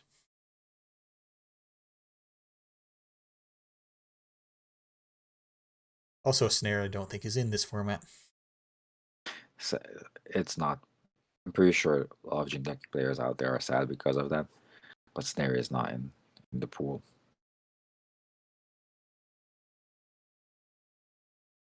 We're discarding a couple of security testings. Good choice. It looks like there's not going to be any free servers for that. Well, yeah, site testing is not unique, is it? Huh. It's not, but you can't collect them all at once That is because it's true. a replacement. Case of servitude is being advanced again. Could be another agenda, I guess. Also interesting that the Jinja has not been rezzed on server 3. Is that a Jinja? Yeah, we've seen it being reinstalled from archives on the Director House pad project. Score. Oh, I forgot that Haas project lets you take things from archives. Yes, it's an amazing card. The It's Corp good to gets, kickstart. Corp gets an excellent score with their SSL endorsement. You get the points and the money. That is true. SSL is fine when it's stolen. It's very good when it's scored.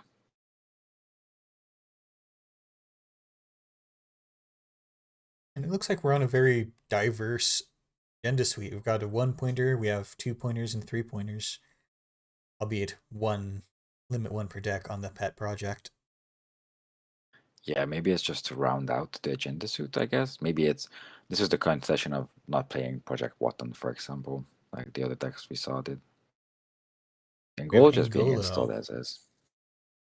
You're just putting it down to show as a show of strength and just clicking for credits after. Intimidate all those powerful HB code gates. That is true. But also now Doof is on the table. Unless HP gets stabilized. But is it even worth it with when you have to paint your way through an envelope and still boost?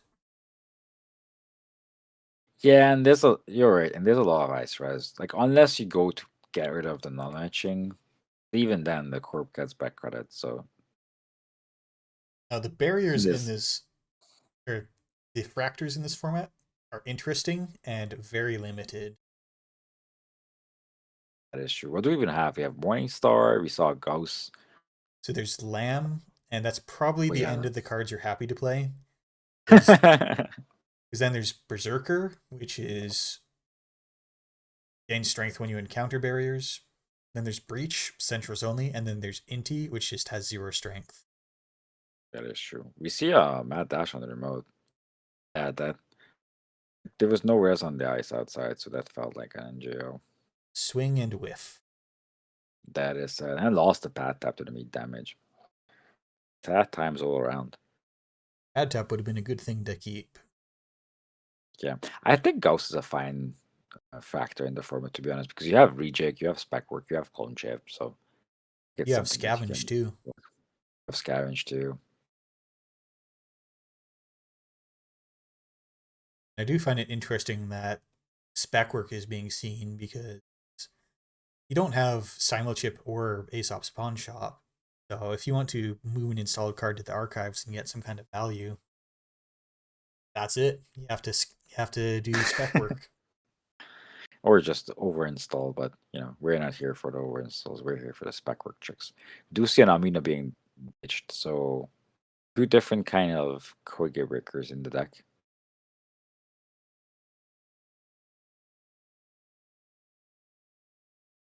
And there's a Ginger Res. Oh, maybe I was wrong, and there's not a Ginger under the server free, or maybe the corp is. That's probably going to show some ice. If not, that's going to be a sad discard. I know. And then the runner's just going to legwork. That now it looks like we've got ice. Yeah. Because I think what was going on is that you get shown all the ice at the same time, and you can decide the order you want to put them on. And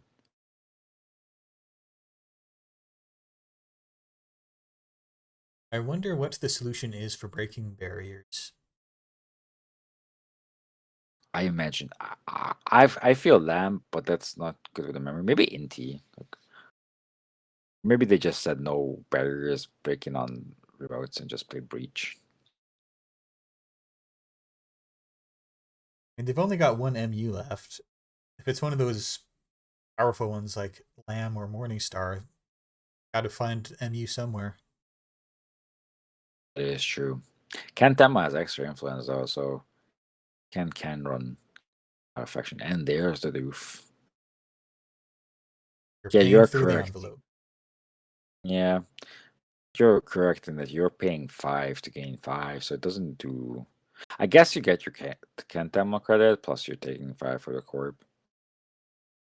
You're paying 6 to get 5, aren't 6. you? Oh yeah, you're Paint paying 6. boost, and 1 to play the doof in the first place.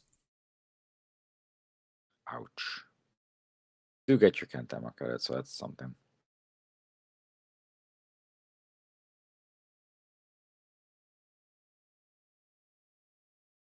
Mandatory draw, all the money in the world, and nothing in the scoring remote. What do we do?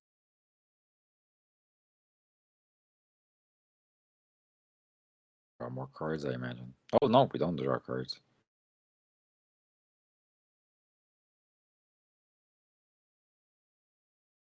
Just install and advanced events. Fair That enough. feels like a 3-pointer. I'd do the same. A 3-pointer looks real good right now. Yeah, there's a 4 ice remote. With the runner Force having remote, access to and 2 breakers. there's 2 barriers on there. There's an envelope and the Hagen at the bottom. That is true. The runner needs a solution. We saw an offshore in a envelope on the Jinja installs. I Sure, if you also know saw- the. Sorry. Yeah, we saw Afshar. It's not as much of a threat with Angola already down. That is true, especially not on a remote server. Okay, so we start with Lungi on R&D. It's respectable.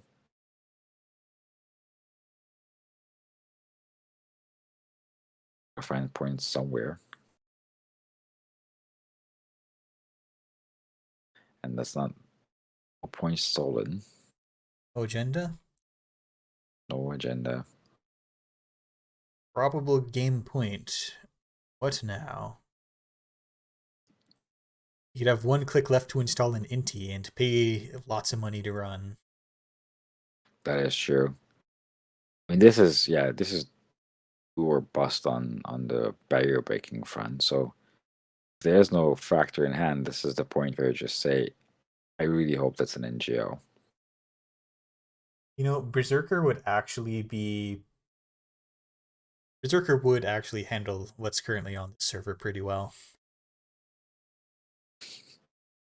Advertising the Berserker is not something I imagine happens often. Okay, we're coming to HQ. Ooh, AFCOM stolen. But the 3-pointer you need is probably in that remote. Yeah. Imagine we'll see like keep the corp honest run on archives. Yeah. Yeah, keep him honest. I mean, there's not much else you can do as a runner if our top card of R&D was not trashable or stealable. It is what it is. I imagine we see a score to finish out the game. Okay. Putting the free Jinja Mazas there install. for good measures. Keep it safe against an offer you can't refuse run. And That would have been nice. That is the win. Another SSL coming out. SSL star of the show today. All right, only a handful of games seem to be still going on.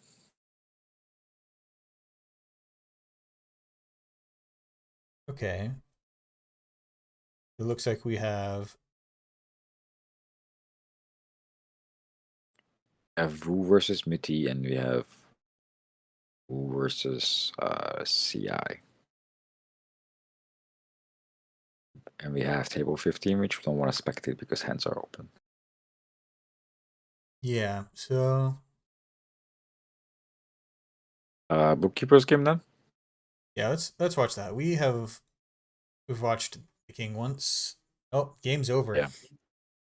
Well, game's over. Okay, then let's check out the King's game. Right. Table 1. Now that's a server. Oof. Yeah, that's a remote. And we're at the bottom of the remote. With a direct access. Nice.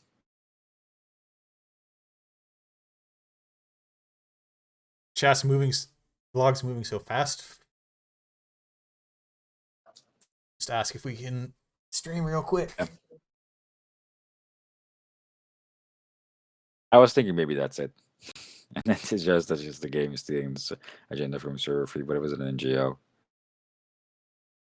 You see Maw on Cabanesa side, I do want to point out. Awesome. First MA I've seen. And Cyber Solutions membership. How much MU do you need?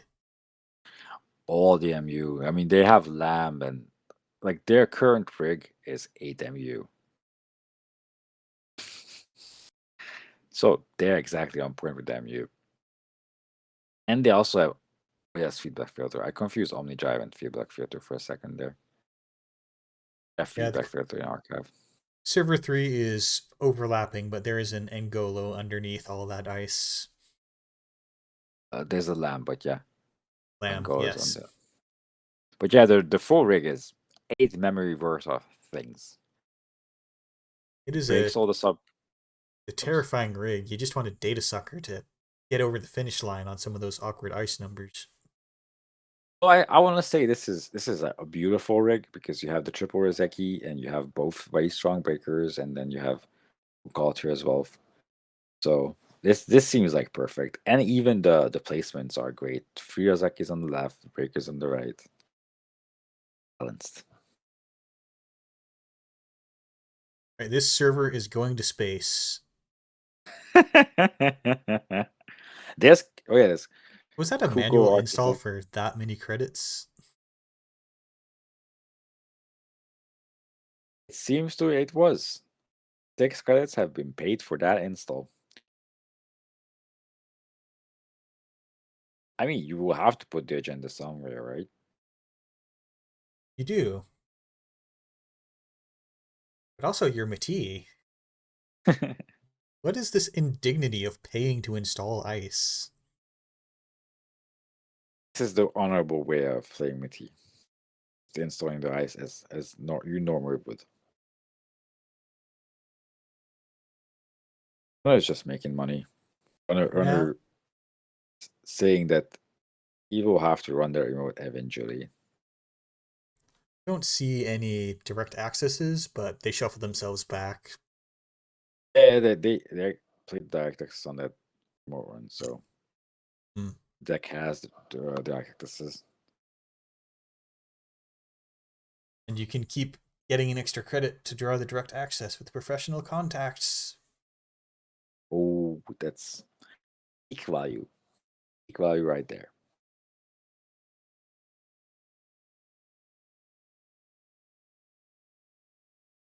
It's almost like having an employee strike. Pseudo employee strike, but yeah. Also, the corp is down to 5 cards in the deck.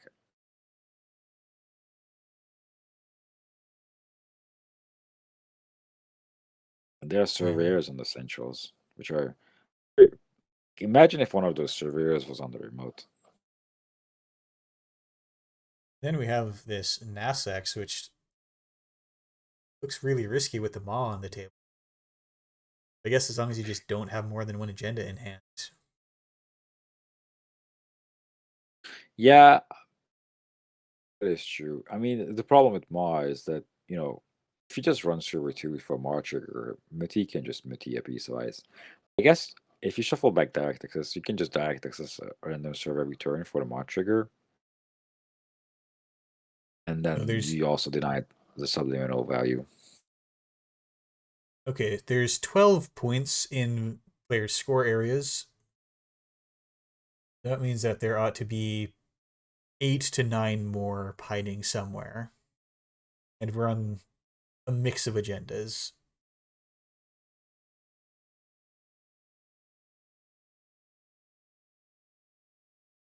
So I'm going to guess there's 4 more agenda cards somewhere. That's possible. Getting the everlasting direct access on R&D. R&D is a good point because if you stay on agenda, you're happy. If you don't, then you mail a card from HQ. Do wonder what the upgrade is. Be Monza, I guess, but is there like a Hokusai grid kind of effect in the pool? There's a Ben Musashi. Ooh, could be. Or wait. Tori Hanzo is in the meta as well, right? Let me take a quick look at that one. Tori Hanzo is on their profit and Yeah, can can pay money to turn that Kakugo into brain damage. that's spicy, but I don't think that's worth the credits at this point. That is true. Just living the spice stream right now. Yes, you see a surveyor breeding grass. 2 surveyors are R&D. Not cheap. Will you break on the Bukalter? Kugo trashing a Dialectics from hand. Of the good old infinite cards. We're converting that to a code gate because that is more efficient on Ngolo. That is true.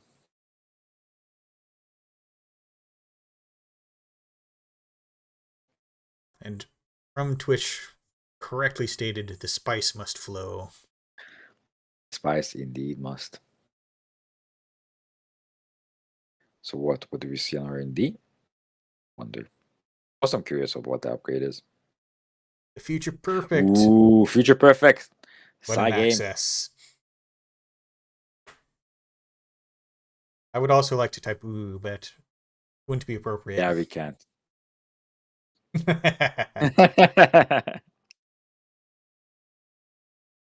Oh no. Yeah, that's right. Oh no. But this is peak content. Just have to win the side game, right? Easy. Very easy.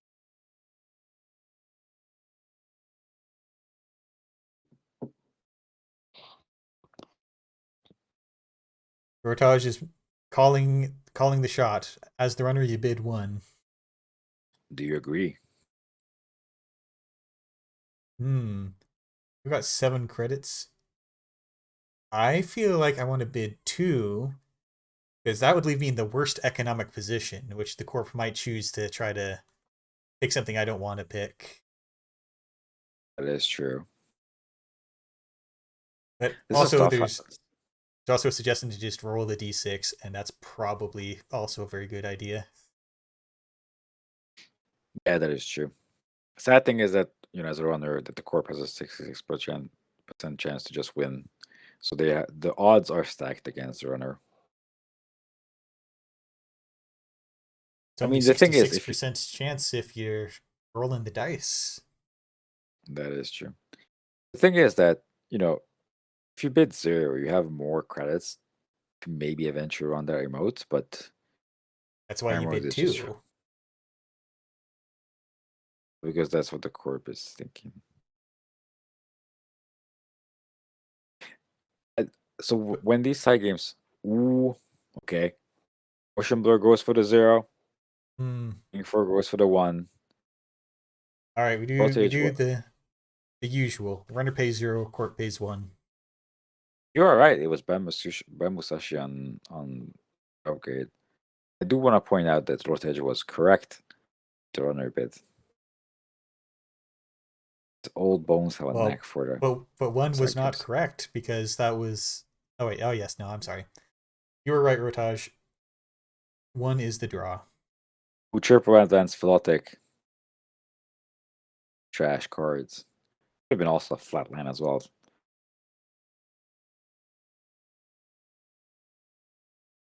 GG's. That seemed like an exciting game. Never Advance had it in the remote.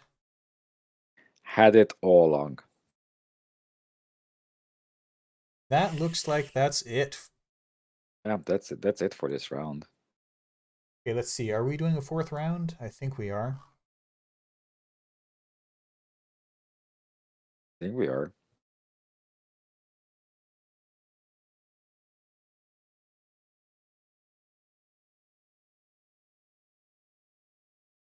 Five minutes left in the round. Let's take a look at the standings.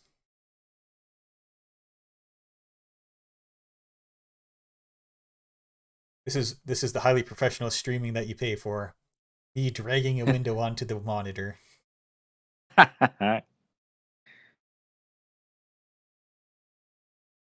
Okay, so the It king looks is on like 15 points. yeah, and that's is that in? I guess that includes this round's results. And then we No, no. have Refresh. It just has been refreshed. ah Um, 18. We have the king and the big unit both taking Muti and Cabonessa to great success in the standings for the third round. And we see Cerebral Imaging coming in at fourth. Then As McCaffrey coming in also on 15 points.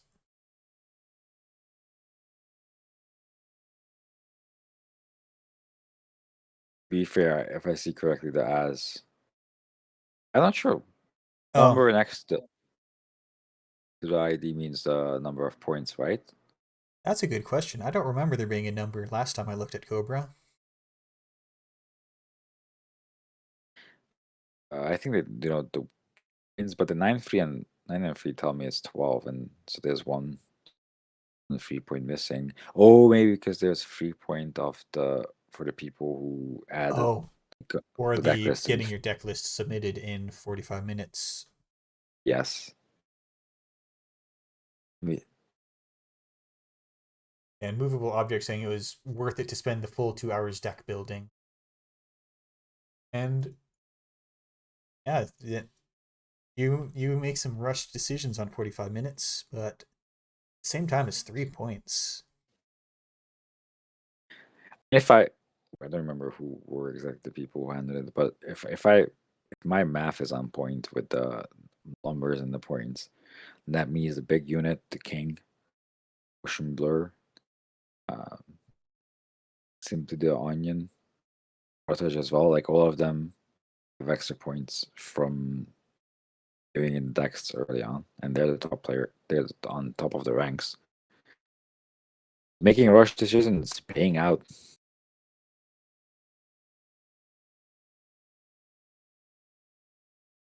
I think we've taken a look at. I think we've seen every ID except I think we came in Kit right at the end of the game, and we haven't looked at Lat yet. Oh, and I think we also came at the end of Omar's game. Okay, it seems to be we're gonna have 10-minute break, and I have dinner ready, so I'm gonna jump off for a bit. Okay. Everyone, we're going to take it to the break screen, and we'll come back in a bit after 5 minutes.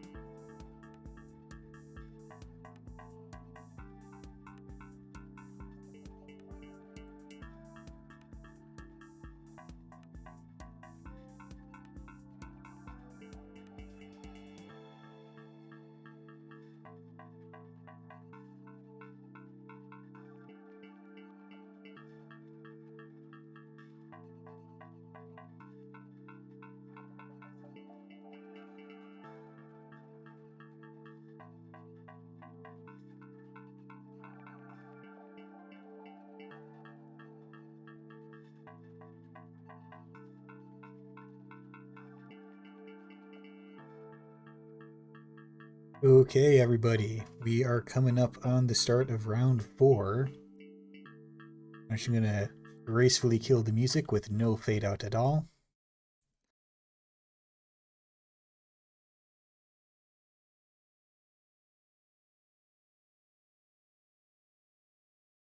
And let's take a look at how the standings are doing.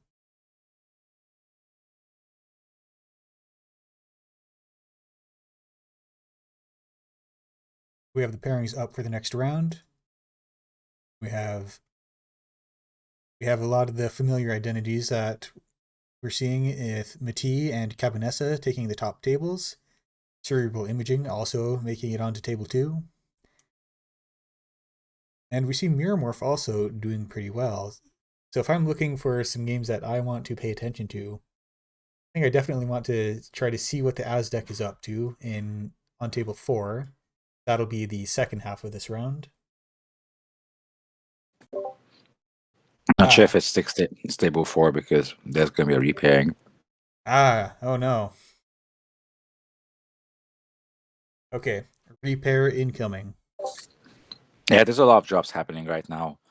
And that can influence the pairings. Yep, can't play against no one. That is true. That is true.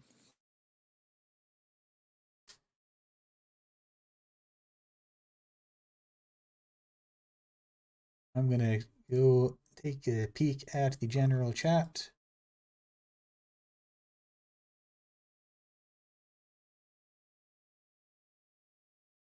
So with that in mind, how's everyone doing this stream?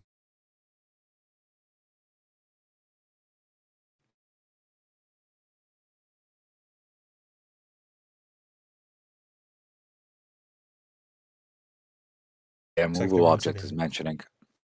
Movable object is mentioning there is a free survey remote without ever running there. It wasn't enough to win though.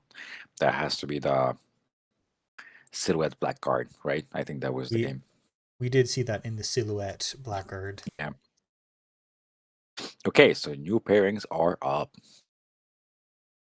All right, I'm immensely interested in seeing table 3 because we have not yet seen Az apart from coming in as the game was ending. Let's go table 3 and try to catch Az game. Okay.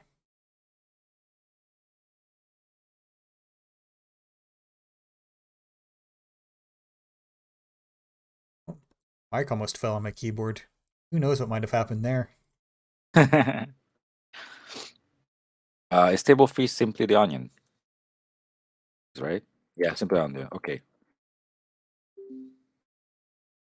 So table is up. It is up.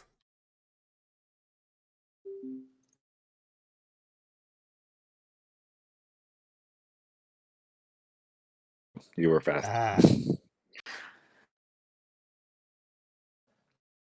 Yeah, there's a slight delay on the stream in the back. So I have the stream in the back and also spectating. It says there's a slight delay there. So I haven't seen you type there. So I was like, I'm going to just type in.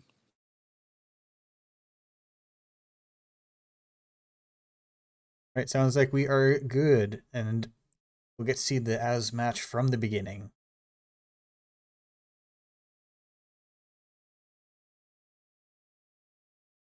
Right, good to hear that the stream's going well. Thank you for the commentary on the commentary. It looks like we have 2 minutes until the round starts. Also, Simply the Onion is streaming their perspective as well. So this is a multi-streamed game. We could have a window within a window. Actually, well, we couldn't because of showing the hand. Yeah. But I know what you're trying to say. Inception's all around. Or we could bring the OBS preview in view. Good. Then do the infinite zoom. Oh, window snapping. Okay, there we go. Infinite zoom. Did you talk with Vilent of Mirror Hall? What about Mirror Hall? Like, you know, when you put when you create this box that has mirror in it, that I don't know how yes. and a glass in a mirror and a glass in it's just like repeats it It- itself and just yeah. It looks like an infinite hallway. Yeah, I love that effect Yes. when you bring OBS into the preview window.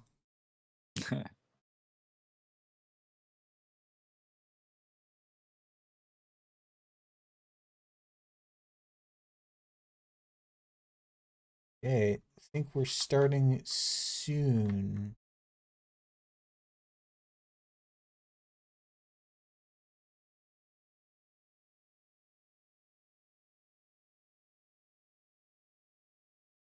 Right, so we saw the card pool and saw Muti and knew that was going to be dominant.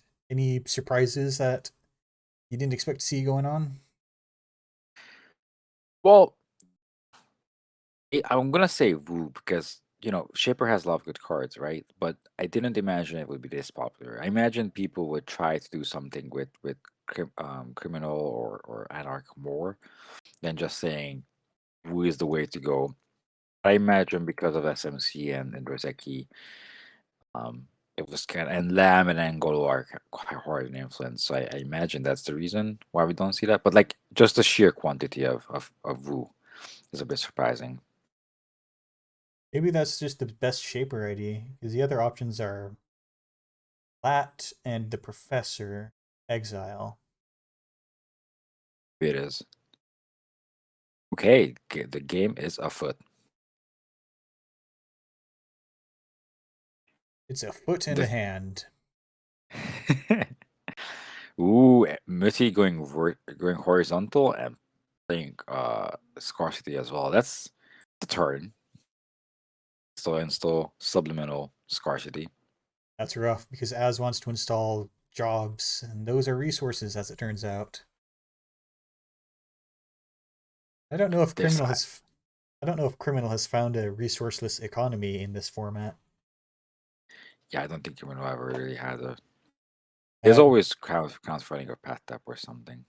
The Dirty Deeds, the corp identity is Mati Waikundu. It's been banned for the longest time. It says when the runner approaches a server, you may install an ice in their way, and now they're approaching that ice instead of the server. Right, the agenda has been scored. This game is going faster than expected. Also, there was a breach installed on our side. I guess preemptively just putting down things.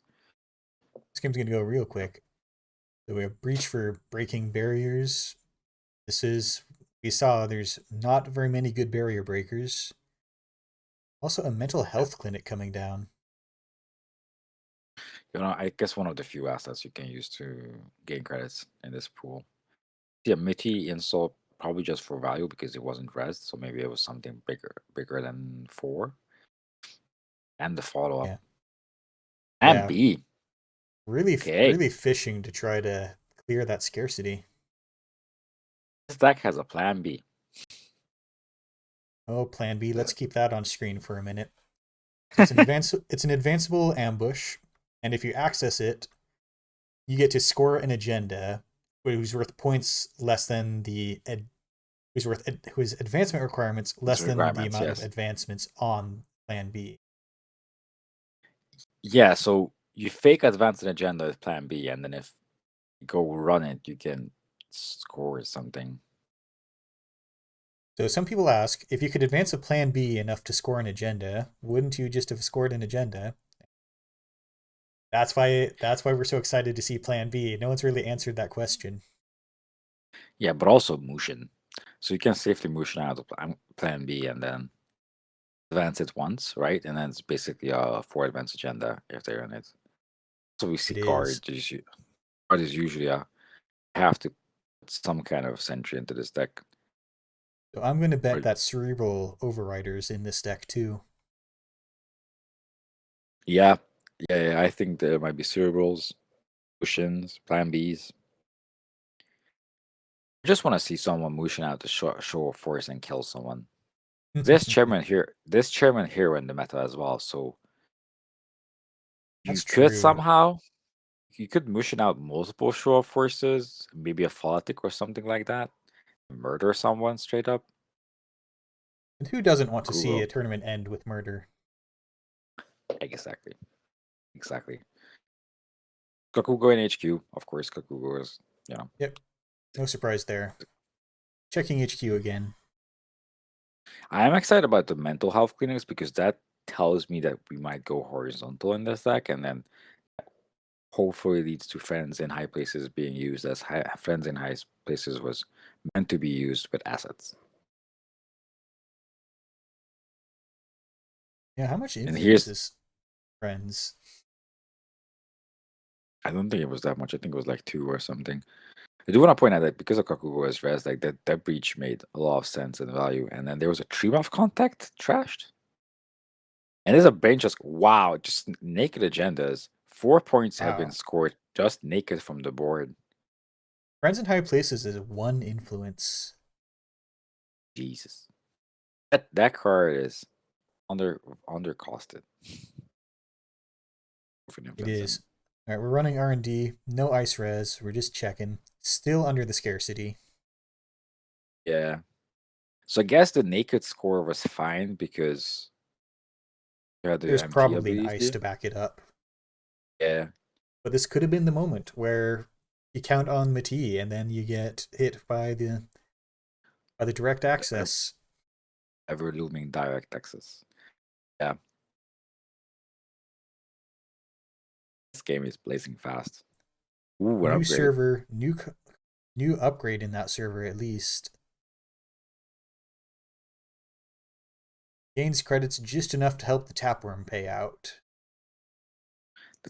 I mean, the mental health connect gives hand size. You credit up to give some credits to the runner. It's just very nice, very very friendly game. Very wholesome. Yes. There's no Anansi, so the game can only be wholesome. Now, we talked about how Jineki had every possible card that was good, but they're missing an Obokata, they're missing a Nancy, And snare. and Snare. There's a couple of Legwork holes. incoming. Legwork incoming. There's an Loses alias. Yeah, I hope they have some kind of recursion or multiple bakers. That's Audacity. interesting. Okay, so Audacity tells us a lot about the agenda suit.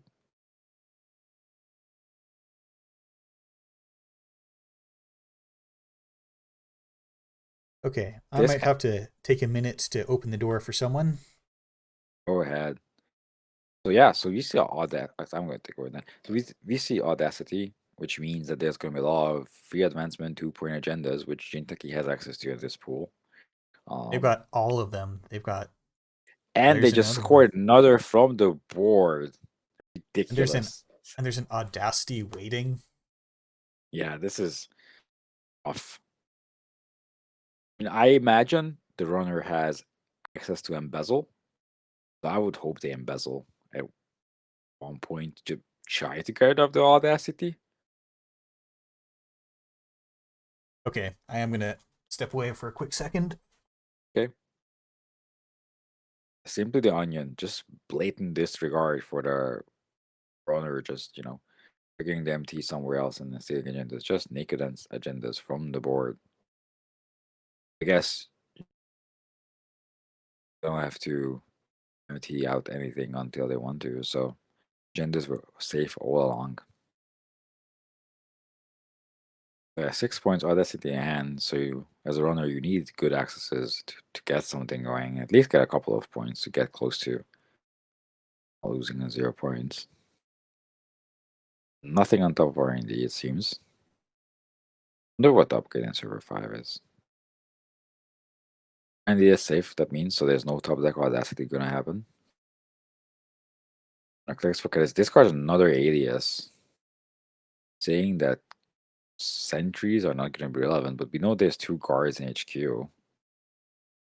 They have triple guard, sorry, triple alias, and then they have another in hand. We'll find out soon. Server 5. Instant something on server 5. I don't imagine that's an agenda, because that was only the mandatory draw. So if it was an agenda, it probably would have scored.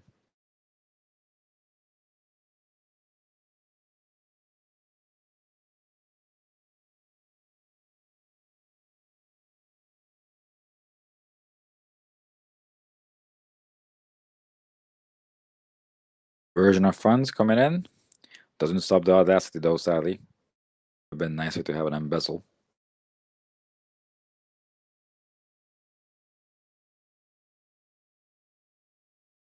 Using calling in favors.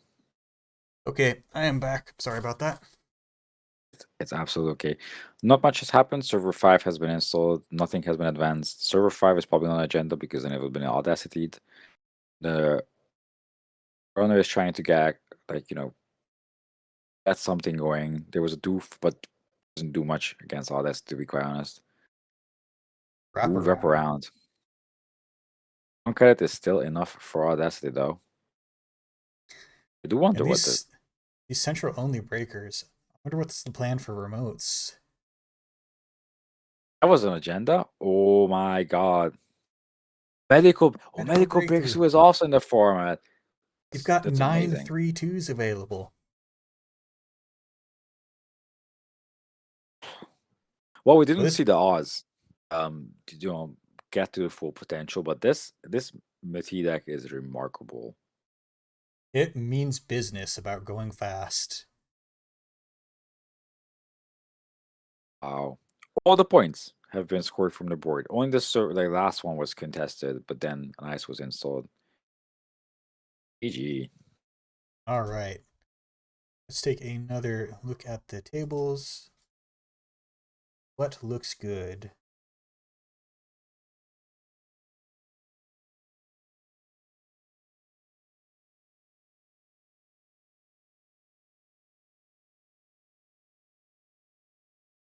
So there's a wizard game going on. If you want to check that, or Table 2 has kit. Table 2 has a kit. Yeah, let's check Table 2.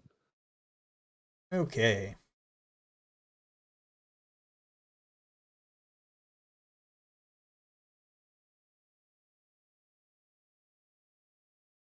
So I'll just leave the stream checked for you.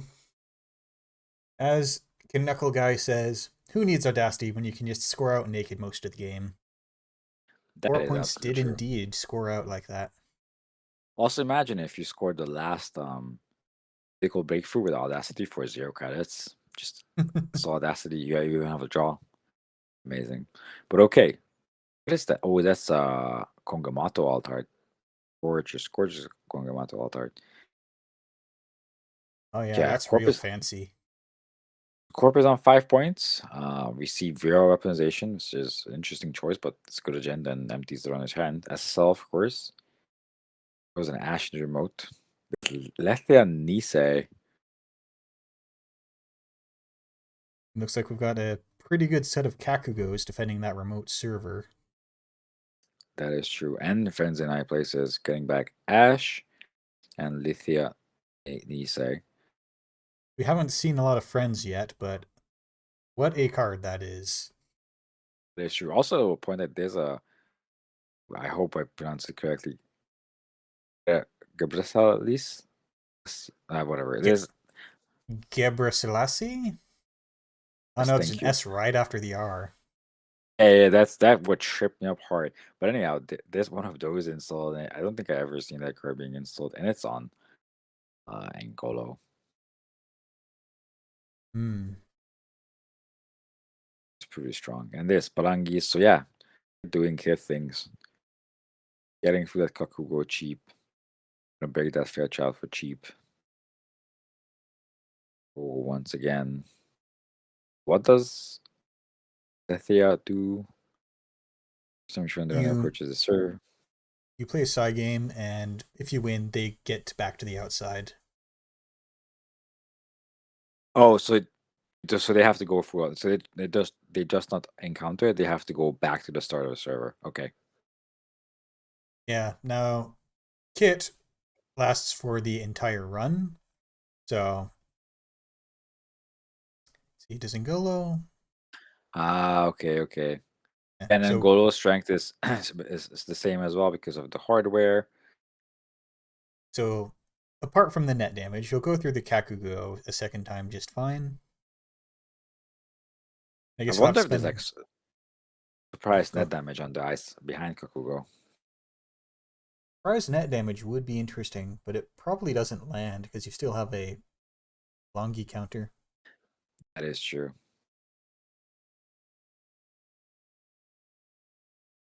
Oh, asking where the run continues from. Yeah. Sad realization of you have to break everything on the center as on the server again. Yeah, it's rough.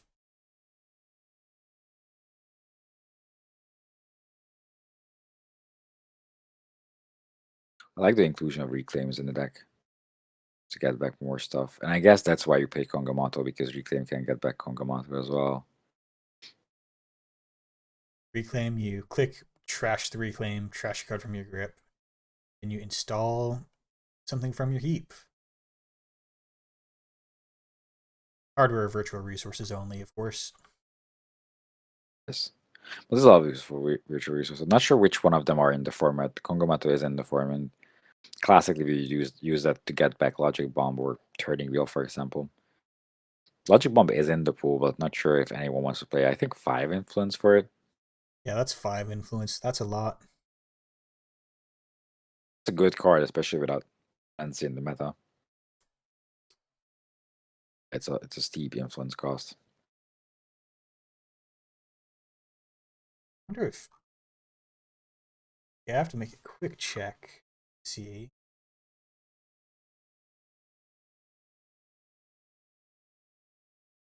Okay, Spearfishing's from Terminal Direct. Not in this card pool. I remember when people were talking about, is this a card worth playing? Because it gets 2 for 1 on T.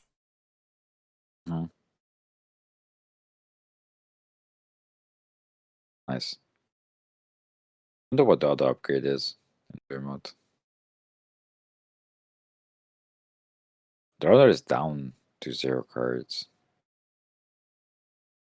Hmm. We don't have Neural, right? No, Neural was core set. Hmm. We'll continue. Ash There's that the I Ashtray. think you can outboost it, but you go broke for it. Yeah. Yeah, so they boost the trace by 2, leaving enough credits to. Yeah. If it's a free advance, you can score it, but otherwise you can't really score it. I guess this was to outtrace the runner, But like you mentioned. that'd be a credit perfect win if that's the case. It could be the single Philotic for all that it is.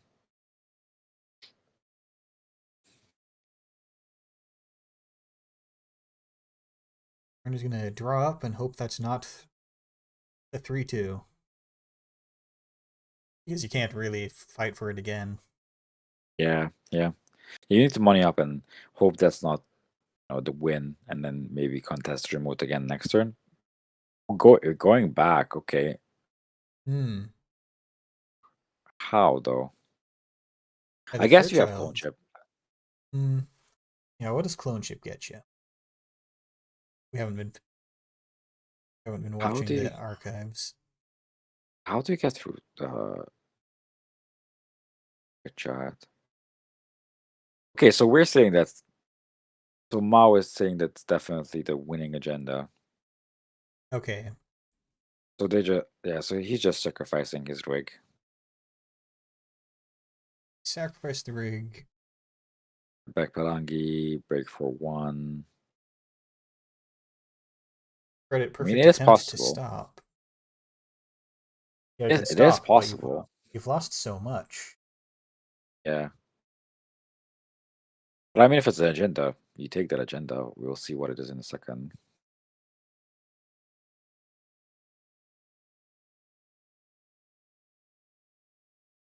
Using a pad tap. Ooh, it was the Philotic. It was. Now the Corp draws to try to find something to finish the game. It was a very good call in that regard, then. Lost a lot for the runner, but, stopped the loss.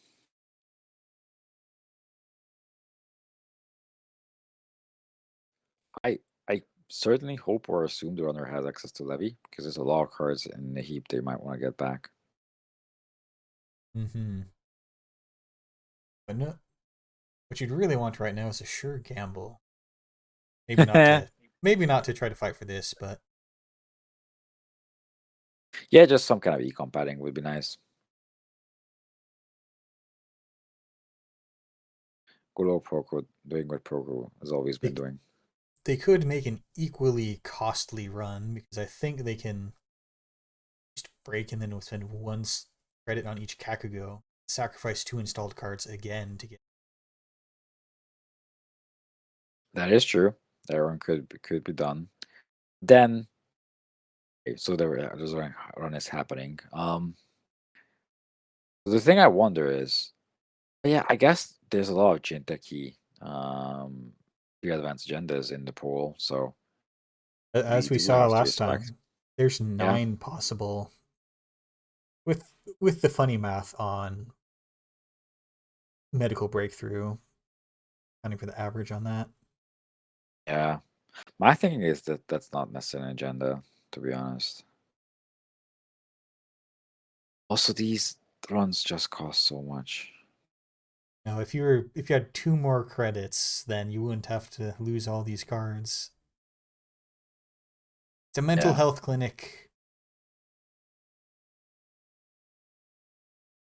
Sad. Now you definitely try to find something. Yeah. I mean, honestly think I don't know what the agenda suit of the deck is, but it has SSL, has viral weaponization, right? And if you have viral weaponization, what that tells me that you are not playing the free. Maybe you have one philetic because you're used to playing one philetic, but you're not running the other free advancements ones, right? Because then you probably run some instead of viral weaponization. Yeah, So I the think critical mass of 3/2s is more powerful than random viral. Yeah, so I imagine if anything goes in the remote that will be scored after the philetic is going to be advanced. Those were a stressful couple of runs in the last 2 turns.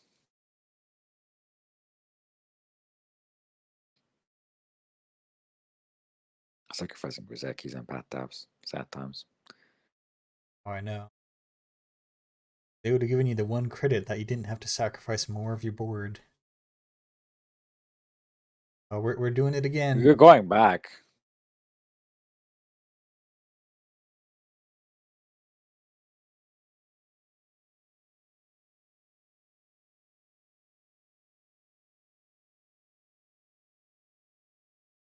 That we're going to break 2 this time and toss the Pelongi. Yeah, that's my thinking as well. Or you can trash the Oh, memory hang as well. on. They don't have a way to paint that last Kakugo. They don't have enough credits. Oh, And they're out of Pelongi counters. that is true.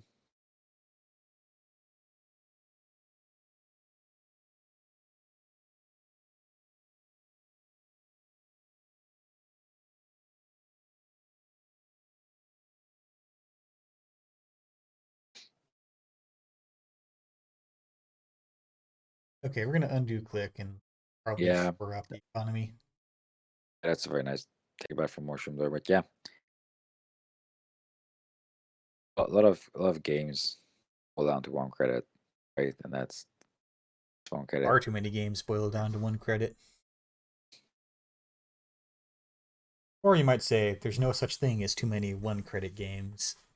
It always brings the excitement when you're like try to math out, and then you're trying to math out again and again to see if you're actually correct and you're 1 credit off. Okay, we're trying our luck on R&D. It's fair enough.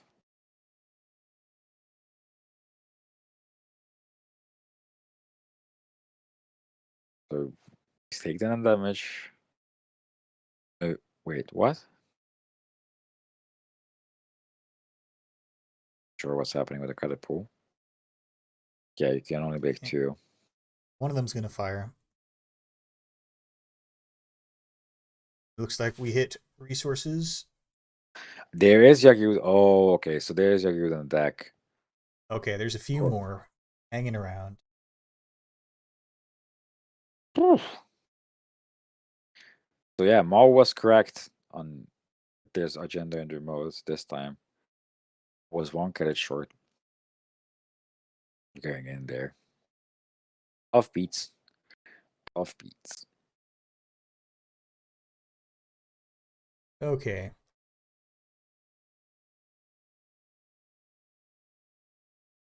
I think we've seen. Okay, let's. Well, it looks like Silhouette is happening again on table 8. Can check out Silhouette if you want. Okay. Ooh, Blackguard is on the. It's. I'm having serious deja vu feeling right now. Our server is on the remote. There's a Blackguard down. And we're going to ignore that server. Yeah, so we could just res ice on that server with Blackguard. Glorious. Also, direct access. Yep, we got the direct access answer to Mati.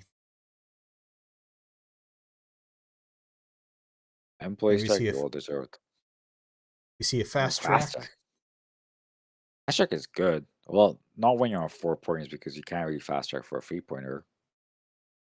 Oh, did they? Oh, you don't get to expose? Oh, yeah, because the identity's blank. Oh, no. The counter tech cuts both ways.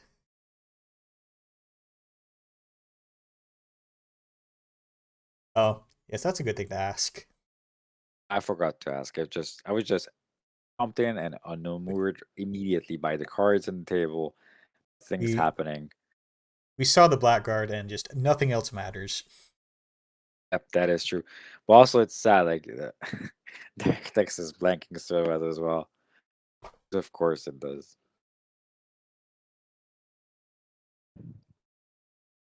T on 20 credits. That's a lot of credits to Res Ice.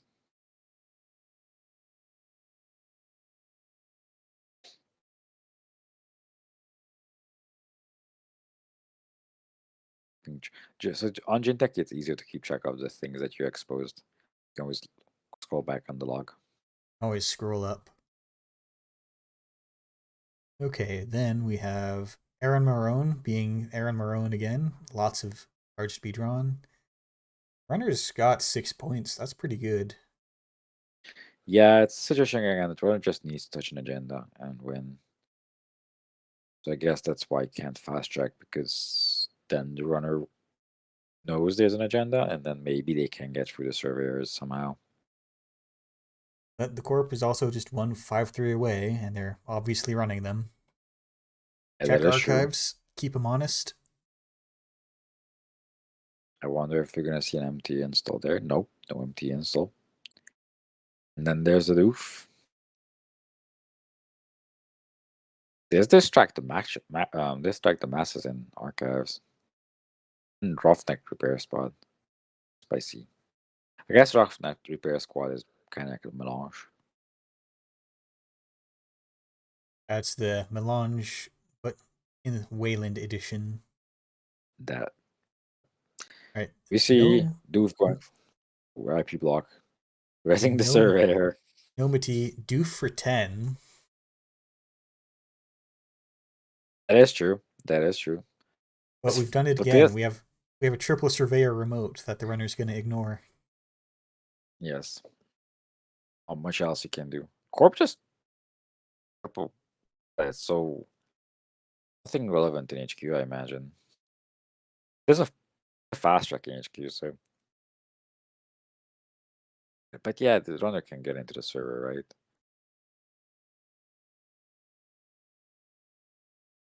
Into the remote. Yeah. So I always got wondering because we know the Corp has fast track, right? Oh, Stargate. Ooh. Envelope, surprisingly good. I think some people looked at the barrier breakers and realized that Envelope is really awkward.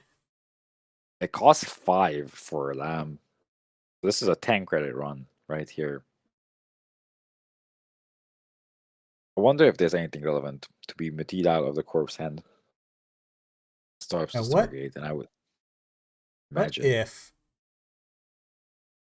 And now I'm realizing Barrier might have actually been, or Berserker might have actually been sick this tournament. Maybe it would have been. What if it was? Having Alright. the perfect IP block in the innermost position. Fire the IP block trace, cheaper than breaking it with Lamb.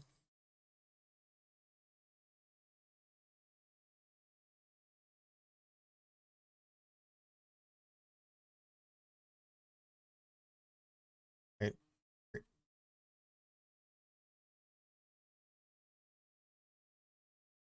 Oh wait, did they not get in to do the Stargate?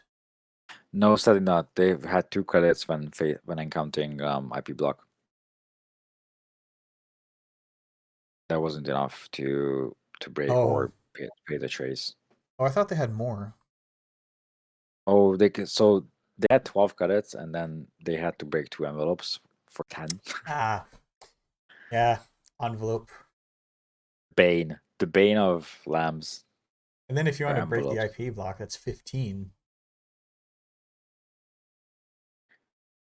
So this sentence would be fun out of Netrunner context, that the bane of Lambs or envelopes. Hmm. Yeah. So yeah, that runner is kind of broke. Just run HQ. I mean, you push the trace 1, then they just bounce, right? I mean, you're at Attack. 5 credits. If there's anything even in, okay, yeah. Runner Yeah. asks to undo. That is absolutely fair enough, because as a corp, you just push the trace by 1, right? Because this gives the runner a tag. They have to remove the tag because they don't have Iron tokens anymore. Keeps them out of HQ, makes everything a bit way more awkward.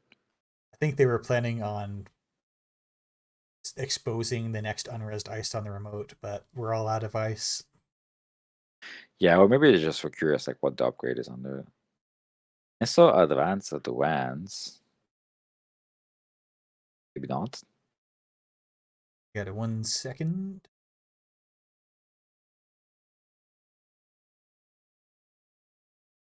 So how many credits do you need to get into R&D? You Stargate successfully. So you break envelope for 5. Lamb breaks any number of subroutines, so there's no reason not to. So you break envelope for 10, and then you need 10, and then it's probably cheaper to just have enough money to win the IP block trace. But we're not going to R&D because we don't have 10, 15 credits, much less 10. And we approach HQ, and we access DNA tracker.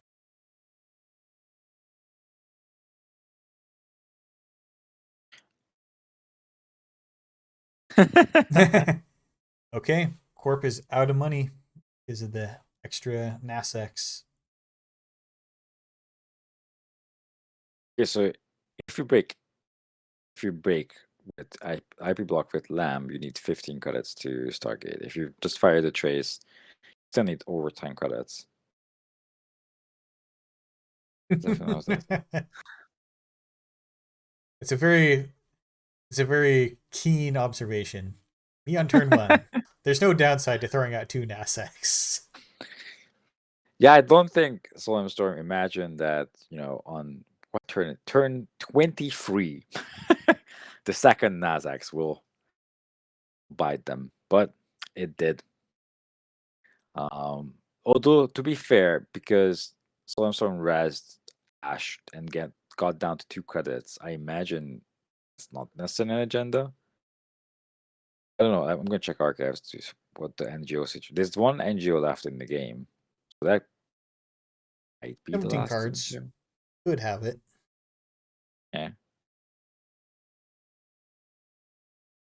Yeah. Or I mean, this could also be just be an agenda, right? And saying, hey, it's safer in the remote. It's in HQ. I'm betting that it's the 5-3. And intriguingly, Silhouette's going to expose it.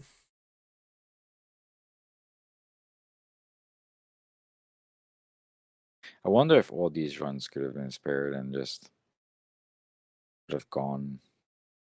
Rain Trust. Ooh. Sorry. Okay. Wow. Okay. So I wasn't necessarily in the remote. Damn, Brain Trust was stolen from HQ. The 1 in 5 classic rip. Yeah, I gotta respect the Silo deck with the lines of, hey, I'm gonna ignore your remote and just res every single piece of ice on it with Blackguard. And it's very true. That is a very cool deck. It's a very cool deck, yeah. Blackguard costs 11 though. There's a lot of credits to pay. Okay, let's see how much time is left in the round. Oh, we've got 30 minutes. We've got plenty of time. There's a Stronger Together on table 11 if you want to check that out. Yes, let's. That person, oh no, that game is over. Never mind. Oh no. Stronger Together lost. And they're Bad. playing Bioroid efficiency research. The math didn't check out. Okay. Do we want to check on Last Geek and Odo? Maybe? On table 6? Yeah, let's check that out. If that game is still going. Seems like last turn run. Okay, I was certain you were about to say, "Oh, this game's over too." We see the rhyme again. It's an Ash. The Trace.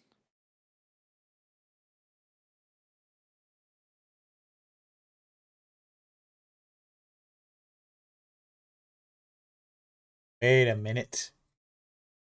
I think they said this exact thing before to us. Sure, but it's almost over.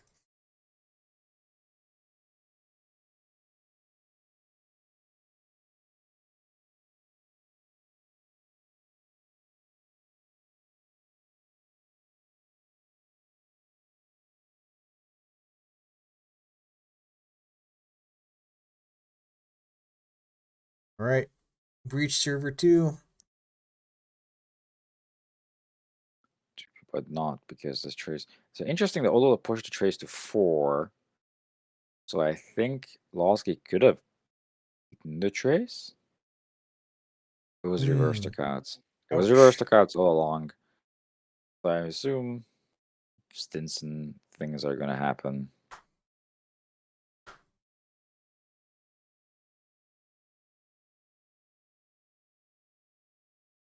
It's cool, Geesh.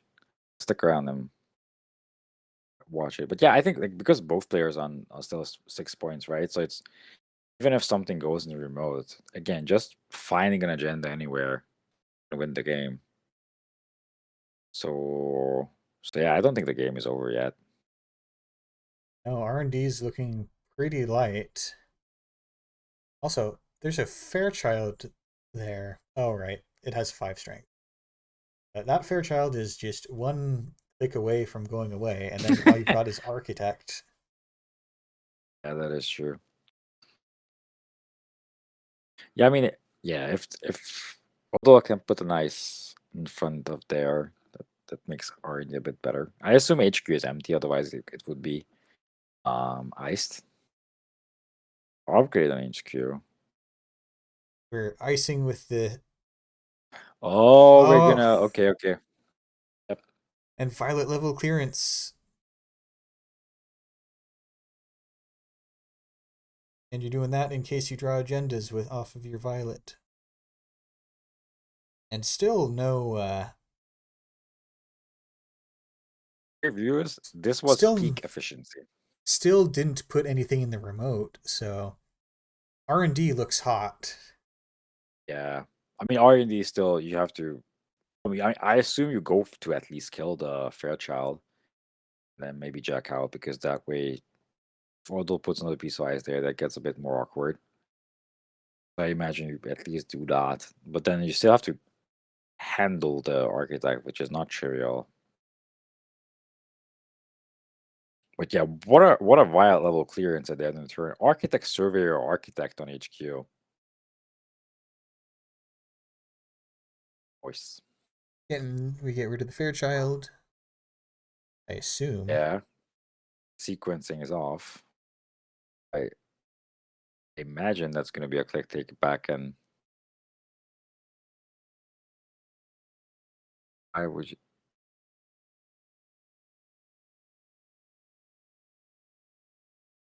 Yeah, you use Cipher. Yeah, definitely use Cipher here. Why would you want to pay for just to break it normally? But I don't know what that does for you. But yeah, We shall instead pay the very consequential cost of 1 reduced hand size. oh yeah, there is a downside to Cipher. I forgot about that. I mean, this is a Proco deck, so hand size might make a difference. And we're going back Cold with read. Cold Read. Fair enough. We're trying for a single. That will pay for. It's not But- actually going to pay for Lamb very much. I mean, it pays for Lamb, but you're losing Lamb. Oh! Oh, but the good snap. grabs. Sick rips. Sick rips. I mean, this round loses you Lamb, right? Like your 4 cost. Yeah, breaker. that's the only program you used, so you got to lose Lamb. Would have been rough if this doesn't work off, but it did. Never not had it. I mean, I think the Corp just does install in the remote next turn. There's no way they don't have the winning agenda. Yeah. There has to be something in HQ.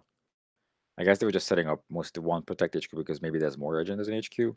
Also to like get the Barney value off. Okay, let's pop out. What is this X button? Okay, looks like we have. That's not very many games. So shall we check out table 1, big unit versus the king? Have we checked table 4 with Rottage? I wonder if he Hmm. did some Have you seen Rottage's deck before? I'm curious if he did anything spicy because he has a habit of. I don't remember. I know We I've wanna seen a check couple of table 4? CIs. Yeah, let's check table 4. Jesus Christ.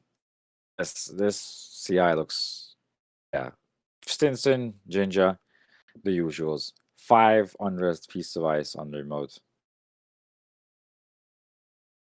And not a forced res effect to be seen. No Blackguard and Silhouette around. Jackpot is there.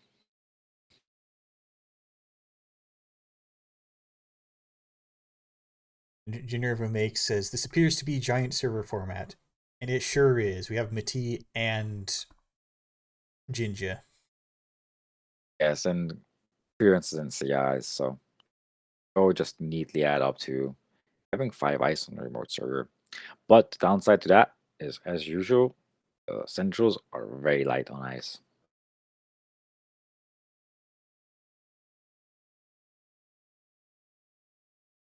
Installed. Collecting that SSL money. Got a scarcity in play. I wonder if these daily casts got in before the scarcity did. Potentially. Or they're just sad that he casts that GP off. But yeah, paying 2 for Jackpot. Like, paying 0 for Jackpot is tough because it's not a good card. But now paying 2 for it, not where you want to be as a runner. Hey, You're doing. Lamb coming in for Stargate. Ooh, there's an agenda. There is an assume the agenda will be stolen. There's no recursion in the format, right? There So, yeah, is Distract the Masses. Oh yeah, sure, that's true. But I was I thinking could- how sick. I mean, you might take the chance that they're not running it.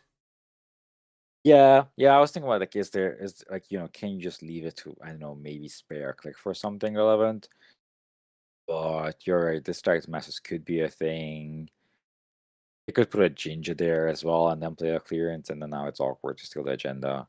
This way you can install resources next turn if you want to. Okay, That's another 3 points to SSL. score. So Oh, runner needs to find points on R&D. Also, not sure if you're supposed to go and trash the Jinja, to be quite honest. Another architect deployment test. Okay. Hey. Imagine we're thinking trashed by instance and oh, so you go back now, I assume. Go back Go- now and trash everything with. You'd love to have stim hack, but we don't. Oh, and then you can jackpot after, I guess. Trash Jinja, steal the agenda, get your jackpot money.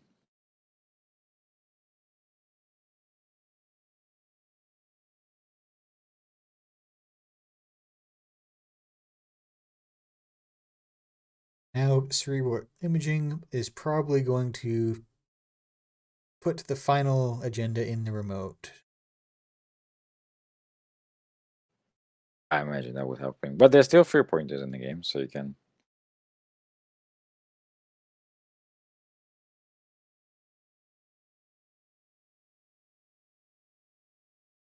Well, you know, they're still outs. There's second piece of ice on R&D, but because Lamb is a thing and Hagen is a barrier, it's not necessarily keeping the runner out.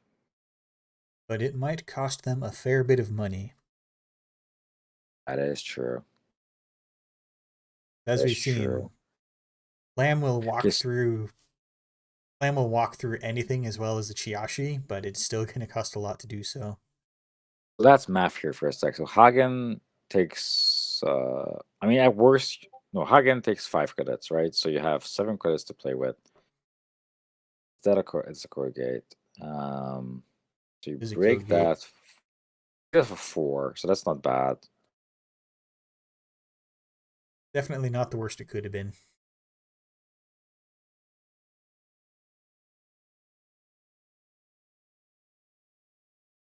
So we get through for a couple of abilities and 6 credits. Reveal no agendas, but is a Brian Stinson you might want to be rid of. Well, actually, no, there's one. Yeah, there's only one doesn't move. Okay, Red toss level. red level clearance. Don't let Yeah, him I mean, draw that through kind the of says, like, if they don't have it, then they have to draw up. But I would imagine that, whatever is in their remotes and agenda that's going to be scored.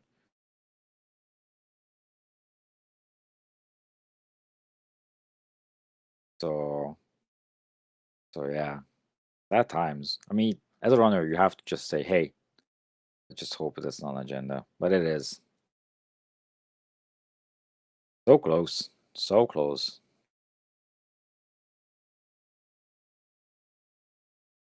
Okay. Starts doing the celebratory resol. Show us the overwhelming power of 2 surveyors. Surveyor, Ginger CI, Barney Stinson, Cocktail Made in Heaven. Yeah, so I guess we have table 1 left, basically, right? Probably. Right, let's hop into table 1. Table 1 is another. Looks like that's Let's one show agenda reflect. away from winning. And there's something in the remote. And we just saw. we just All right. just see the king win. All right. Our Perfect. timing is impeccable. So is table 9 still going? Let's check. It's also still one going. agenda away. And this access will be it, knowing us. Friends in high places, okay. Then the remote is definitely something to score, right? Yeah. We've done it Doesn't again. matter. Okay. 3 people scoring out. There's no, that's all games. That is all the games.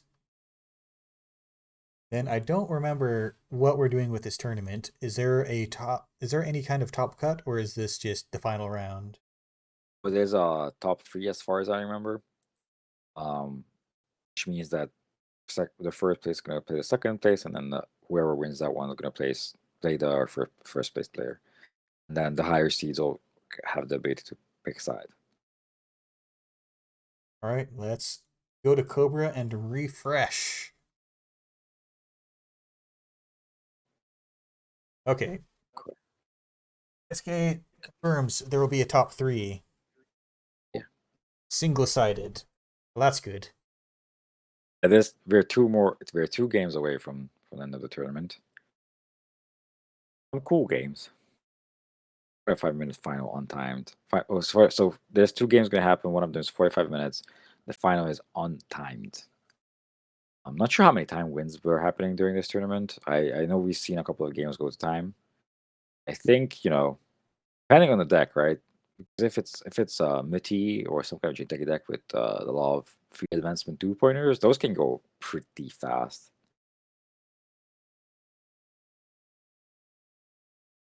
Yeah. Okay, let me get a check on the timers.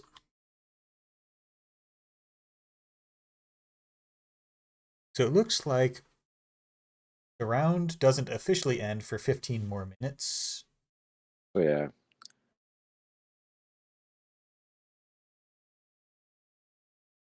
That's it, right? We've Yeah, seen everyone's every- game has ended. Okay.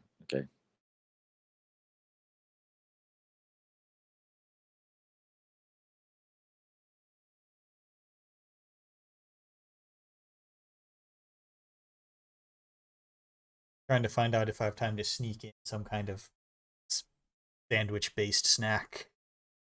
Oh, go ahead if you want to.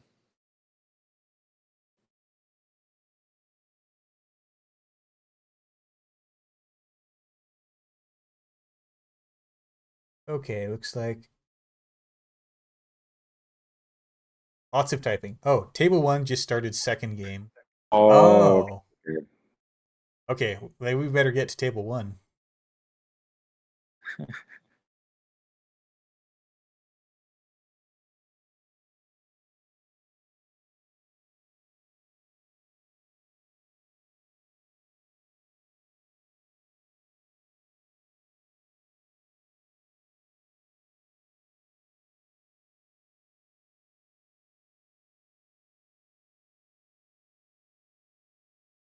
Okay.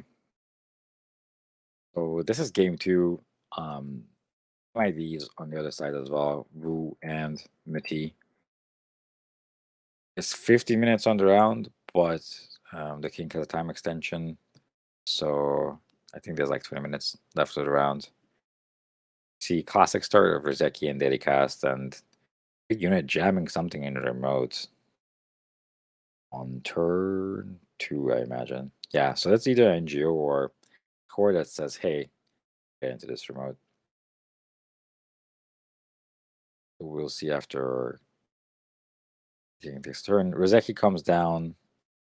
Oh, Scavenge Rizeki. Yes. Play we always wanted to see from Kabanesaru. Scavenge out Rizeki. Score SSL. Good score.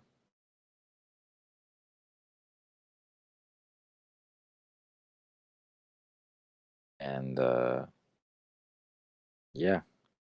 Sell, good econ. Again, very nice when stolen, amazing when scored.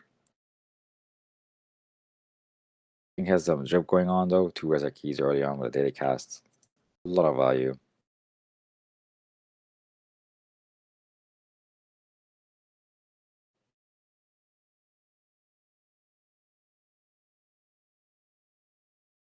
See King drawing up. I assume looking maybe for breakers, maybe for more econ. Looking for something specific.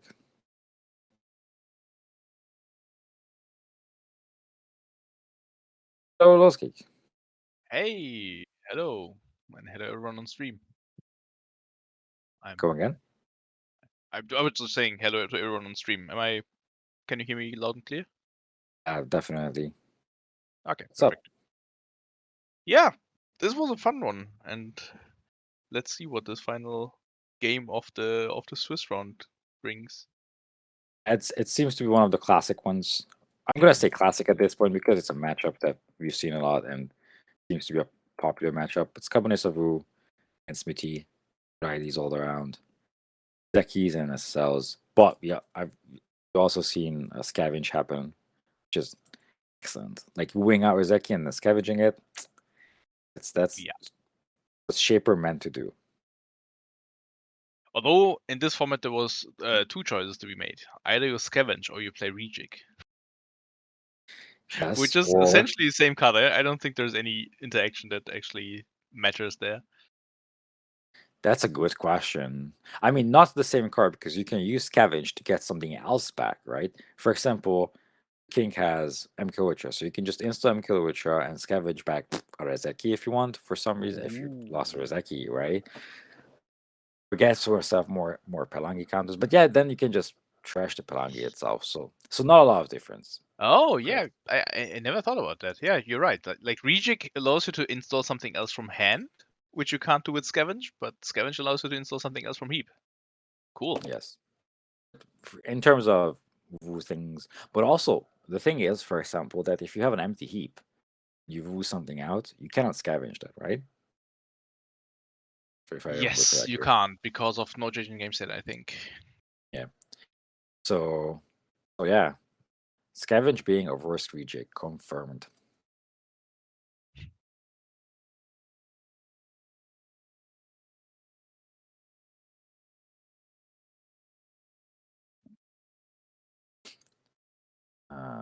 So yeah, we see empty ice up centrals like a normal deck does without the empty triggers, which is always sad to see because that's not how it's meant to be done. But there's a data quest in the remote. Data quest and level clearance being splashed in the deck. Just say that econ is scarce on the corpse side.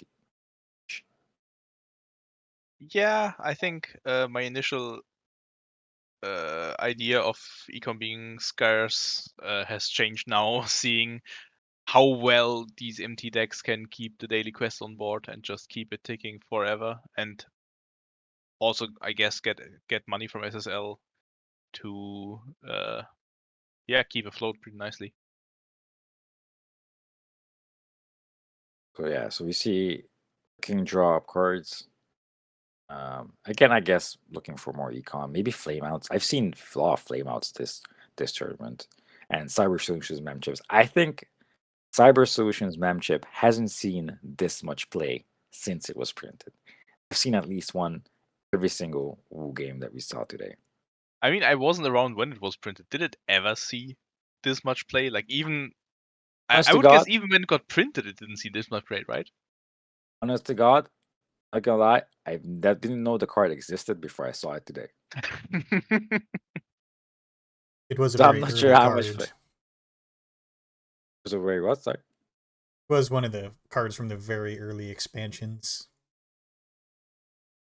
I don't know if we ever really saw the need for MU in that day. I guess you could be installing like multiple mediums or something, but that's probably very far-fetched if you have to pay 4 for this thing. But yeah, I guess in a time and age with Rezekis ticking, paying 4 to be able to play 2 more Rezekis can actually be a good thing against some decks. Yeah, we see another install advanced remote trashing a daily quest. One of the things I don't like about daily quest is that it clogs at the remote and then it just goes away. Yeah. And I imagine that's another score. especially in this format without much corp recursion other than I guess Architect Fires, trashing that daily quest is actually a huge cost. Yeah. You take what econ you can get in this format, I imagine.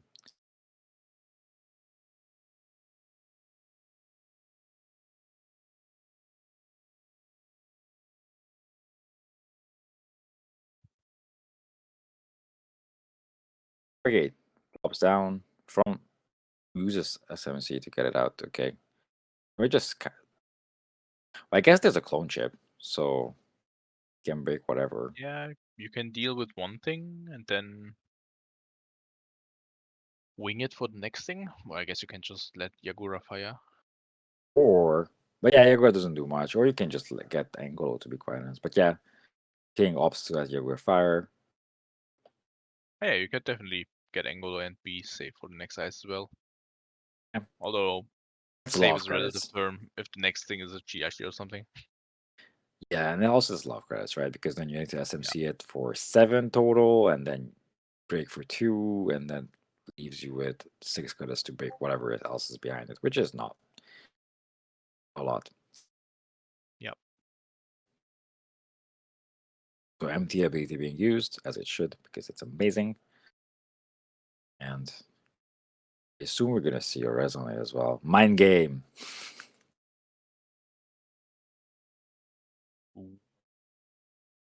There's this group of side game eyes cost not a lot. I think there's a lot other ones that cost 0 and 1, right? And they just have a lot of text on them that involves a side game.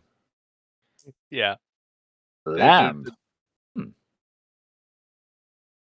So I do wonder, is it better worth it to get Lamb with clone chip compared to getting back SMC? Oh, I Is it- guess they were trying. No, wait, what? They were chisel misclick nonsense. We're trying to get Chisel. I think they might have happened something earlier when misclick something, but I imagine they would want to get back SMC instead of Lamb. Oh no, they didn't, they clicked no maybe, or installed it too late with because it's on encounter, so you need to do it on approach to be able to paint mind game to a barrier. Yep. DNA tracker, some of them DNA tracker is not something you want to see after you got out of Lamb to bake a code gate. So yeah. Assuming server 1 is an agenda, maybe HQ is not chock full.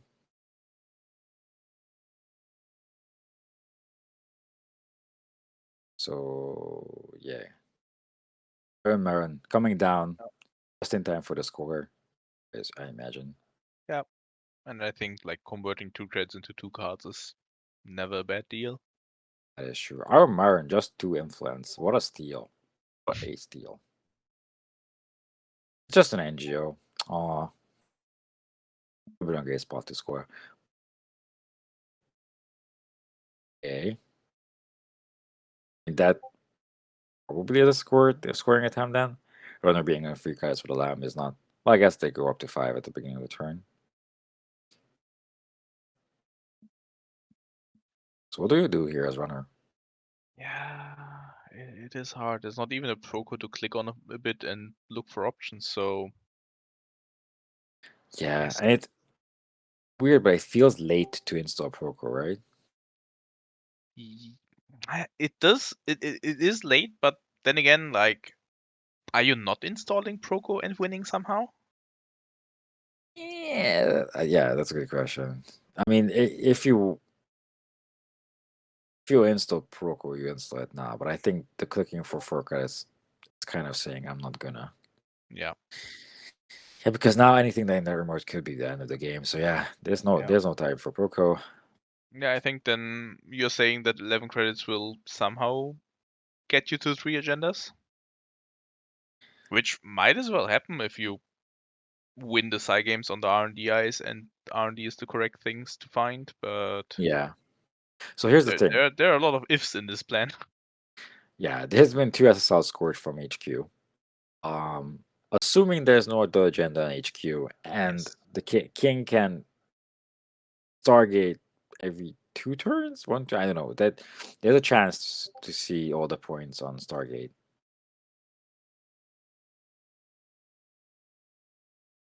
Okay. In the meantime, we have an illustrious guest joining us.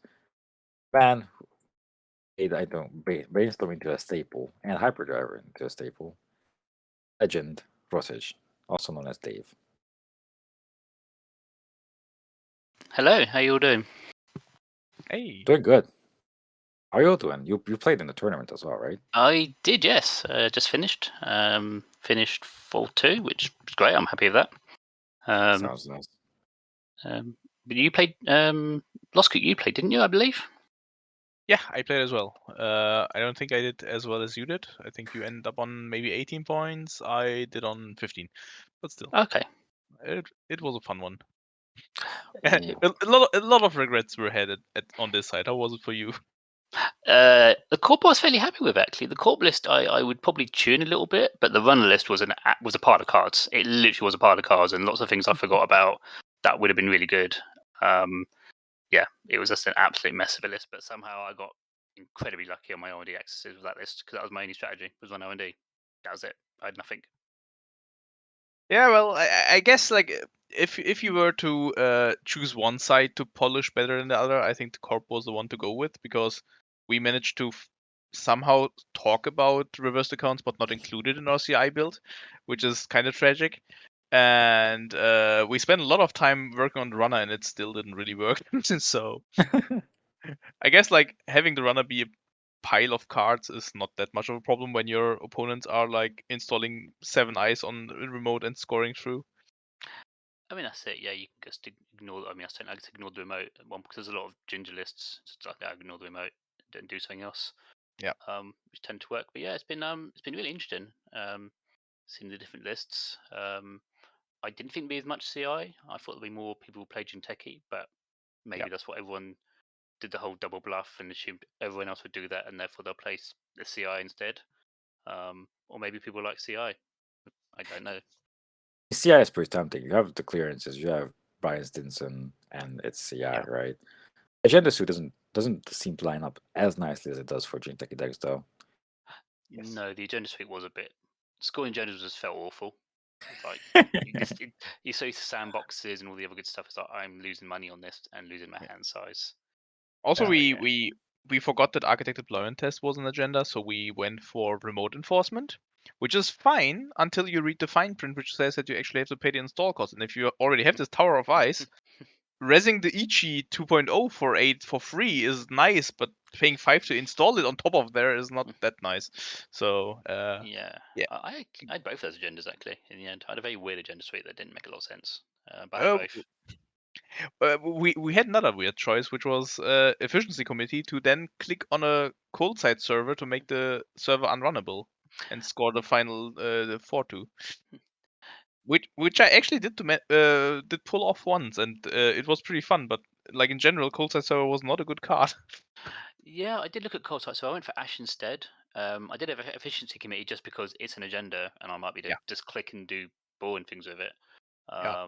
But Ash felt fine. I just couldn't justify too many upgrades. But Yeah. lacking hedge fund felt really bad at times. Just I want Yes. money, Yeah. I don't want cards. That was the real. I'm sure if every corp felt the same. Ooh, DNA We've tracker. seen some CIs go the route of non-etching matrix and like all those assets and combine it with fully operational. Ooh, Future Perfect on top. Medical. Ooh. Yeah, although you still need to get the Future Perfect out of Archives, which is not that easy if And- you're on 0 credits. Exactly, that's I a mean- slight problem. But I mean, well, you won't get it this turn, but like the corp will not have it as well. What else are you gonna do here, right? Yeah, you're definitely taking the Future Perfect. I don't think there's any way around that, but I'm not seeing a future in which you actually hold that Future Perfect in your hand. That is true. Yeah, I guess. I suppose we know there's not much recursion in this format, so that's likely to stay there. So Yeah. Yeah. you don't have to worry about it coming back out of there. So The one recursion is something the masses. distract the masses. Correct the masses, yes. Yeah, I That's- did look at it and then stop looking at it as a card. The fun thing is, the big unit can just spend 2 credits in every single side game on King's turn and just protect the Future Perfect. And obviously, we forget his ID ability. He could just slam some ice there. if he That wants to is as well. true. That is true. Yeah. Icing Archives. What a novel idea. But it's just great. No, you don't. You can just wait for them to make the run, then decide what to do about it. Yeah. You're not forced to preemptively put the ice there, which is just quite handy. So yeah, this is rough for the king. I think they need money. They probably need another breaker at some point. I guess they got to hope that big unit doesn't find any agendas and they can just recover card and econ wise. There's a chance for it, but we talked was geek that a couple of turns ago that it felt too late to install Proco because the corp found 6 points very, very fast. And that's rough because Proco is one of the main econs usually in these decks. I guess. Although, I guess you're, to be honest, we saw the hand and there is no Proco in there, so or like since the hand is now in the bin, there was never a That's fair. decision point of actually installing a Proco. I guess also, I mean, yes, the corp's nearly winning, but for you to win the game's probably going to go long, so maybe Proco gives you value, but it just gives a corp a definite scoring window, and that's the problem, I guess.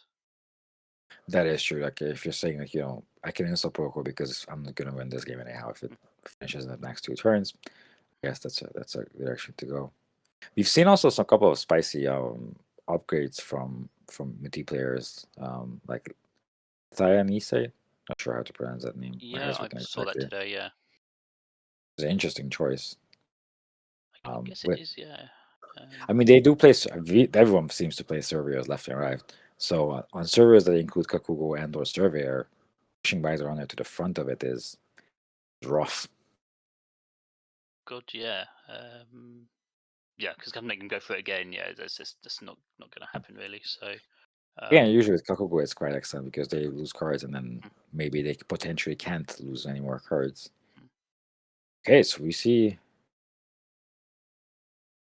Stargate, and that's time. So King's last click, that he can't win the game. It's not worth even mathing. That's not worth even mathing out the breaks. Who won game 1? Do we know? I've seen it, but I don't remember. Honestly. I think the corp scored out. I think I saw. Who was it this game? Yeah, I'm not sure actually. Okay, because I think if it's a split, we know the top 3. I think. I mean, I'm pretty sure we know the top. Unless SOS goes a bit weird, we probably know the top 3 anyway. Yeah. But I guess wait until we get confirmation before I start guessing. Just let the Cobra do its work. So, Dave, have you included any spicy murder cards in your CI today? No, there wasn't any, but I was flatlined today. For flatline, right? This is hilarious, and this just sums up my stupidity at times. I've got an Aramon with tokens on it. I'm on 5 points. The corpse scored 2 stings. It scored 2 stings. Be really clear on this. A card that I can sit and read. I'm running HQ with 2 cards in hand. Keep missing. Put a card in the remote. I run the remote. I hit a sting and I die. I could have used Aramon. I could have taken the tokens. No, I'll just access cards and just die. Just utter stupidity that was. So yeah, I got flatlined, which I was quite proud by and annoyed all at once because, yeah. So no, my decks weren't very spicy. I would have loved if I had EMP or Punitive, I would have put them in the CI list like that, but they weren't around, so sadly not. Was there any way to make like a, what is it called? Not false flag, is the one that tags. I suppose a false flag list. I guess. Yeah, I suppose if they access it, then because you got Boom, I guess. You Because I have did see hyper Blue flag Sun. target as well. I actually heard the idea of doing that in Jemison and like Ooh, because you also had Ober Protocol in Jemison, so you could do forfeit all of your agendas and then somehow make the false flag tag a bunch. What was the text on false flag again? It was like 1 tag per 2 or something. It's one tag per 2. Because sadly, I do know this card because I often look at it. 1 tag per 2. I think if you advance it up to, I can't really advance because you can get. It does turn into 3 points eventually if you advance it enough. It's 7 advancements, right? I never saw that happen, but the text on it says so. Yes. Yeah. So I think we did. Yeah, Look at false flag at one point. Yeah, false flag gives you 3 points for 7 advancement tokens and a click. Not even just like, you've done your job, you have 7 advancements, GG, get your points. It takes also a click. But owner also gets 1 tag for every 2 advancements on false flag. Weird math, but you could, in theory, murder people with that. You could. I mean, impressive. I did see Blue Sun, which I was tempted by, but then realised there was nothing to support Blue Sun at all. So,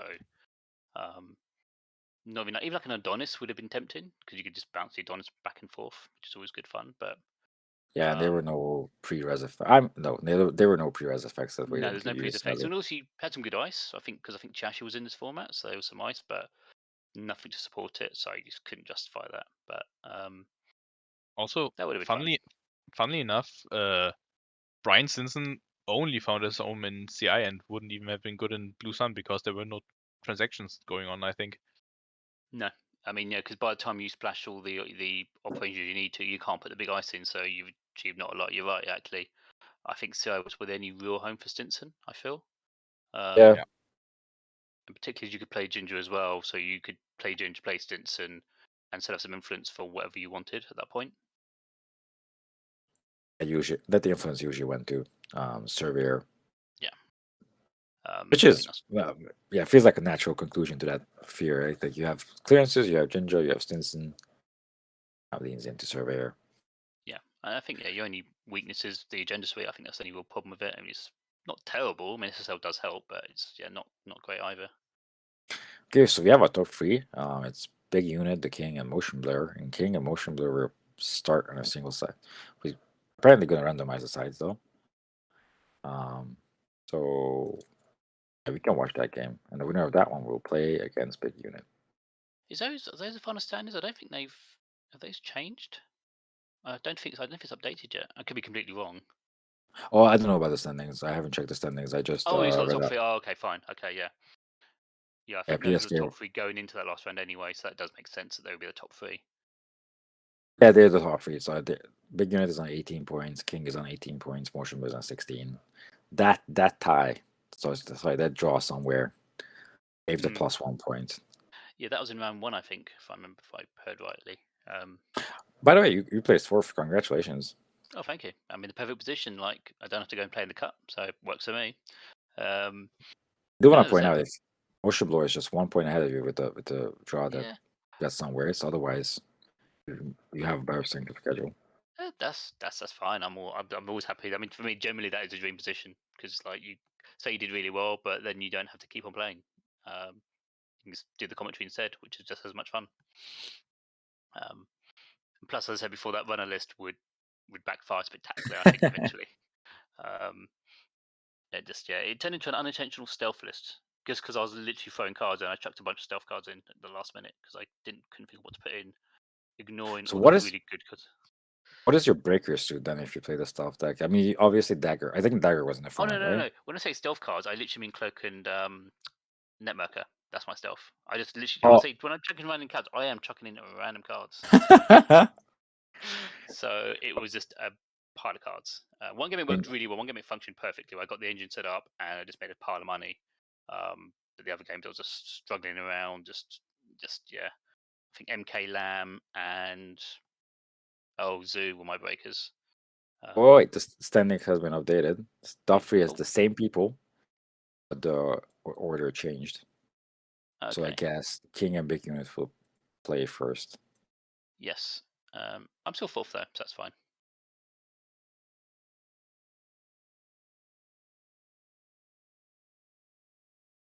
So yeah, I suppose it'd be interesting what side do people pick? Corp does appear, looking at the results, Corp does appear to be stronger, so maybe you choose to Corp. Yeah, but I think PSK World is going to be randomized. Is it randomized? I always thought second and third second got to pick. As I always No. It's getting corrected. Okay. The King gets to choose what side to play against the Big Unit, Okay. and then the winner will play against Motion Blur, and Motion Blur gets to decide. Oh, Motion Blur gets to decide. Okay, because I think that's the one that's more up to the debate whether, because first seed has already won, got a free game, whether they still get to pick the sides. And that's the point. Yeah, this way, if you place higher, it's better that way. Then you can pick sides.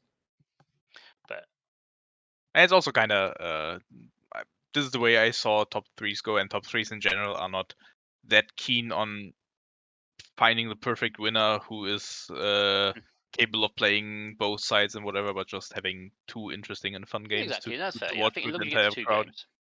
Yeah, I think it's like just tuning around the edges. I think just if you pick sides or not. I think the idea is fantastic. Third v second, it means there's a good where you come in the rankings has important value, and everyone gets to see a final, which is always nice to end an event. So yeah, it's win-win really. I want to point out that all three players are playing Muti and Carbonet Savu. So we're gonna see Muti against Carbonet Savu 2 times. Excellent. Do we know if they're the same builds? I mean, I'm guessing they'd be fairly similar. Certainly, the corpse would be similar. I would have thought. I'm quickly checking out because the one thing I'm curious about. I've seen a Mitty build that was more horizontal and had a bunch of 2-pointers. I was trying to figure out if these are one, but motion blowers seems to be on regular one lists. Let me check. King is on regular as well, and I imagine the big unit is. Yeah, so all of them are playing how you imagine the decks looking.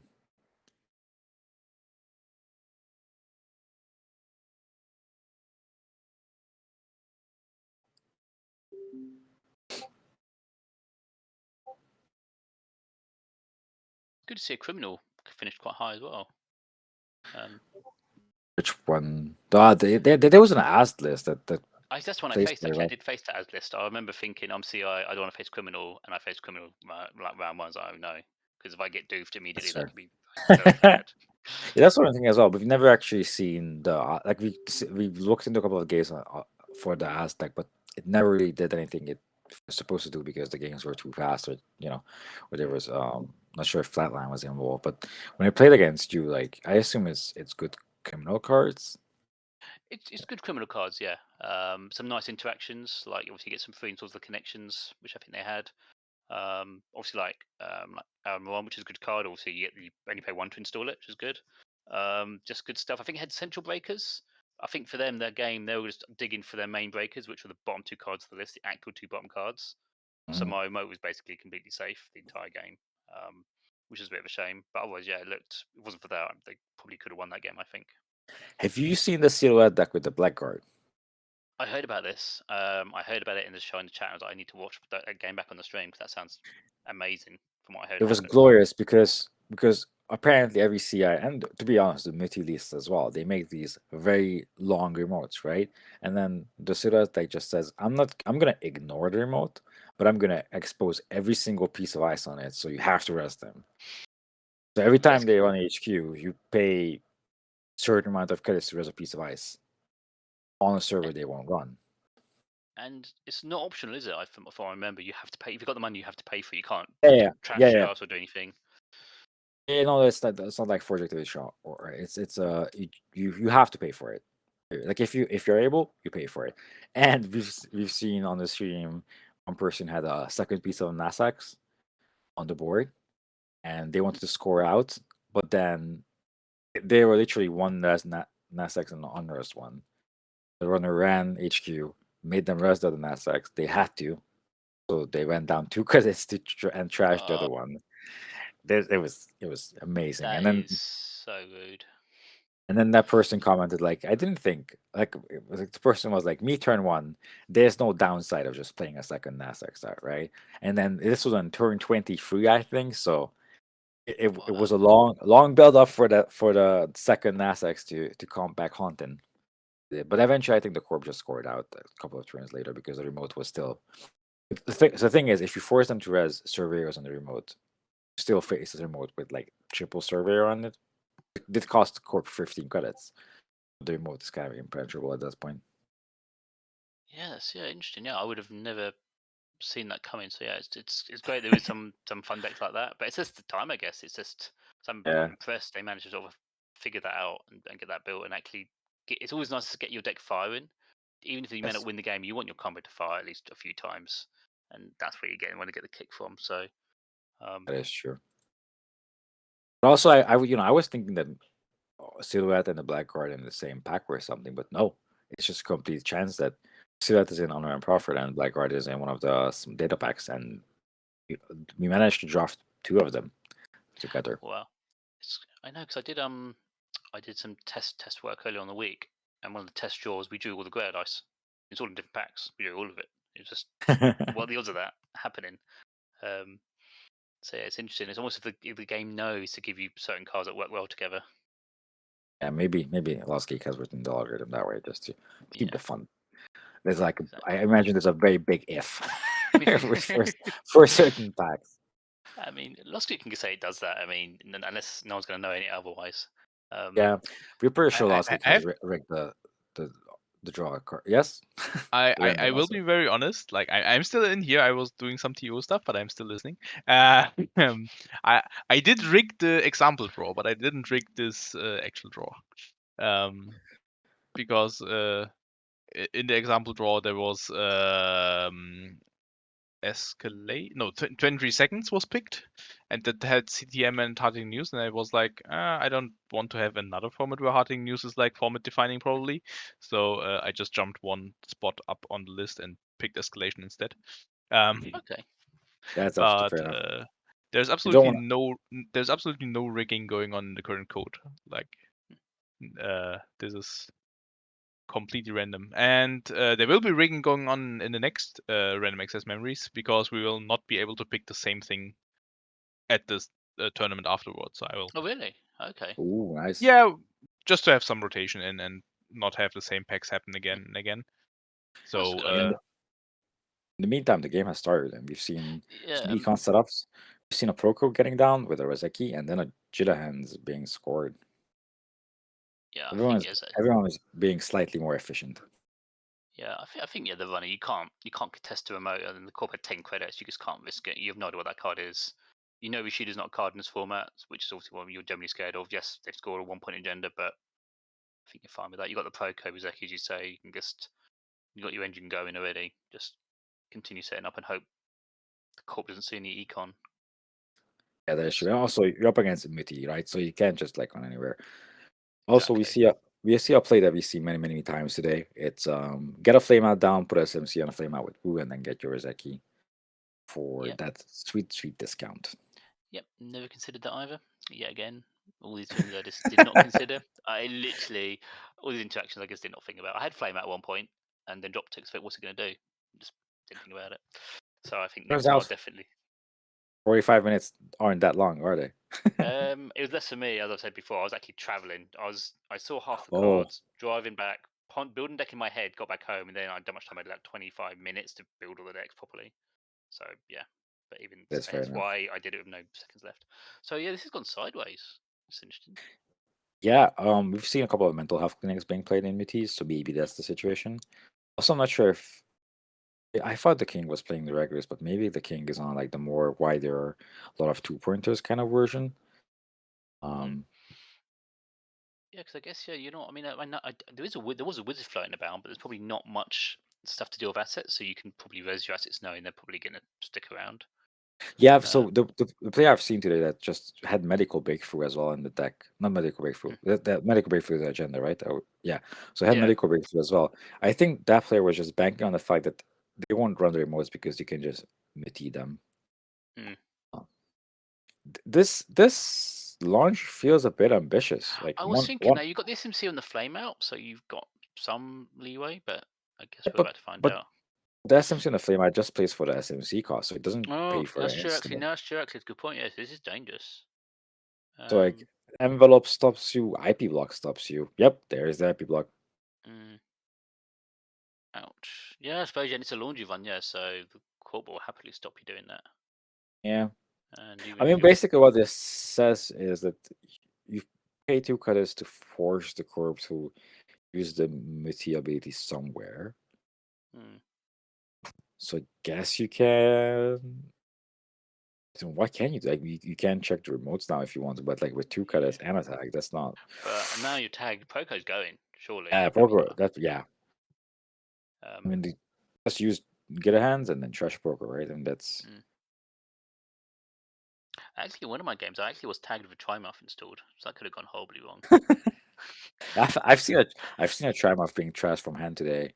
I was like, I was nervous for a sec about that one, but then I realized that that's not how it works. But I think there was like something along that line back in there, right? That it worked for me. I don't know. I was like, "Ooh, trash," but no, it's from hand. Okay, maybe it did. I do remember something like that. I don't remember which card it was. You're right. I can't remember the details, but it definitely was something like that. Yeah, I think there were weird days back in like weird rulings and way the cards worked. So just looking at the chat, and Movable Object was happy about the commentary about the games on stream earlier, which I think was their deck, I believe. So yeah, RNG key. Ooh. guess it's useful you can keep it or do what they've done there and get spec work it, I guess, just for the. Yeah. Well, RNGK, I assume is good in like. I wasn't gonna say the non-multi matchups. There are not that many, but theoretically, if you find an OP essential, it can give you credits. Yeah, and as we said, it's a target of something else, so we get the pad tap down. It's going to Yeah. do some work. It's probably going to get killed off immediately, I would have thought. You can't really leave that around, and you got the 10 credits. You could probably afford to get rid of it. Yeah, although the drone is dripping for 3 credits, so like if you treasure path that kind of like a credit swing towards you. Not sure how long you can afford it because there's free Raizeki. Free Raizeki is like got a lot of value over the game. Yeah, exactly. For Uzeka's there, you feel like I think they need to try and, if they can, start pressuring a bit. If they can, yes, the corp's got money, but it hasn't got anything else. So you've got something resembling a window. Yeah. You're right in resembling. I mean, like you still need a lot of effort to get into any of the remotes, to be honest. I suppose they are woo. They have an ID ability, which I forgot most of the day.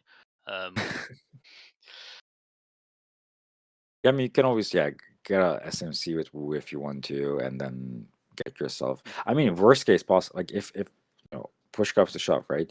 You can Woo Lamb or Angolo onto Flameout, get into a server, and then spec work with a breaker at the end of the turn or something. Yeah, exactly. You've got options, and also with clone chips, you can get your breakers back out. There's no clock down. I don't think there's any way to remove stuff from the. I don't think Kronos Protocol is in this format. I didn't check. I don't think it is. There's Arc Lockdown. Oh, it's in this format. It is, but I'm not Oh sure wow, if I it's. missed that completely. I guess I assumed it wasn't. So I really was playing the fire today. I think I've seen it, but now you made me a bit unsure. But I think it's in the format, and I think Okay. I've seen people kind of respect it, like reinstalling Gauss, for example, immediately with clone chip, although it brings you no value, but at least you don't lose it, and things like that. Oh, we see stuff going in the remote. So It's advance. So an NGO is interesting in this format because at least with NGO you're still not 100% sure. But Yeah. although Yeah. I would bet that's an agenda. I think. I mean, you're correct in the sense that this is a window to score, I guess. Also, the upgrade is probably an Ash. Although we've seen Ben Musashi a bit. Yeah, there's quite a few different upgrades it could be. Also, Rest accounts is in this format, which I did not know about. Which one of my opponents was telling me about. So that was quite interesting to hear that. Reverse accounts, yeah. Yeah, it did a lot of work for the players with with Brian Stinson, the CI decks. It's like a lot of players will of course staying afloat 6 credits, but then you just reverse accounts, use it, and then you can Brian Stinson transaction. Yeah. The chat mentioned the upgrade could be signal jamming. I've seen a bit of that today. Signal jamming, which makes sense because there's going to be a lot of Shaper, so that really does hurt Shaper.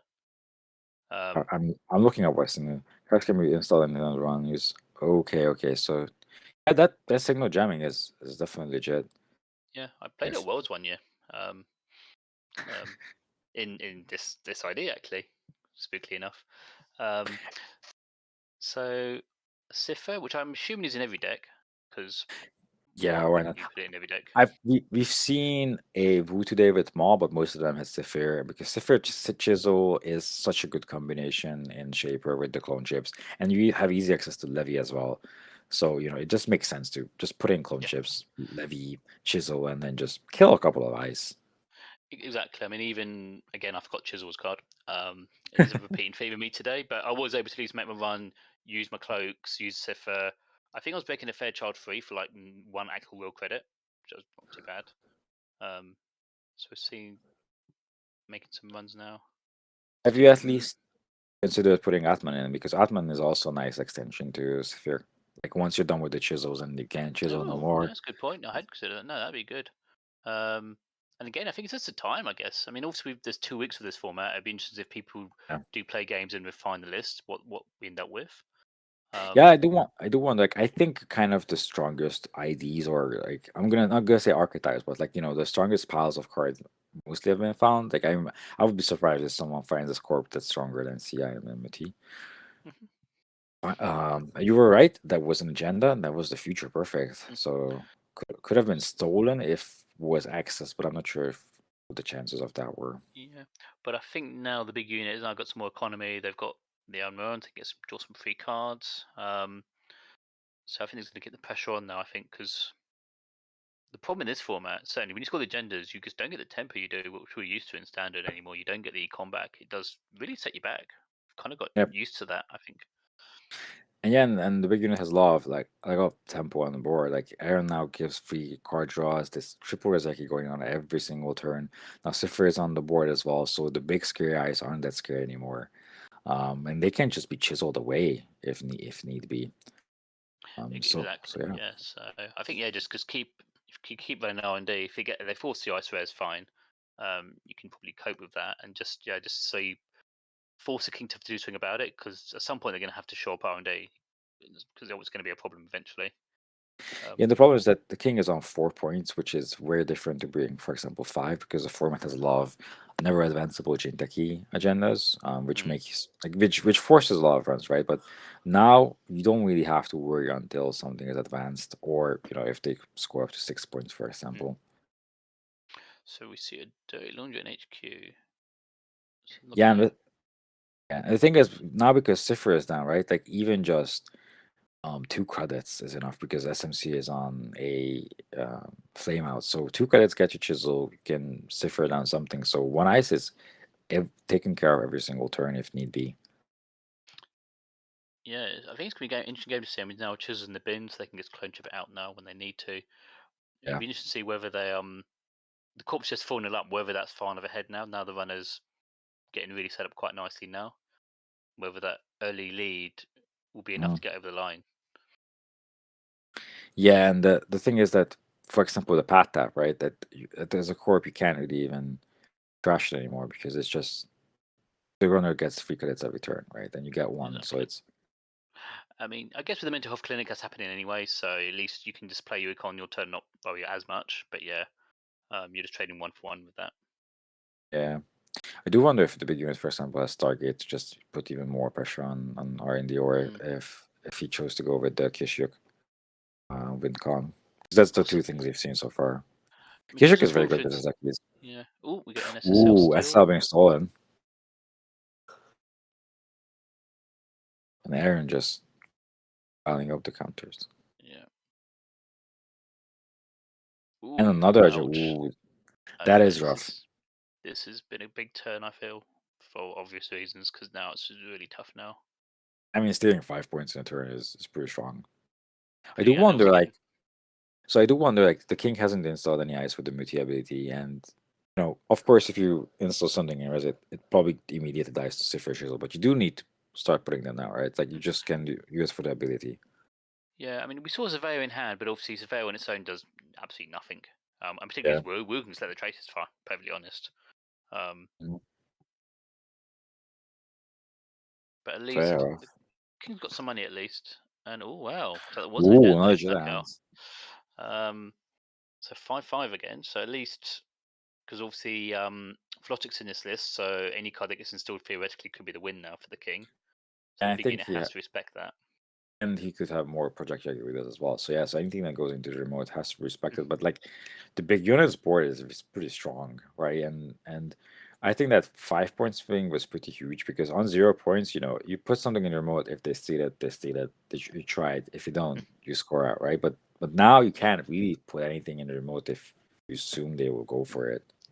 Yeah, I think this could be over quite quickly. I feel potentially now because they're just going to keep doing this, and I don't know what the King can do realistically. They can put a bit of ice down, but as you said, it will just die to chisel immediately. Yeah. So they need 2 bits of ice. Be able to res both bits of ice. I think they just need to put down multiple ice now in the end. Maybe hope to tax out the chisels, but yeah, there we are. Maybe they were just not like ice or enough ice or anything at all in the hand, to be honest. No, and we knew there was a Surveyor in the hand, and we knew there's an SSL. I don't know what else with the other 2 cards were, but yeah, that seemed really brutal in the end. It just showed with this really struggled a bit at the start. Once it got set up, it's like I don't see how you stop it really. That's kind of classic Shaper, right? That's, early game is rough. You won't really contest remotes, and then you just have all your JP con going on. You have your tricks ready to go, and then inevitability hits in. Okay, so the big unit won the game. That means big unit and motion blur, and then motion blur picks the side.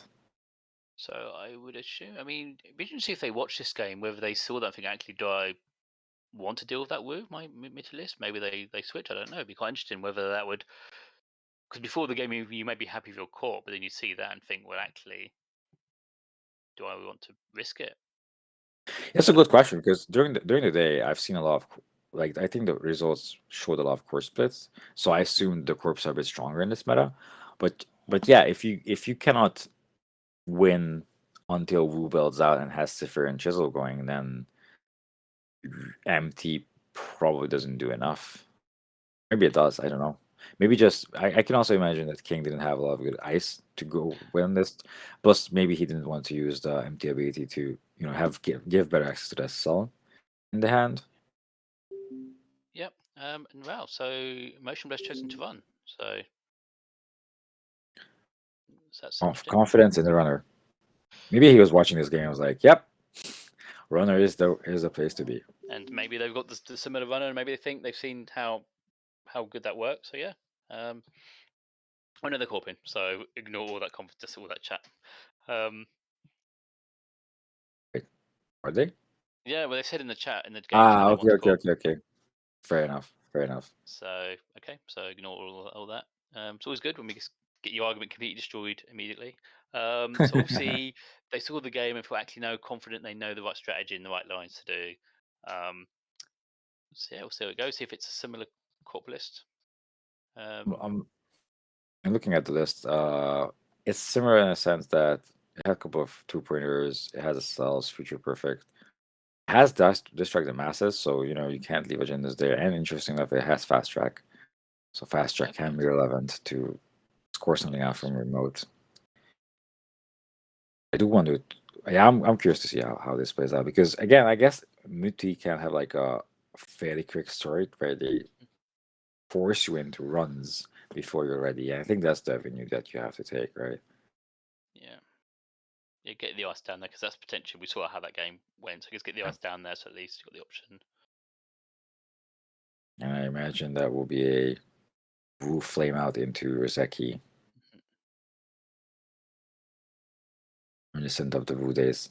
Yeah. Just using flame out instead of Peace in Our Times or Gamble. Yeah. Yeah, to see because Peace of Time was legal. I did again still saw that today. Yeah, but so I think that the thinking is that what we've seen as well is that the corpse kind of struggle on econ. So playing Peace in Our Time probably helps the corp more than it helps you in a weird sense of way. Yeah, I suppose it's an interesting one. Yeah, certainly when it's played against me, I mean the runner won that game actually, and I think actually it was quite huge. Actually, I felt the money was useful for me, but not too relevant. Was something it's massive. So, but I suppose it depends on the game though. It's a real tough one. Yeah, I mean we've seen corpse play successful demonstration, and that to me says that they don't have very good econ options because that's a card you wouldn't play if you have better choices. Yeah, I mean, I think back in the day, I remember trying to play that card, but it's just conditional economy like that is really difficult. Yeah, if it works, it's fantastic. Yeah, the numbers are great, but it's to say relying on the runner doing something great at that Pacific is quite difficult. And if the run is unsuccessful, chances are you're not doing badly as the corp anyway. So it's maybe a bit more of a win more card, which is an economy card you don't want. You want more of a I'm losing, help me out card. Yeah, and there's a world of difference between the runner not making a successful run and the runner making a not successful run. So, because if the runner can make a successful run, they might not just run and then doesn't do much. Exactly. So we've seen the second Rozeki go down, so getting the drip going, and we've also got Motion Blur over a nice little remote being built up. Yeah. So Motion Blur's first turn after Mulligan was Incise and R&D, click for 2 credits. So maybe that's an agenda. Yeah, that was my thinking. That's possibly an agenda because he might have agendas in hand. Again, this is the early game. We saw it literally in the last game as well, right? That big unit starts to build out, doesn't have much going, can't recontest remotes. Ocean Blue are trying to score in the meantime. Is there, and maybe it's me being too aggressive, is there an argument sometimes actually you just run. If they've got 7 credits, yes, you could face one, but the main scary things aren't the threats aren't there at 7 credits, so maybe you just run and force them to do something. So what happens? Yeah, that is Like, fair. Envelope is 1 net damage. Okay, it's annoying, but fine. So what does the single advance tell you? So what's this? Yes, this I would assume it's an NGO. Would you though? Uh, Because then they could have just advanced it the second time, right? They mm, went install, advance, kick a credit. If I know motion blur, I think they're trying to make that pretend it's. I still think it's an NGO. If I know their playstyles, I believe it's an NGO. But yeah, it could easily be engender. I could be completely wrong on this.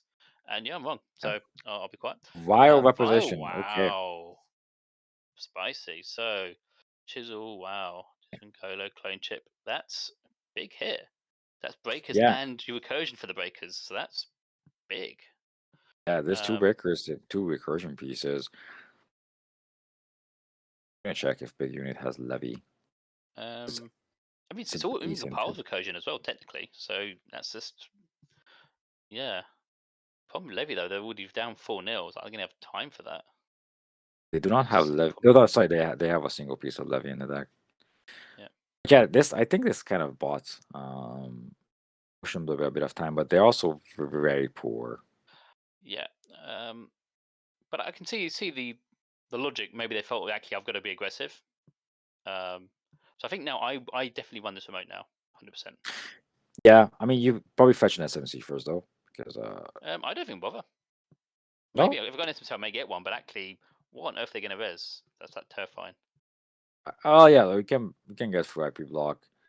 Gua doesn't do much. There's no Themberg. There's nothing that costs 3 or less than Engeron aside IP block, right? And you have Link for So, IP block. Mind game, but that doesn't. Yeah, you have to play a I side mean, game if they for want to it. pay money to a side game, I'm happy at that point for them for that to Yeah. happen. It's a fair and Okay. compile. That's a very That safe works. way to do this, but you know. Yeah. So I guess you have And you to. can actually, and it's great because no, you can't just compile the chisel. To be quite honest. But wait, that doesn't work because the first time you encounter, right? So Yes. We'll soon find out. Yeah, it's just weird interactions. I guess get the Ingolo. yeah, I just get guess. an angle. Yeah, I think that's fair. And you can just put it on flame out as well, right? See, breaking Ingolo. I don't know. I might have done the side game. Maybe I don't know. Maybe it's just me. I Yeah. think the corp was like to bid 0. Oh, and Ash. Oh, I would have put it on the flame out. I think that's what the big unit is trying to say as well. But there's no reason not to, right? I mean, you will of use course, those yeah. The guys. compile 100%. Yeah, of course, it's going to go away anyway. Yeah. Hopefully they'll fix that in a minute. Yeah, I mean, yeah, he started typing, but maybe he was like, this is finals of the tournament. Mistakes have been made. This 5K is going to be used at one point anyhow. So That's true. That's true. And it's not as if they're bankrupt. Well, they're very close to actually. And I can't trash the Ash. mental. Actually, that's actually bigger. Actually, they can't trash the Ash after all that. So that's quite bad. Yeah, and it's only a mental health clean, so it wasn't actually an agenda. So it was a nice ruse from the corp. But the corp is very poor right now, and the runner still has a better drip going on. I mean, 2 path taps against 1 mental health clinic. And I think also you're fine with that because that's the server clogged up now, and you're going to get you 2 credits from the pad tap. Like if they trash pad tap, it's just delaying them even more. So you can let that tick over now. It's just the shame that you couldn't trash the Ash. That's probably anything you would have liked to have done there. Yeah. So And scarcity of resources has been played, but I don't know if that does much at this point. yeah, I guess it stops Roku coming down, but well, same old thing, which might have been used, but yeah, you're right. It doesn't. It's not. Certainly in this meta, I mean, it might be daily casts, maybe some economy, but nothing critical. It's not like the days of an Aesop list where you had Proconess, where you had to install them. Yeah, that is true. And like even without daily cast, you're dripping 3 credits a turn, right? So it's. Movable Object comment in the chat about it'd be a good time now to install Blackguard. It would be. It'd be very spicy. So yeah, let's now see the fairly safe laundry runs. Yeah, now Big Unit's got a good amount of money now. Yeah, I imagine server 2 is just psychic field. Wow, this is a spicy list. And and wins the side game. Okay. Is this one Wow. of those plays where you leave it there and we'll hope I to think remember you it later? do. I can't mean. I know Blue Sun be able to bounce it back. I don't know what else you do with that. You probably do. I think just leave it. I can't think. There are some very niche cases for it, but I can't remember what they are. I like the interaction of, you face a psychic field, you win the psychic, and you're like, okay, I'm gonna install a feedback filter now. Like I've had it in my hand. I was like, I'm probably not gonna need this, but I mean, Mm, you've seen the later. vial, so hopefully at that point you already got some alarm bells ring. But the psychic field full alarm bells. Like this is just a mean deck basically that wants to cause Yeah. me pain. Also, I do want to point out because Blackguard has been mentioned, and yeah, there's the follow-up comment of against Silhouette, the psychic field against Silhouette and Blackguard, excellent. Yeah. Larger draw. Poco thrown away. Yeah, again, it's probably this is not gonna be. Doesn't feel like a poker game, right? I mean, you have Rozekis going on, you have bad taps going on. Yeah. Exactly, and also you draw through most of your deck anyway. So, Yeah. So, do you check this now? I guess you got the money, but you just need a SMC, I guess, or clone chip probably actually, because breakers most of them are in the bin, I think. Yeah, you still have you can still woo out an SMC if you want to. That's Um, true. or But you it can, depends how many breakers you're running. or you can also, if you want, just woo out one of your breakers and then put it on flame out, and then the flame out trashed it before the woo Exactly, yeah. thing Which becomes is relevant. exactly what they've done. So yeah, obviously heard you there. So go in, deal with the mind game, and then yeah, see what ice they install. Plenty of money to deal with it. Yeah. Mind game cost 0 to res, cost 3 to break. So nice. Air So Child effective. 3.0. Ooh, I mean that's not that expensive, quite angle though. And the Cipher as well. So Oh, it's and the not much at all. Cipher, yeah. Add to insult to injury. Yeah, so you'd like to have had a different ice type, but you just probably obviously didn't have that. So at least now they can But get I'm out of the ash and get the server out finally. yeah, but even if it's a different type, it's just 2 credits more, and I think the Yeah, that's runners true. equal. Okay, I am bidding as the runner. Okay, I don't have time to say what I was going to say, but never mind. Big unit is on point with the side games. Yeah. So wow. I mean, they must be just like, what's going on? What? Why me? And also interesting enough, now Siffer's interesting. They're going to throw away quite a few cards now. Yeah. I forget about Siffer has another ability. Although they get because Mental Clink's gone, so yeah, they're actually have full hand size. Yeah. I certainly forgot about that till at least once. Yeah, Cipher actually has a downside. It's a very minimal downside, but can be relevant sometimes. Because server 1, I'm gonna check how many psychic fields are in the deck. I'm just curious. But yeah, it's a tough one because now it's also expensive to run that server. You've got your Ungodo installed. Oh wow, so this is a Find the Truth list. I didn't know Find the Truth was legal. It is. As funny enough, there's 3 very good Adam cards: Emerging Creativity, Find the Truth, and Logic Bomb, but no Adam.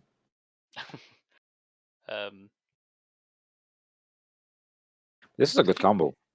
You check HQ for cheap, and then you know what's on top of R&D. And I think they do have the RNG key if they get that engine going. But I think they've clearly decided the remote's quite expensive as it is, and there'll be more to put on top of it. It's potentially not worth their time to keep checking it. That's true. The deck only has 2 psychic fields, so server 1 cannot be the third psychic field. Sadly, would have been amazing, to be fair. Yeah. I thought if that's an agenda, because I thought when the unit drew the code read that maybe that entices him to go for the remote. Did not. So yeah, now they're really in a tough spot now. And again, unlike the first game, Motion Blue can put stuff in that remote. If they lose agenda, don't care. Keep doing that. Yeah, I mean, another game. This is the point where Big Unit ripped 5 points. So if like now, OIS will be installed and or rest. To be honest, like Jaguar or Pop worst, right? But those are nothing. So this is the turn for Axis. So yeah, what do they see? Yes, I don't see anything too exciting in there. So yeah, gotta make So Levy. Man Levy. I mean, at least on 1 credit, they've got a little bit of time at least. Not much, but at least some time. So I think this means that there's nothing on top of R&D because that obviously would have been run. There was nothing in archives. Maybe there's something in HQ, but I'm not sure how much credits the units wants to do want like continuously checking HQ. Well, this is Could it. be a levy Yeah, turn, I guess. yeah. I suppose it could be. Dirty laundry, if that will help. I would sure how you would play it, but I would keep the Dirty Laundry for next turn because you will have to run somewhere anyhow. Probably archive. Correct. Just Yeah. Exactly. And if Motion Blur probably can't afford to res very much, although a lot of us Yeah. is quite cheap, so maybe Mind Game comes down, but you can break it still. So yeah, you save the laundry till next turn. Just get another Find the Truth access. But yeah, it does Yeah. seem a tough spot now. And I think we're actually gonna see a levy happen at some point because the recursion is getting burned through. I mean, Angola is down, so I'm not sure if there's other breakers that need to be installed. Yeah. There's one clone chip left after the one that's installed. Sorry. Yeah, so they've got the clinch installed now, which is huge now, because at least they can chisel. If any annoyingness does appear, they can at least chisel it away. But obviously not expensive ice, because I can't see Yeah. Motion Blur as any expensive ice in this game now. I think certainly not for a long time now. The game plan is quite clear: go really fast and just sneak something out. Would be the plan here. So Motion Blur does have 2 SLs, and I guess that could be a swing. Whoop. Okay, that's one. Scarcity is down. And Aaron all- just such a strong card. Like he didn't just draw Clickless. Exactly, particularly if you levy as well, and you don't get what you want in the hand, you can just use that straight away. Yeah, that is true. So gives you more options definitely. There's no real reason to levy us, right? Because you still have clone chips going on. So and there's no breaker in the heap that you're missing really dearly, to be honest. Yeah. So yeah. I suppose there's an argument whether they're going to chisel that Fairchild free just to get rid of it, maybe on the remote. Why Then are you they? then you levy at that point. Oh, because they're choosing the Fairchild. Okay. Oh yeah, I guess this is just preparing to levy next turn, right? So Yeah. you use your clone chips, you chisel down the ice. This way, you kind of, as we mentioned, the server that the corp wants to pull you in continuously has way less teeth now. Exactly, and we've known they've thrown away 2 GNA trackers, so they've thrown away some of the big ice as well. So you hope they don't install this remote, and it gives you a turn to levy up. Otherwise, you do have to check that remote. That is true. Ooh. So what comes back? Ash, I would assume, and maybe some ice. Yep. Could you get some back ecom? I mean, even if you get back mental health cleaning, that would be trash, definitely, right? I mean, does it? I guess the runner gets 2 credits for each of your credits, but better poor. Like the corp is better poor for the runner, right? Even if the runner gets 2 credits for each 1 credit. Yeah. So I guess the debate is, you just go straight. I was wondering if you run that remote or not, but okay, I probably bounce off that. I think. Yeah.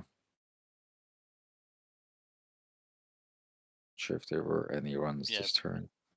Yeah. Imagine you just run HQ instead and see what's on top of R&D and if it's worth running there. Although, to be fair, you can just... But you have no barrier breakers, so actually breaking Kakugu will cost money right now. But you can always feedback filter the bumping if you want to. Yeah, that's true. I think it's the same cost. Like it's free or free, whichever way you do it. I think. Yeah. Actually, no. So you got to break it and do the feedback filter. So you got to do both. Yeah. So Yeah. It's a lot of money. 6. I don't think you'd want to keep doing it. But I think we see in the deck. Yeah, there's one Inti in the heap. So, that breaks Kakugu fairly cheaply. So. Or you can just chisel. Yeah, you choose a good Kakugo. You save that for the remote. Cold read. Okay. Well, Cold Read pays for the feedback filter, Of right? course, yes. Again, yeah, this is really nice in this list. Oh, I mean, you just seen a Kakugu being ciphered. That's amazing. Yeah. Is this their first run of the turn? I can't remember now. This is a random. This is the first. Yeah, this is just random. Okay. Hit Ninja is pretty good because, yeah. What is server 1? I wonder. We know it's an Ash and a Fairchild. Oh, it's an Ash. Find that. Fans in high places. Yeah. So yeah, so you could happily leave that. So maybe this is turn now. You maybe do levy now. You've probably gone through all your stuff you want. I would have thought. Yeah, there's no more clone chips left. So I guess this is the levy turn. Mm.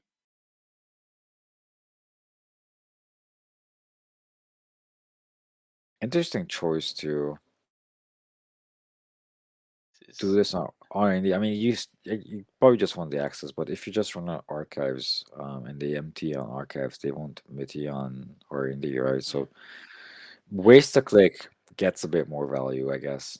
Maybe. I mean, maybe they're just trying to just keep force the corp to install some ice, pay some money. Maybe that's what the thought process was. And I guess I didn't think they'd assume they have to pay 1 credit to res all this stuff. Maybe that's the problem.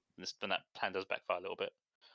I like the idea of just letting Mind Game fire because I think at this point, yeah, you happily let them drain the corp money at this point. Yeah. But yeah, I see your point. Yeah, maybe you just run somewhere else and see what's on top, and then maybe do it. Can they just bounce you on the psychic field, but then you have to pay for the psychic field as well. So there's just a lot of money the corp doesn't have. And exactly. But yeah, I suppose if they could win the side game, that would be quite expensive. They probably do need to keep that levy. Yeah. I imagine that levy happening this turn because there's not much better things to do, right? Yeah, I think if you're just sort of doing single accesses like this, and yeah. Haha. Okay, so the top card is not agenda, so Yagura has been fired. So down the chat's mentioned they wonder if Motion Blur plays a very sneaky one-off Audacity, which would be interesting if they are. Let me check. I don't know. We've not seen a huge amount of influence. I think Fairchild 3, Friends in High Places, which only 1. So yeah, there's certainly scope for that. I have 1 Friends in High Places, 2 Ash, 2 Fairchild 3.0, 2 Architect. There's no Audacity, sadly. There's no space for that. So that's is an NJ, Yeah, so immediately popped in res. That's fine. The big unit are happy for that because you mean then you got to deal with that remote. But it does mean that Motion Blur's got money now, which is not good. But I mean, Motion Blur has 3 cards in hand, and you have 23 cadets and Golo, so I don't think anything very bad can happen. Have they maybe decided just we chat about levy, but what are we levying? I mean, apart from I guess chisels, breaker-wise, it's all code gates. It's virtually all the ice is code gates. Even have we seen any non-code gates so far? Well, we've seen a Kakugo that was chiseled before. That's true. We've seen a Kakugo, but otherwise it's Fairchild, it's the DNAs. The deck also has architects. Okay, so there's some, but certainly the majority is code gates. So maybe they're decided not to levy. But I mean, as you're saying, there's no real reason to levy, right? It's just make your life easier. But I would imagine you can just bounce here and then levy. I mean, if they break this, that would imply to me they're really not that. Or either they've got 2 levies in hand, or they're not that bothered about levying. Well, they have feedback filters, so they can just that's pay. True. But then if you're like, paying what 6 paying credits? total of 5, no, right? 2, yeah. Is it 2 to convert, 1 to break? Then yeah, you're right. 6 credits. 6 credits, unless you know the single card. access. With the other stuff as well, I don't know. I think you've got the res. I don't think he They've run HQ, so they know the top card. So this is a valuable card. So they're doing it for a reason. There's clearly something here they want. Oh yeah, they did a HQ run. Okay.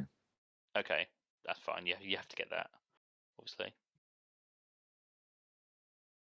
So now levy's a problem now because they go quite poor for a levy. Yeah. So yeah, I think they just can't afford to do it at this point. But also, they don't really need to, right? Yeah, I suppose. Yeah, I mean, apart from chisels and getting, you don't need to. As you rightly say. Yeah.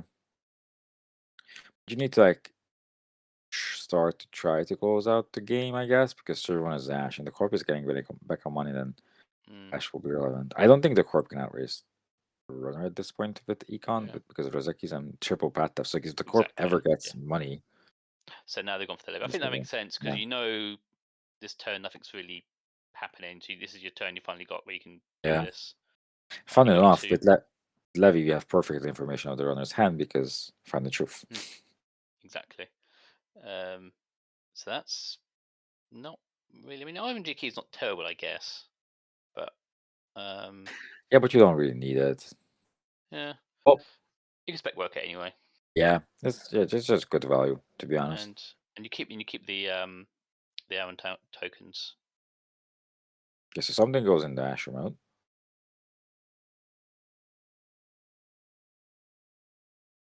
So it's a debate. You probably. So I guess you can work the SMC, although you've got an MU issue if you do that.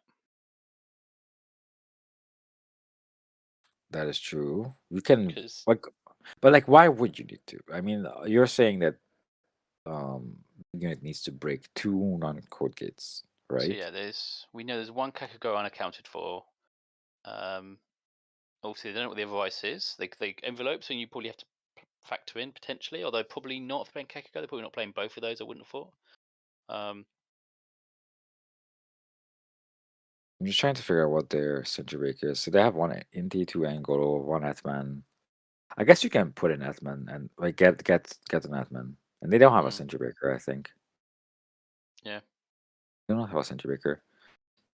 But yeah, you can get Atman if you want, and then just break, whatever they put out, right? You got that, man. Obviously, you can't chisel the Architect, obviously. So yeah, maybe Atman at Yeah, 3, although it doesn't do.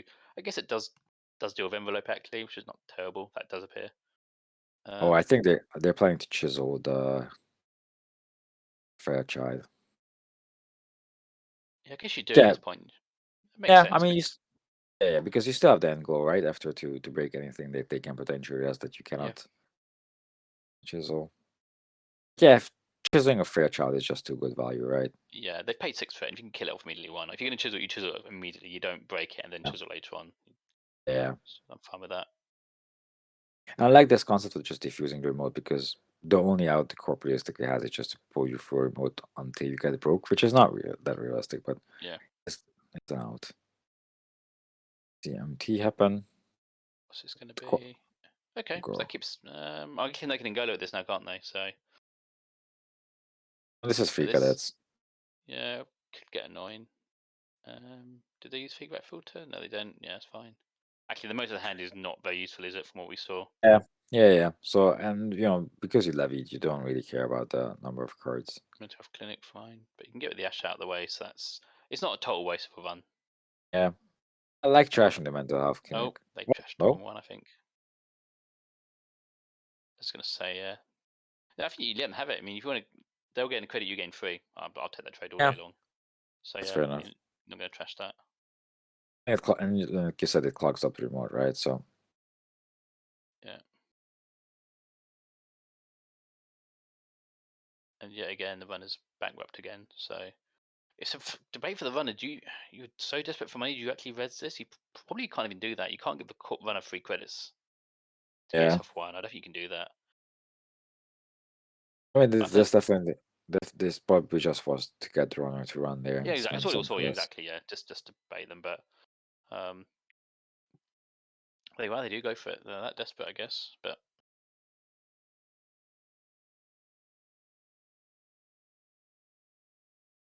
at least after all of that, the runner did lose one of their Rizekis, I guess, which is something. That is true. So, and this is what you don't really want as Corp, where they've got no choices. That you've now given the runner just a free turn to do whatever they choose to, because nothing's changed. So they can just run archives. Anything good in R&D, go for it. If not, just set up, get money. Yeah, and it's turn 19, so that those Rizekis have put in a lot of work in this game. Oh yeah, I mean, what how early were they out? I know it's quite early. I can't remember how early. If it was literally first few turns. Yeah, I think there was turn. So there was one Rizeki turn 1, and the path up turn 1, and there was a second Rizeki turn 2, and I think maybe the third Rizeki followed after shortly. So now we've got the ING. So yeah, this is just a lot of value now. Yeah. Also just Dirt Clown, and this is like one of the good reasons that levying back cards is good, because you have all these econ cards as well. Yeah, exactly. See the top R&D, make some money from the laundry and from the RG key. See a card in HQ. Yeah. So the chat's asking, this is because this is a top 3 cut. This is the last match. This is the winner takes all in this matchup, basically. It's just a single-sided game, one game, and first place player chose the side. Okay. Ooh. Yes, so yes, it is a single. There's single-sided. So you have third plays second, and then the winner of that plays first in Swiss. So the runner has to Ha- go for this. Surely you have to. I Yeah, think. it has to be an NGO, right? I mean, you have to go for it.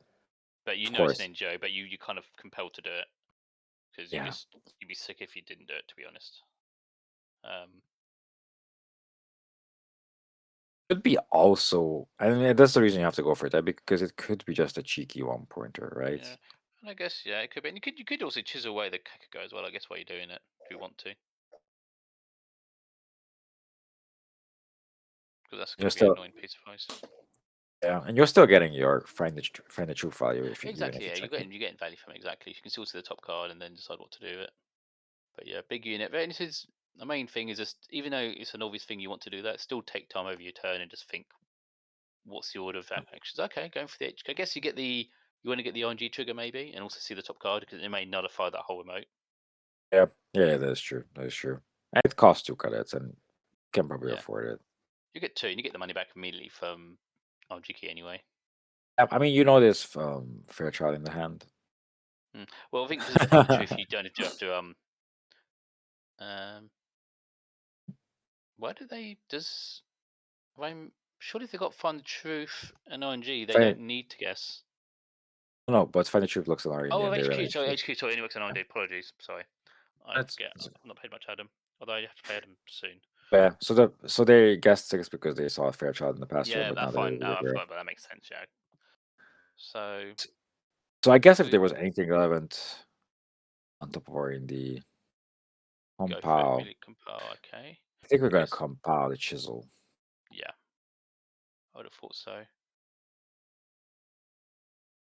I mean, you could just blow this whole remote up, I guess. Although, no, you haven't got the MU to completely destroy it.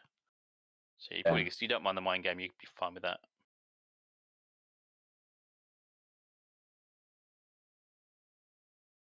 The mind game isn't that difficult, but I imagine if this keeps going on, the mind game will also get chiseled at one point. Back out. Why did you? Wow, did they leave that? I mean, we all knew it was an NGO, right? But Yeah. But there's no reason not to access it, right? I'd pay the 3 just to be 100% sure. I don't know. Maybe it's just I'd just be worried if it was an agenda and there's because sometimes you get to the point where the corp's so desperate they'll just try a really bold move like that. Yeah. And they feel it's not going their way, which I feel And I this think game that- is going towards. Also, if you had like a 1-pointer or something, right? And Yeah, I think you mentioned that as true. Actually, yeah, they can afford to lose a 1-pointer, so yeah. Although, Sure if they yeah, have any.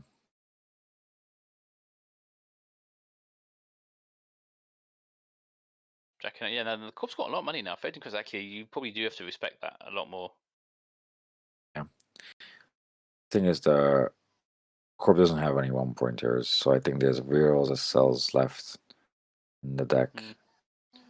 So yeah, Legend Suit is 1 Philotic fee, Project Yagi with a 2 SL, 3 viral.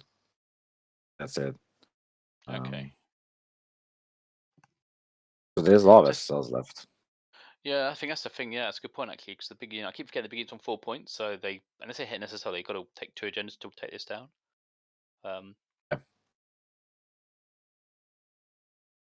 But all the cells still accounted for it. So there's 2 SLs in circulation, and R&D is getting very thin. Like there's 11 cards left in R&D. Yeah, so you have to wonder if the HQ ice install was because there's something in HQ now, or has been, or they just wanted to deny that access. With archives being open, obviously they can get an easy find the truth. You have to assume there was something in HQ. Yeah, the runner was like big unit knew about a lot of cards, right? That were passing through the top of That's R&D. true actually. So it's unlikely something's deathmatch just be missed this whole game, but you also have about R&D getting quite dense as well. So Yeah, Motion Blur did draw cards, additional cards aside okay. from the runs. So it could be anything, but I think again, there's nothing that's scary that you cannot break. I guess the only fear that you can have is you run something and then you spend a lot of money on the remote server, for example, and then you see the agenda on top of R&D, and then you need to kind of get into that as well. Yeah, exactly. But then you still got the you got the Architect. Okay, so that's something they cannot chisel away. They've actually got to break this, which, Yeah. as you mentioned, they haven't got. So they can use Ngolo, but that's what, 5 credits. If they want, they can also fetch Atman Six, and or then 6 just actually. Yeah, maybe you have to go. I mean, if one of his multiple, you've got to get Atman. You can't use Ngolo for this; it'd be too expensive. yeah. But I this mean, is a tricky one. and Golo with 6 credits. Yeah, That's a lot of credits. yeah. I mean, yeah, but you can't do that many times. So I think you got to work out. Am I? But then nor can you really afford to give up on this remote, because I don't think they've got any multi. They haven't got Stargate. We don't think. I'm assuming not. The chisels. I'm gonna check, but I assume not. So therefore, their game plan is camp the remote. So you kind of, if you lose that, this is a tough one, I think. Yeah, they do not Atman- have neither Stargate. They do not have Kishik. Okay, yeah. So Atman, is it Atman free to install? 3 credits, and then obviously free for the tokens. It costs you 8 in total to get through here first time. I think Atman 2 4. each time after. Check Atman, but I think Atman is 4. Oh, sorry, Atman is 3 by default. Yeah. Yeah. You do like an Atman 3 to repeatedly break this. That's what you mean. architect. If you're gonna Well- keep running this for server, I think that's your only option. You can't use Ngolo on this. You really can't. No, but I'm wondering if you do Atman 0 or you do Atman 3. Oh, I see. Atman 0 and Sifrit. The problem with doing that is that means that you can't really then chisel any art in the server then, not as Yeah. easily. That's So true. That's true. it I'm depends. not. I wouldn't say for like repeated runs, but for example, Atman has a new cool art. Okay, so no, doing no, Atman go on. 0 because this makes Atman a bit more versatile, right? Like you can Atman other things as well in the future. Putting Atman on the flame out. Okay. Wonder why. So that explains the 0 then, because clearly you don't want to put 3 on it and then do that. So I don't know. It's an interesting one. Obviously they've got clone chips still to bring it back, but so now we get the MT install, another Fairchild. So obviously now they can't. I can't say for sure. Yeah. So now we're going to break it the hard way, and that's going to be fire. That'll cost them virtually all their money now. Yeah. We know It's they good have job one did card put the, left. Yeah. But it's good job they did put the Atman on there, so I guess maybe that's what they'd mapped out. That if there was a Fairchild 3, they'd have a problem. Yeah, maybe you can trash armor, for example, because bears no relevance. Yeah, And exactly. It's a good point. Good point. I mean, you might steal an agenda and get 2 draws of it, but good question if that's more valuable than Yeah. just 3 cadets. Yeah, and I guess Aaron will be gone The soon as feedback well, for that. because so Aaron will be a nice Fairchild 3 target. So you've got a few Fairchild 3 targets. You've got enough to deal with Ash. But if you do trash Ash, probably next turn, Motion Blur can probably jam in that remote. Yeah. If it's a 4-2, then or another 3-2, happily jam it in there and just. Although money is a problem for them, I guess that's the only downside. But you have to charge Ash, right? Because next turn it's Yeah, not going to be cheaper, and then it's a I- trace. I Right? think you do. Yeah, you definitely do. And also, you know that the Corp's got 0 money. Only 2 credits, so there's not a great deal they can do. I mean, they You can can- jam and take 2 credits, right? That's true. Actually, no, good point. Actually, they can do that. So we know the big unit's still now it's in top card of R&D, which There's still one Project Yehuda in circulation. Okay. So they can just jam and take 2 credits. Yeah, and I guess Yeah. are they playing Cold Read in this list? Can we remember? Yeah, I think I've seen Cold Read. Okay, so they at least have a mini sim hack for desperation. They play with Cold Read.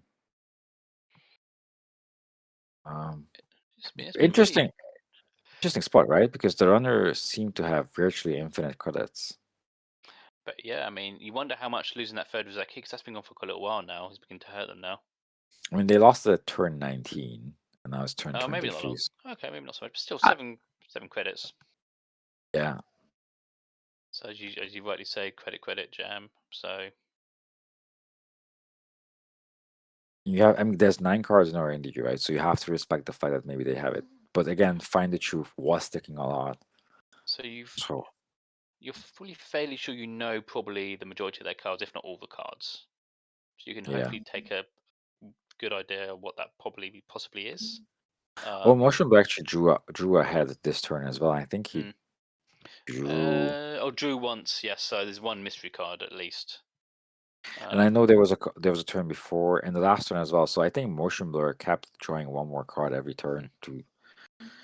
So maybe Yeah. they don't know that much. And all 3 NGOs are in the bin, so you'd have Yeah. to assume, yeah. So what could it be? All 3 mental health clicks are in the bin. The psychic fields have got accounted for. There's 2 ash and there's a third ash, but yeah, chances are that probably is an agenda, the winning agenda. There's also a Lithia and Nisa in the deck. There's only Okay. 2 ashes. Well, it could be a Lithia and Nisa. But that's I think that's basically all. There could be there's no more medical mental health clinics as well, so those are all in the bin. There's no more ashes, no more NGOs, more psychic fields. So just going for the strap R&D one. Interesting. Yeah.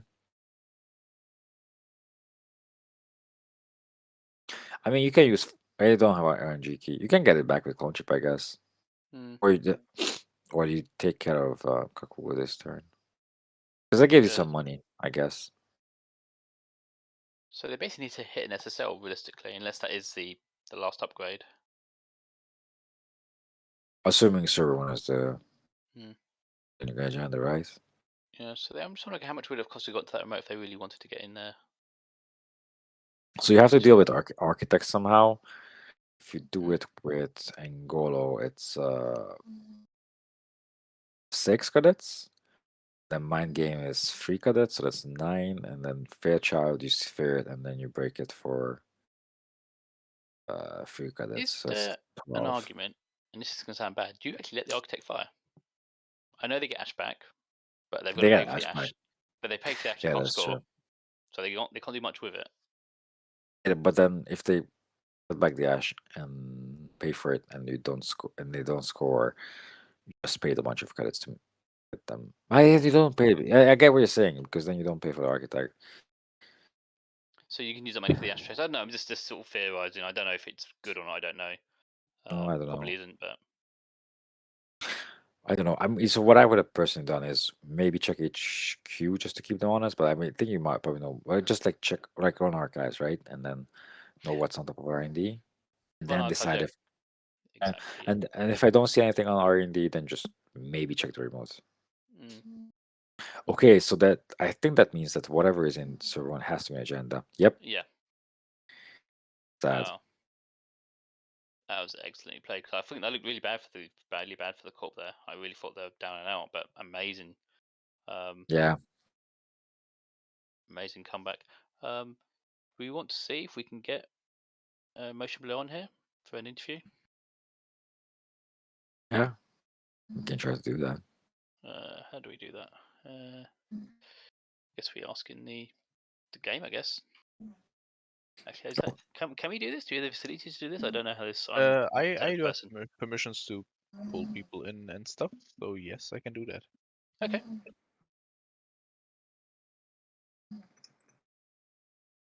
So I'll ask both players in case everyone wants to come in.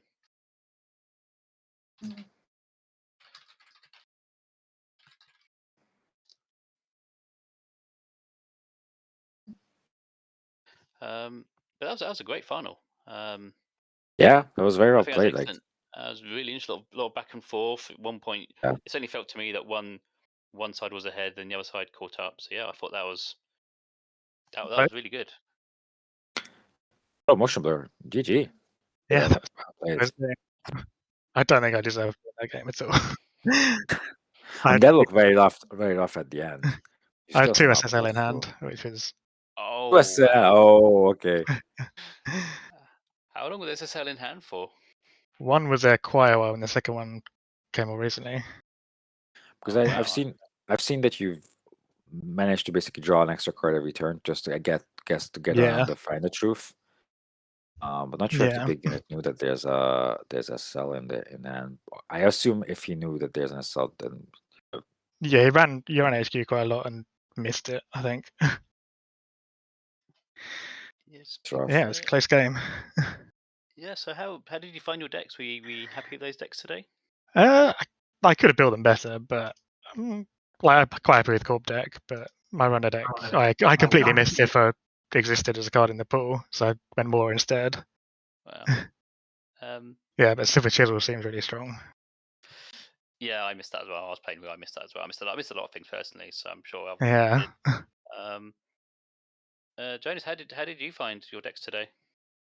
I think I feel like everybody else that played in this tournament. Like I totally missed so many different cards. I was like, wow, Stargate's legal? Huh. Interesting. I basically, I locked in on Rozeki. Rozeki being legal was like, okay, cool, Rozeki and Woo. That's definitely going to be a thing, isn't it?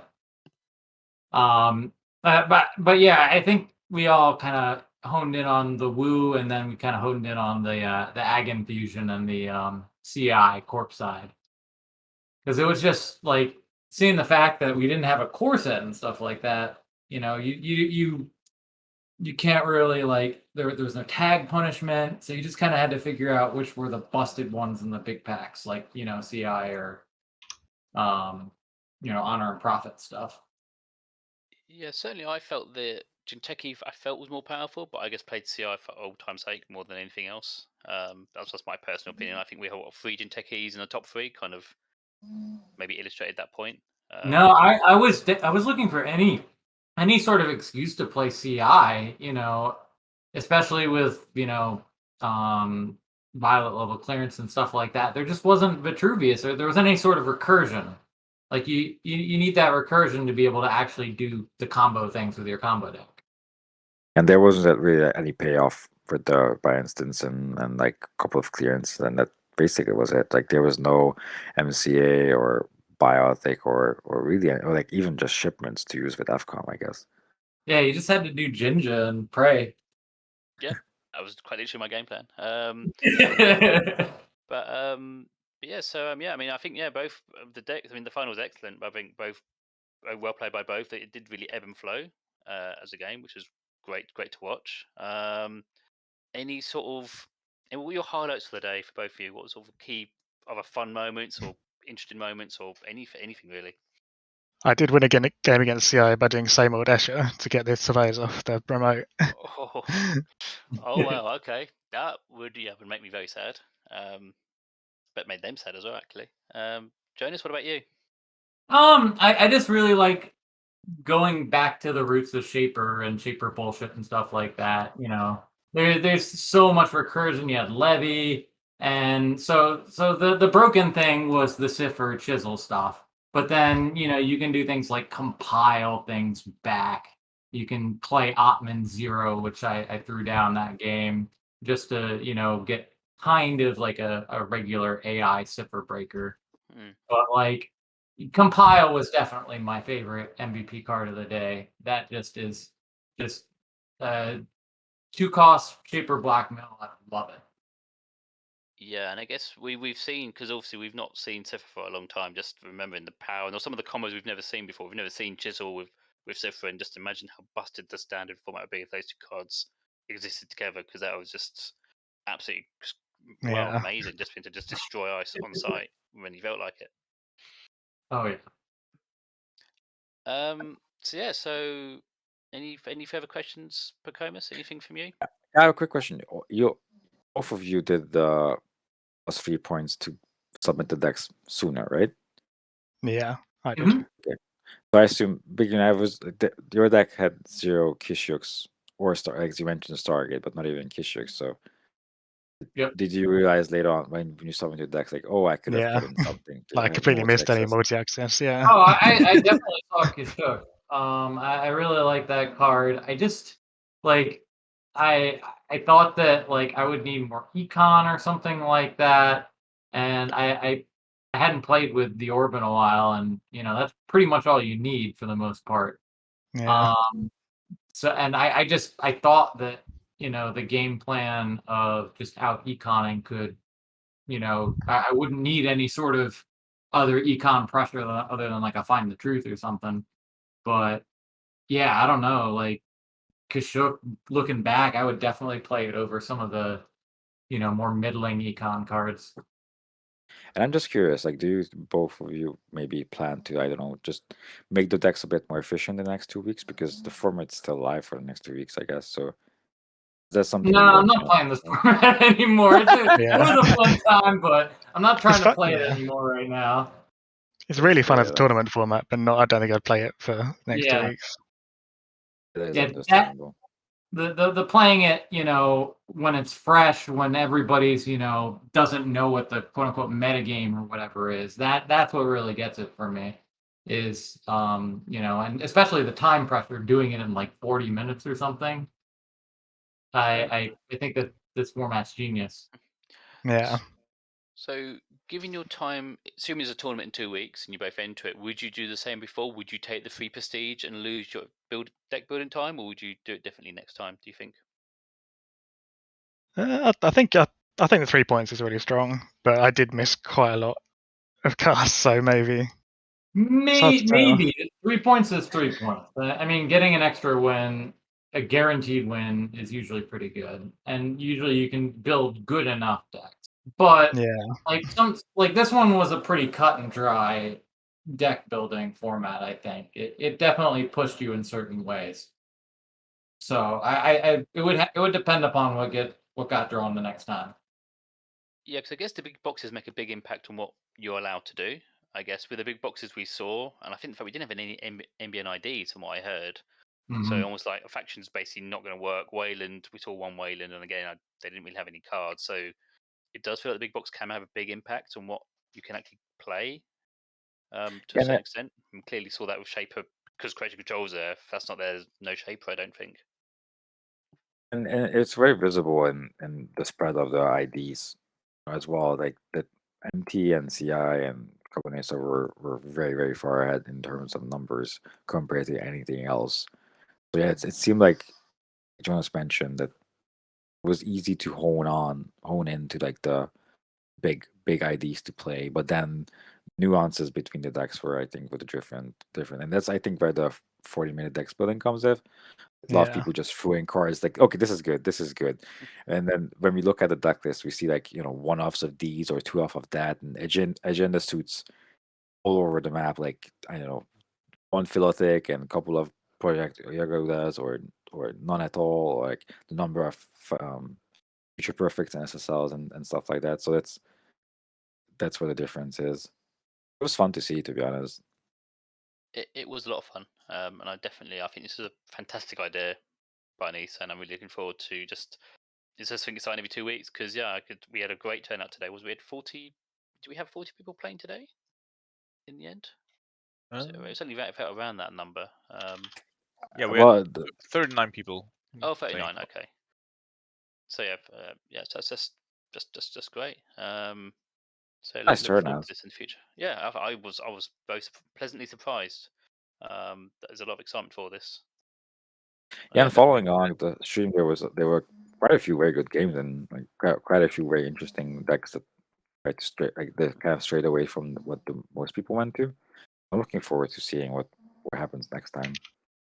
Yeah, and I think on that note, I can throw in a little announcement that the next Random Access Memories tournament will definitely happen on the 1st of January. I hope that people will not be too hungover from any New Year's Eve partying or something, or like festivities, but it will be more US friendly, probably starting around 10 or 11 p.m. UTC, depending on when our TO has actually got the time for it, because I will not be awake for most of the tournament. But I hope that for the US and the APAC people, this is a time that they can and will attend. So 1st of January, probably around 10 or 11 p.m. Maybe some slight changes to the format. We'll see and discuss whether this was good or anything can be adjusted, but that will be happening. Any spoilers or hints, or have we got any scoops? Or we got to wait for see what these potential changes might be.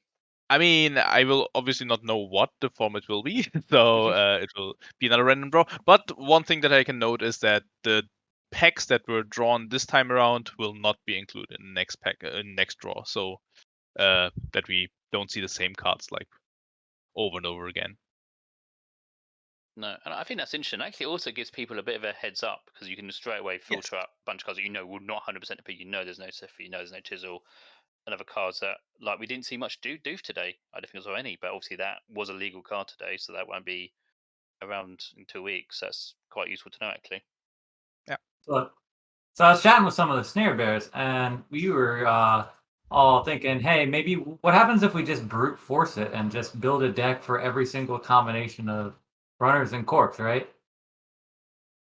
Yes, It seems like an exhausting exercise. That'll definitely narrow it down some. So thank you.